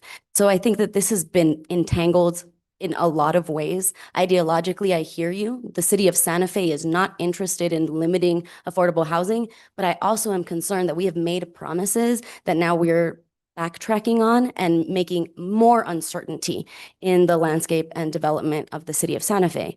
If you were tasked with telling us how this could potentially be developed for the purposes that the master plan has set out, could this development fit into that master plan? Mayor, Councilor Cassett, this development as part of the overall Village Plaza section of the Tierra Contenta master plan can comply because the zoning does allow for residential uses. Also, I would like to say that any donation or any money that would be gained by an affordable housing fee in lieu of would go to the Affordable Housing Trust Fund, not one specific developer, affordable housing developer, not one specific nonprofit or, provider. It truly, truly is something that goes to the Affordable Housing Trust Fund, and a competitive process determines who gets that money. Thank you so much. I just wanted to remind folks that the CDC has not taken any votes on this. We have not allocated any funding. There should be no assumptions that these dollars are going to go to any specific organization. And I cede my time. Thank you. Councilor Faulkner. I have more by way of comments. I find it in poor form that there's an ask for the city council to rectify a mistake that the Tierra Contenta Corporation made. And in doing so, we are placing the developer in a position where they have damages, where they have tried to comply, they've tried to do the right thing, they were met with resistance. And I think the onus is 100% squarely on the Tierra Contenta Corporation. I lived in Tierra Contenta for almost, well, 30 some odd years. And I can tell you, remember when the master plan went into place that included this piece of property. And it was very clear early on that in no universe would we be able to get any kind of commercial buy-in, because the cost of putting together that portion, that segment of land with commercial attached to it, or even like anything that is not residential, we could not get anyone to lease the commercial spaces because it was unaffordable. Like you couldn't afford to do it because of the cost of leasing. The kind of businesses that would be attracted to that parcel of land could not do enough business there to afford their lease or even to purchase any commercial space. And so early on, it was very clear this was going to be primarily residential. That's all I have for now. I'm just a little, if we're going to blame anyone about what happened, the corporation is who we should blame. Councilor Garcia. Thank you, Mr. Mayor. Great questions. Appreciate the dialogue. I just want to ask a question in regards to going back and clarifying the legality, because, and I don't know who can actually answer to this, but I'm hearing a lot of, well, you know, what we should have done or what we should do, or because we want affordable housing. I think everybody up here wants affordable housing. We all want the money into our trust fund to be utilized in different ways for our community. However, what for the property owners, they obviously purchased this property with the intent of developing it in a certain way, which is it seems that they've met every single rule of law in regards to the C1 zoning. And I want to go back to the C1 zoning, because does that supersede the rest of what we're all talking about? And we've talked about the general plan, we've talked about the master plan, we've talked about all of these things, but does the C1 zoning in this case, specific to this case, supersede all other notes or rules that were there? Mayor Garcia, Councilor Garcia, C1 zoning district is what rules in this case. The master plan doesn't define particular uses. It's the C1 zoning district that defines what the particular uses are. Neither does the general plan amendment or general plan.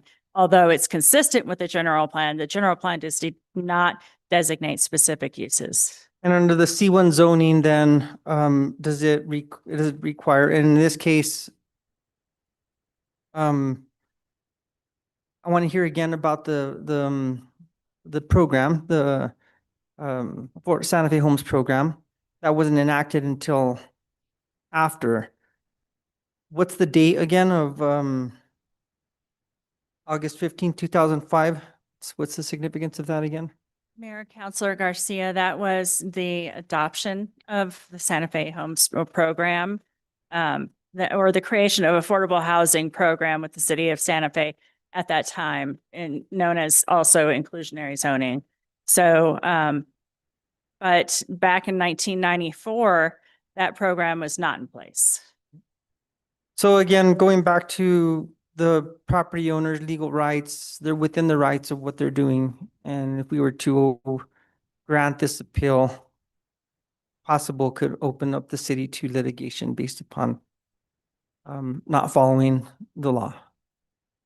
Mayor, Councilor, that is correct. Thank you. No further questions. Councilor Chavez. Thank you, Mayor. I think most of the questions have been answered. I think that all of us find, like Councilor Garcia said, affordable housing very important, but I do think that this is super messy and probably could have been prevented if people would have been more open to a solution over or early on, rather than us being here trying to find a solution. So yeah, I think that we put the developer in a vulnerable situation because of this. I think that they have met all requirements. I think that the staff has guided us. I think we've heard from the planning commission. I think they've done everything that, and it seems like they've been collaborative with all parties, yet we're still here. So I don't feel like it should fall on them or that, and unfortunately, they're the only ones that have seen the consequence of all of this. So that's unfortunate. But yeah, I think it's just gone messy. I want to thank Councilor Fagali because she actually cleared something up for me very well. So I'm excited for it to get to her because she explained something very, very well. So I am going to go ahead and move it down the line so we could hear from Councilor. Thank you, Mayor. Counselor Barrett.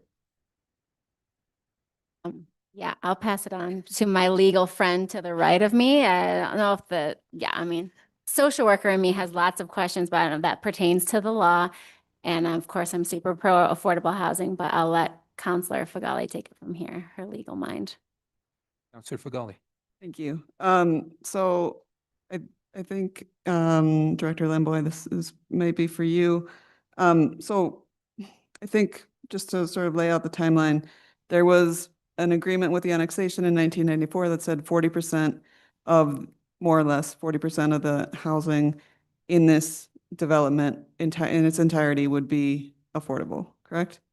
Mayor, Councilor Fagali, that is correct. Okay, so then after the Santa Fe Homes program came in, it has a clause that says Santa Fe Homes program does not apply, not cannot, but does not apply to a development or portion of development subject to a formal written and binding agreement entered into prior to August 15, 2005. And that agreement, 1994, was a development with a formal written agreement entered before then, correct? Yes, Mayor, Councilor Fagali, that's correct. Okay, so in my mind, the problem here is that we don't have an opt-in clause to Santa Fe Homes program. We can't say, well, we'd rather do that than the thing that we already opted into. And because there was no agreement when this property was sold to say, oh, by the way, you have this deed restriction, you have this affordable housing covenant, that it also doesn't apply to this parcel of the larger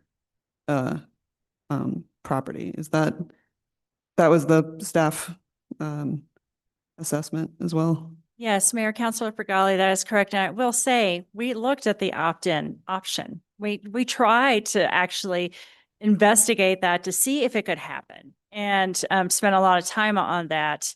And what was determined that only an amendment to the annexation agreement would cure that issue. So, and it might be in the future with the properties that are remaining, there might be an amendment to the annexation agreement or some other tool that we use to provide that option. But in this particular case, it does not apply. Thank you. I think it might be something that the council might want to look at to maybe amend this does not apply to maybe could, apply to. Although I can't say there's probably not so many parcels that would be useful to, other than this one, which seems to be a weird kind of one-off case. But thank you. I think that is everything I have. Okay, thank you, Councilor.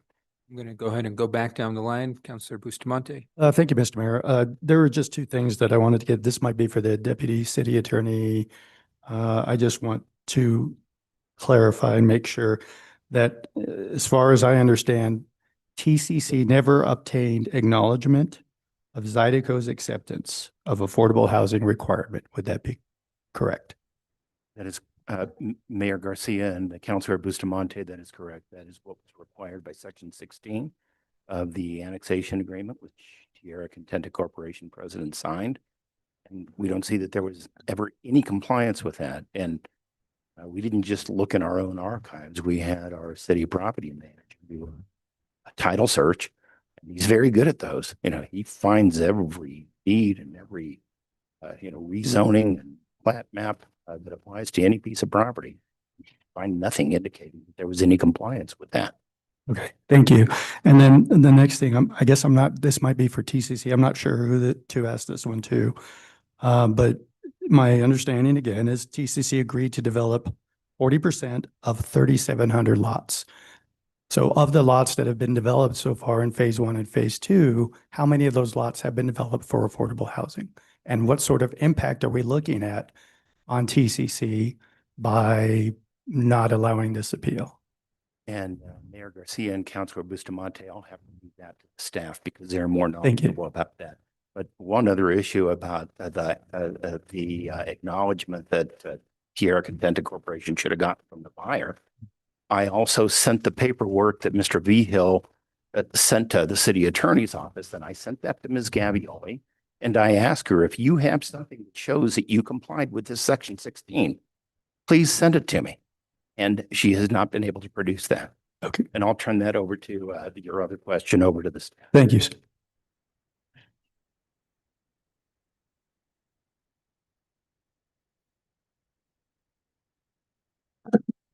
My apologies. Oh, that's okay, Director. Thank you. Mayor Garcia, Councilor Bustamante, I was quickly looking for the table. And I will say that in phases, these were numbers that were provided by actually Ms. Gavioli in a different role as a consultant to the board, a previous role. In phases 1, AB, 2, ABC, the total built and platted units that have been developed is 3,193. You have to remember that that number is a maximum number. Typically, when you come in with a development, there's a maximum density, and then that tends to get whittled down because you have to provide roadways, you have setbacks, you have densities, and all those things.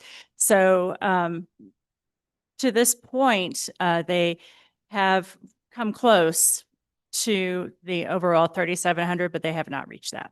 Okay, and I'm sorry, just one more point of clarification. Of those, how many, do we know how many were developed as affordable? Mayor Councilor Garcia, I'm sorry, Mayor Councilor Bustamante, the number of affordable units of the total is 1,310, which is 41% at this point. Okay, thank you. Councilor Cassett. Thank you, Mayor. So I'm trying to understand the chain of ownership. So Tierra Contenta sold to who? They sold to an entity called Commercial Center at 599, and that was a Richard Cook entity, and it was developing the other side of the road as well.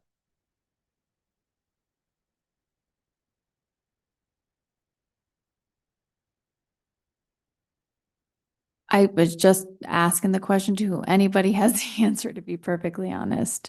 If you have different information about who it was sold to, I'm happy to hear that. Or Director Lamboy, if you have that information, you are probably the best person to answer then. I was going to say one of the Richard Cook sold it. Okay, so is that the chain of ownership that everybody has understanding of? Mayor Garcia, Councilor Cassett, that is correct. So Richard Cook was the one that did the original Tierra Contenta Village Plaza master plan and all the things that were approved in 2011. Okay. And then that was sold to Zydeco more recently. So the master plan, so that's when the master plan amendments happened at that moment in time and the zoning change happened at that time. Mayor, Councilor, that is correct. Actually, there was a general plan amendment, but not a master plan amendment at that time because the uses did comply with what was contemplated in the master. Okay. Okay, that was my only question around, and that would have been the point that TCC would have put in. If you are going to build housing, you are going to have to comply with XYZ, correct? Councilor Cassett, that is correct. Okay, all right, thank you. No other questions. Councilor Castro. Sorry, I'm now manning the time clock. I don't have any further questions, but it feels like you have some statements you would like to make. Feel free. Mr. Mayor, Counselor Castro, thank you for the opportunity to respond to some things that I feel like are confusing the matter. There was an additional master plan called the Village Plaza Master Plan that was adopted around the time that the rezoning took place. When Ms. Lamboy is referring to a master plan amendment or that the uses in the master plan complied with the residential, she's referring to the Village Plaza Master Plan. She's not referring to the Tierra Contenta Master Plan. Tierra Contenta Master Plan was and remains office/business incubator for Tract 51. To your understanding, is the Village Master Plan still in effect? No, that master plan has expired. Okay, and so I think this question is for Director Lamboy again. In the event that there is no active master plan on a parcel, in the event that there is a development plan on the parcel that has expired, there is a master plan, Village Plaza Master Plan in this case, that is no longer in effect. And then there is another plan, Tierra Contenta in this case, that potentially could apply. So we're looking at 2 master plans and 1 development plan. Is that correct?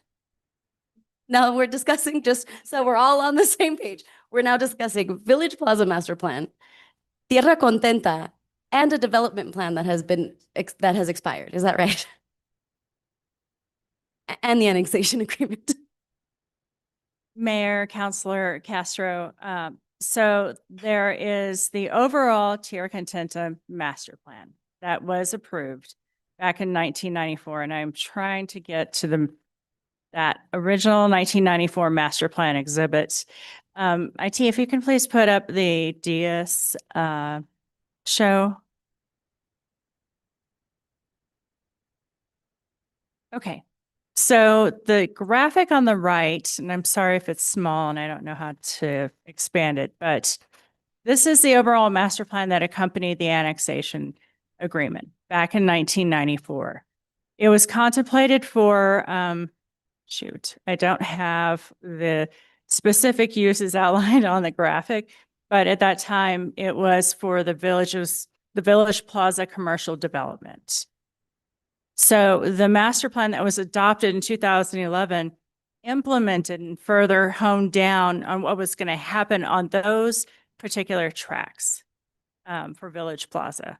So I guess you could call it a sub-master plan in this particular case. So is it your opinion that that is no longer an active sub-master plan?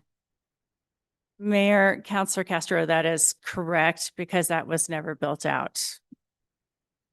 There was a development plan that accompanied it as well. And I believe a master plan in that particular case expired 5 years. I actually had to look at Mr. Esquivel.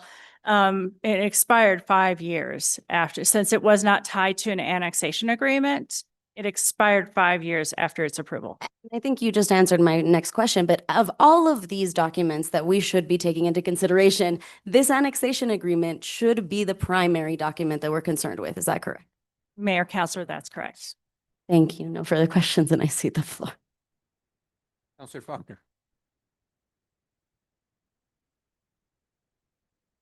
So I have one quick question. Regardless of what the master plan says, either any of them, and the annexation plan, it's the zoning that determines what can be done on that property or not be done on that property. And that zoning had residential as part of it from the jump, correct? Mayor Garcia, Councilor Faulkner, yes, thank you for that question. Yeah, I do think that's like all the master plan stuff, I feel like is a paper tiger of sorts. And that really what we're talking about is the zoning is what determines what can be done on this property and what cannot. The zoning has not changed. Residential has always been a part of this piece of property. So I think the master plan discussion is, I feel like it's a paper tiger. Councilor Garcia. Thank you, Mr. Mayor. I just appreciate all the questions. I still want to reiterate that far and above what we would like to see, we want to see, we still have to fall back to what I think the legalities are and respect the rights of the property owner. That's where I'm sitting right now. And so, from the get-go, the zoning never required them to provide fee in lieu of or a percentage of affordable housing. And so that's where all of the questions have been leaning towards, and I'll leave that as my last comment. Thank you. Counselor Chambas, I have no questions. Counselor Barrett. Yeah, that's what I was going back to too, because the letters back and forth about paying the fee in lieu, and then the city ultimately determined because of all the legalities, we could not accept that because it predated. Right, correct? Am I correct on that assumption? Mayor, Counselor Barrett, that is correct, yes. So the money, we need the money. We cannot have the money because predates. I'm coming full circle now after all this discussion. That's correct? Mayor, Counselor Barrett, that is correct. And we will continue getting money through our affordable housing program. It's just not in this particular case. Right, okay, thanks. Counselor Fagali. Nothing further, but I can make a motion if we're done. Well, we've still got Okay. many more steps to go. Great. So, if there are no other questions, next step is for the appellant. If there are any evidence that's arisen during this questioning, you have the opportunity to ask additional questions of staff, should you like to be able to. And if that's the case, I'm willing to give no more than 10 minutes to end that questioning process.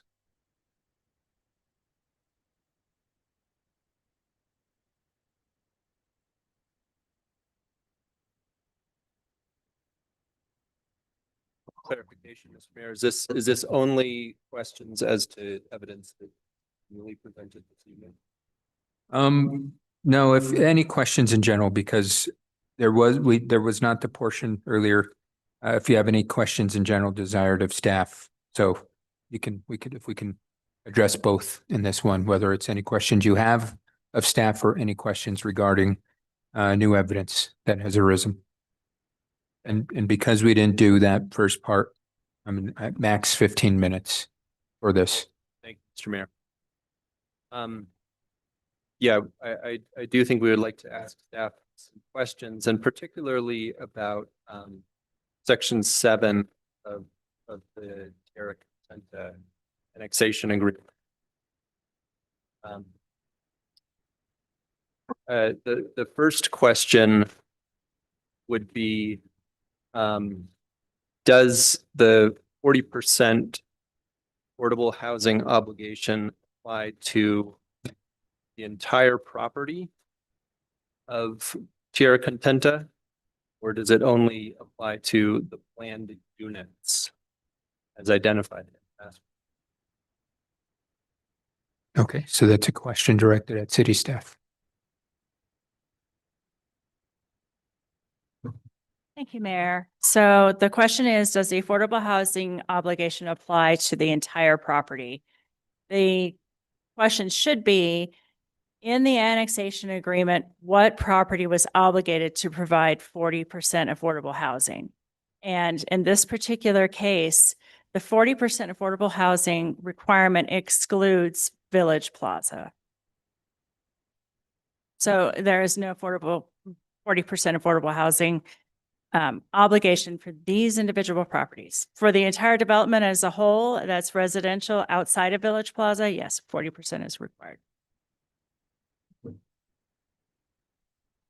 Back to the appellant. Thank you, Mr. Mayor. So to follow up on that, I think I need to clarify, are you saying that there is no affordable housing obligation for the Village Plaza properties?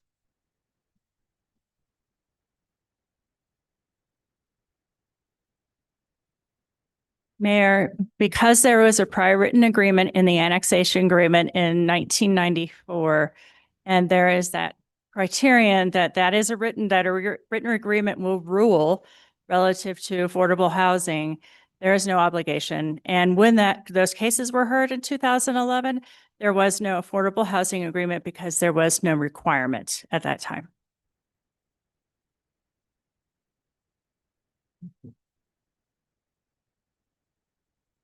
So what I heard is there's no affordable housing obligation for the Village Plaza properties. Zorro Blanco is located in the Village Plaza area. And under the Santa Fe Homes program at 14.8-11D3 says that the Santa Fe Homes program applies to all developments unless there's a written and binding agreement that obligates the parties to provide affordable housing. This portion of the development does not obligate parties to do the annexation agreement to provide affordable housing. My question is, if there is no affordable housing obligation on this portion of property, how can Santa Fe Homes program not apply?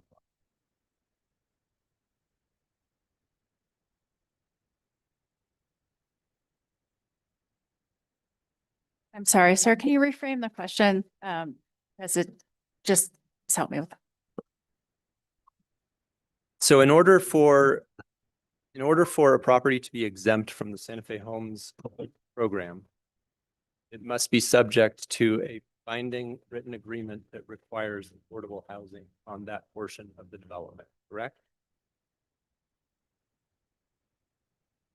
Thank you for the question, Mayor. It does not require a binding written agreement prior to that time relative to any housing is what the obligation is. It's not specific to affordable housing. And that binding written agreement did not obligate them to affordable housing. It permitted housing, but it did not obligate to affordable housing.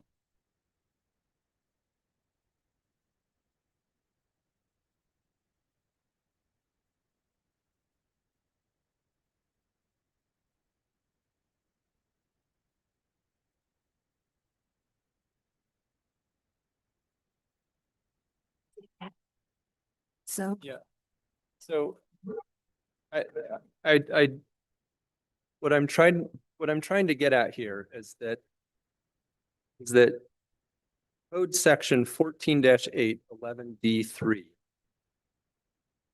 requires the Santa Fe Homes program to apply to a development or a portion of a development unless it's subject to a formal written and binding agreement entered into prior to 2005, in which the signatories agreed to provide affordable housing or payment in lieu thereof.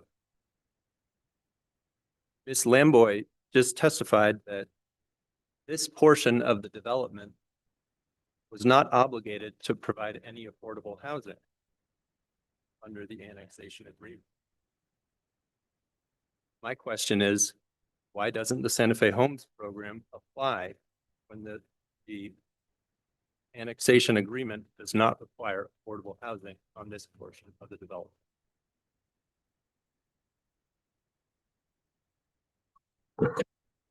Mayor, members of the council.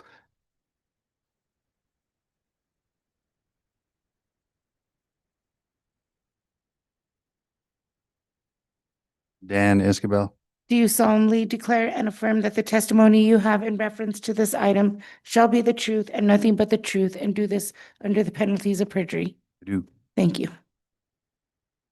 So during our review of the application, reviewing of the annexation agreement, we found that the annexation agreement bound the entire property that the city sold to Tierra Contenta. The city sold the Tierra Contenta and everybody agreed to the master plan, which governed the uses across the board. But the overarching umbrella that governs affordable housing is still that annexation agreement over all of the acreage, the 800 acres that we sold Tierra Contenta. All of that was bound, and it was master planned in order to achieve a specific goal in mind in order to have it all work together. So if Tierra Contenta sold a piece of property and they didn't bind the applicant to affordable housing, then they didn't get that restriction. They didn't get that requirement. That didn't happen with this piece of property. If they didn't want them to develop residential, then there would have been a restriction on the deed that says, hey, look, you can't do residential, you can only do commercial. That didn't happen either. So ultimately, when we're looking at this piece of property went through the process and was not bound to do affordable housing. Did it lower the overarching number of units in that development? Absolutely. It went from 41 to 39%. But they're still not bound to jump into the affordable housing agreement because they have a written agreement that came in 1994. We can't breach that. We're not going to violate the contract. We're not going to breach that contract. So ultimately, we're going to follow it and we're going to say, hey, look, you didn't bind them. We're good with that. You're still obligated to meet that requirement somewhere else within that 800 acres. That's your job. That's not our job. I'm so sorry. I don't know who had the floor, but I just wanted to reiterate that point. We are not. Wait, one second, Counselor, because it's the appellant's time. Okay. Yeah.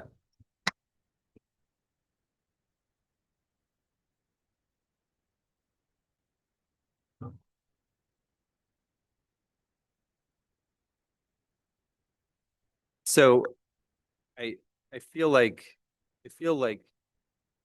I'm still not getting a clear answer. Because what I've heard is that no affordable housing is required on this portion of Tierra Contenta development. The code clearly says that unless you have an agreement that where the signatories agree to provide affordable housing, then the Santa Fe Homes program. In this case, we're not denying that the annexation agreement binds Tierra Contenta as a whole. I'm just looking directly at the code. City code says is that even if there's a portion of the development that is not bound by the affordable housing requirements of the Tierra Contenta annexation, then Santa Fe Homes program must. Mr. Mayor, I would offer that this question has been asked and answered a couple of times. It's the appellant's time to, if they want to ask the same question 50 times, Counselor, it's their right. So. Nothing further, Mr. Mayor. Thank you. Okay.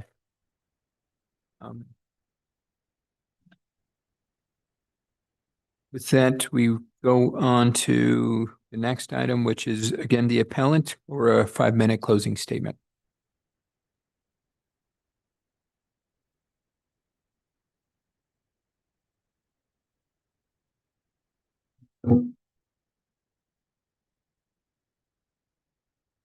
Thank you, Mr. Mayor, members of the council. We appreciate your time and patience in wandering through this very complex set of issues. It's definitely not a straightforward matter. That said, what we do feel is straightforward is that the plain language of Chapter 14, 8.11 D3 states that either the affordable housing obligations of a prior written agreement apply to a property, to a development, or the Santa Fe Homes program applies. If we have heard repeatedly that the affordable housing requirements of the annexation agreement and the associated master plan do not apply to Tract 51, then we don't understand how you can conclude that the Santa Fe Homes program also does not apply. The very intent of the code is to ensure that no development takes place in the city of Santa Fe that does not have an affordable housing requirement. That's the intent of the code. That was the intent of the Santa Fe Homes program in coming forward, because prior to that point, affordable housing was required through annexation agreements.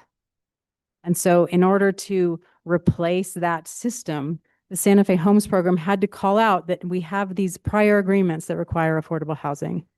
And in the absence of that, Santa Fe Homes program will apply. So that either one applies or the other applies, but it's never the case that neither applies. That we believe is the intent of the code, and that is the real crux of our appeal.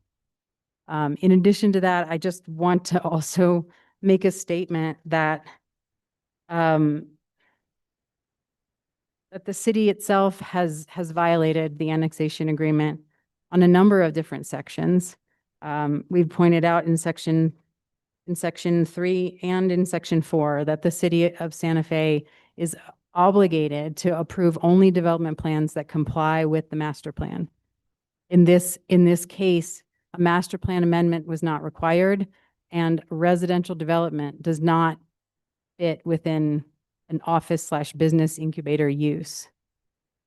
The zoning that was changed in 2010 was done so with the intent of carrying out the commercial uses that were specified in the master plan and the annexation agreement. Residential uses were not contemplated, otherwise units would have been planned and assigned to that tract. And with that, we will close our argument. Thank you. Next is, we will now officially close the public hearing. We can only go back to questions from either the appellant, staff, or the public, and unless we open back up the public hearing. So with that, we're at the next step, which is to entertain a motion on whether to grant or deny the appeal. And the person making the motion should state the member's reasoning for the motion.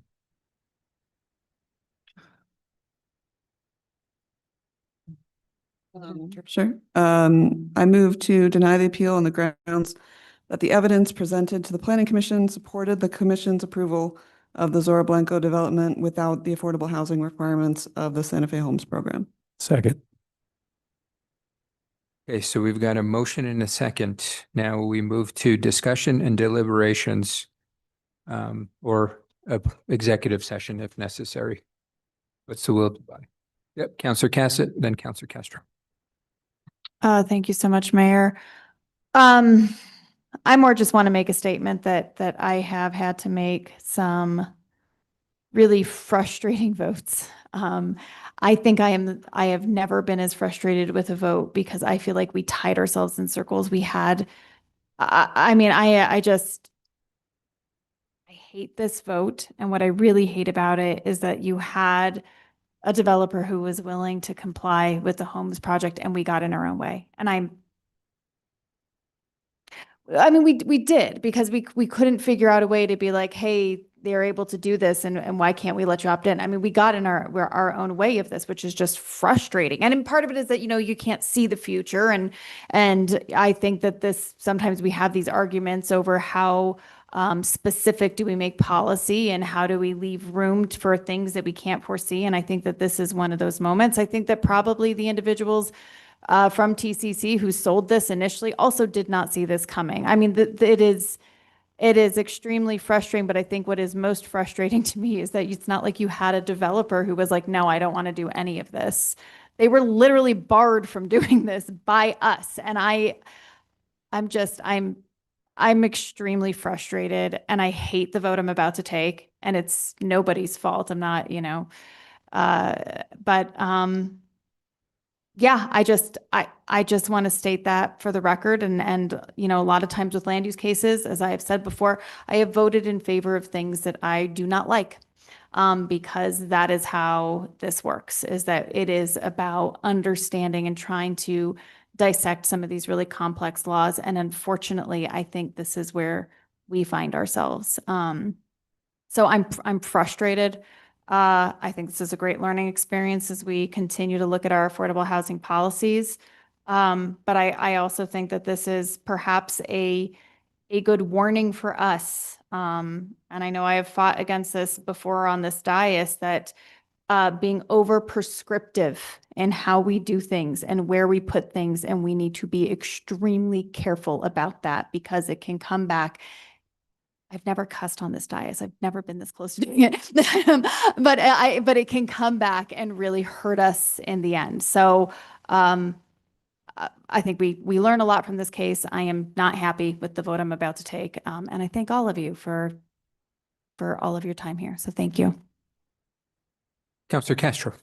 Couldn't have said it better, summed it up very well. I think what's difficult, and I keep making jokes about how we should be wearing wigs, right? Because we have to delineate what we're doing here in the quasi judicial space. We're actually looking at laws, and it's our laws and our ordinances that got in the way in this particular instance. And I think you're right. We need to evaluate some of the programs we have, look at our laws, make them easier to understand. We're trying to do that. This is one of many cases where we all lose. And I think we all really want to fix this and support affordable housing as best we can and support our community as best we can. Thank you. Anybody else? Not seeing any other requests? Madam City Clerk, can we get a roll call vote? Yes, Mayor. Counselor Bustamante, Yes. Counselor Cassett, Yes. Counselor Castro, Yes. Counselor Chavez, Yes. Counselor Faulkner, Yes, explain my vote. Counselor Fagali, Yes. Counselor Garcia, Yes. Counselor Barrett, Yes. motion passed. Counselor Faulkner. Briefly, obviously, we all care about affordable housing. I would offer that it's hard enough to get developers to work in the city of Santa Fe because our system is cumbersome. And I do not think it is fair to hold a developer accountable for mistakes that were made in a couple of other spaces.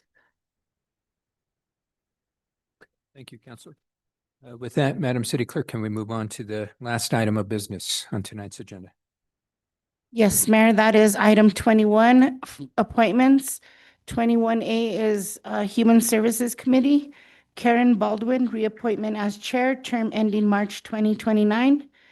Emily House, reappointment as vice chair, term ending, March 2029. Jennifer Romero, reappointment, term ending March 2029. And Kathleen Tooney, reappointment, term ending March 2029. Second. Got a motion and a second. Any discussion? There are none. Madam City Clerk, can we get a roll call vote, please? Counselor Cassett, Yes. Counselor Castro,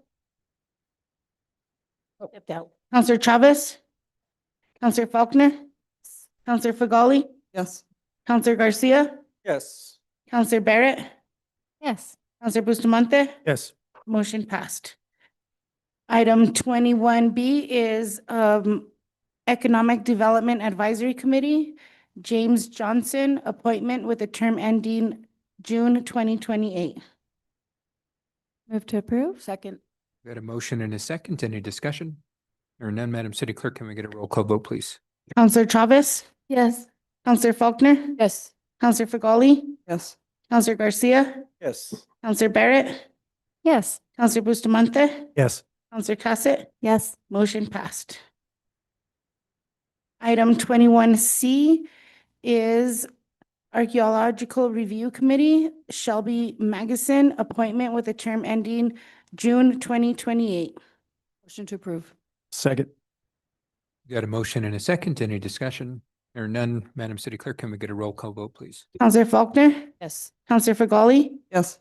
Counselor Garcia, Yes. Counselor Barrett, Yes. Counselor Bustamante, Yes. Counselor Cassett, Yes. Counselor Chavez. Yes. Motion passed. Item 21D is the Santa Fe Public Library Board. Nicholas Taylor, appointment, filling an unexpired term ending July 2027. Motion to approve. One more. Kate Goddard. Oh, sorry, Kate Goddard, appointment, filling an unexpired term ending July 2027. Motion to approve. Second. Got a motion? Second. Sorry, I wasn't very Okay. loud. Second, any discussion? Hearing none. Madam City Clerk, can we get a roll call vote, please? Yes, Mayor. Counselor Fagali, Yes. Counselor Garcia, Right. Counselor Barrett, Yes. Counselor Bustamante, Yes. Counselor Cassett, Yes. Counselor Castro, Counselor Chavez, Counselor Faulkner. Motion passed.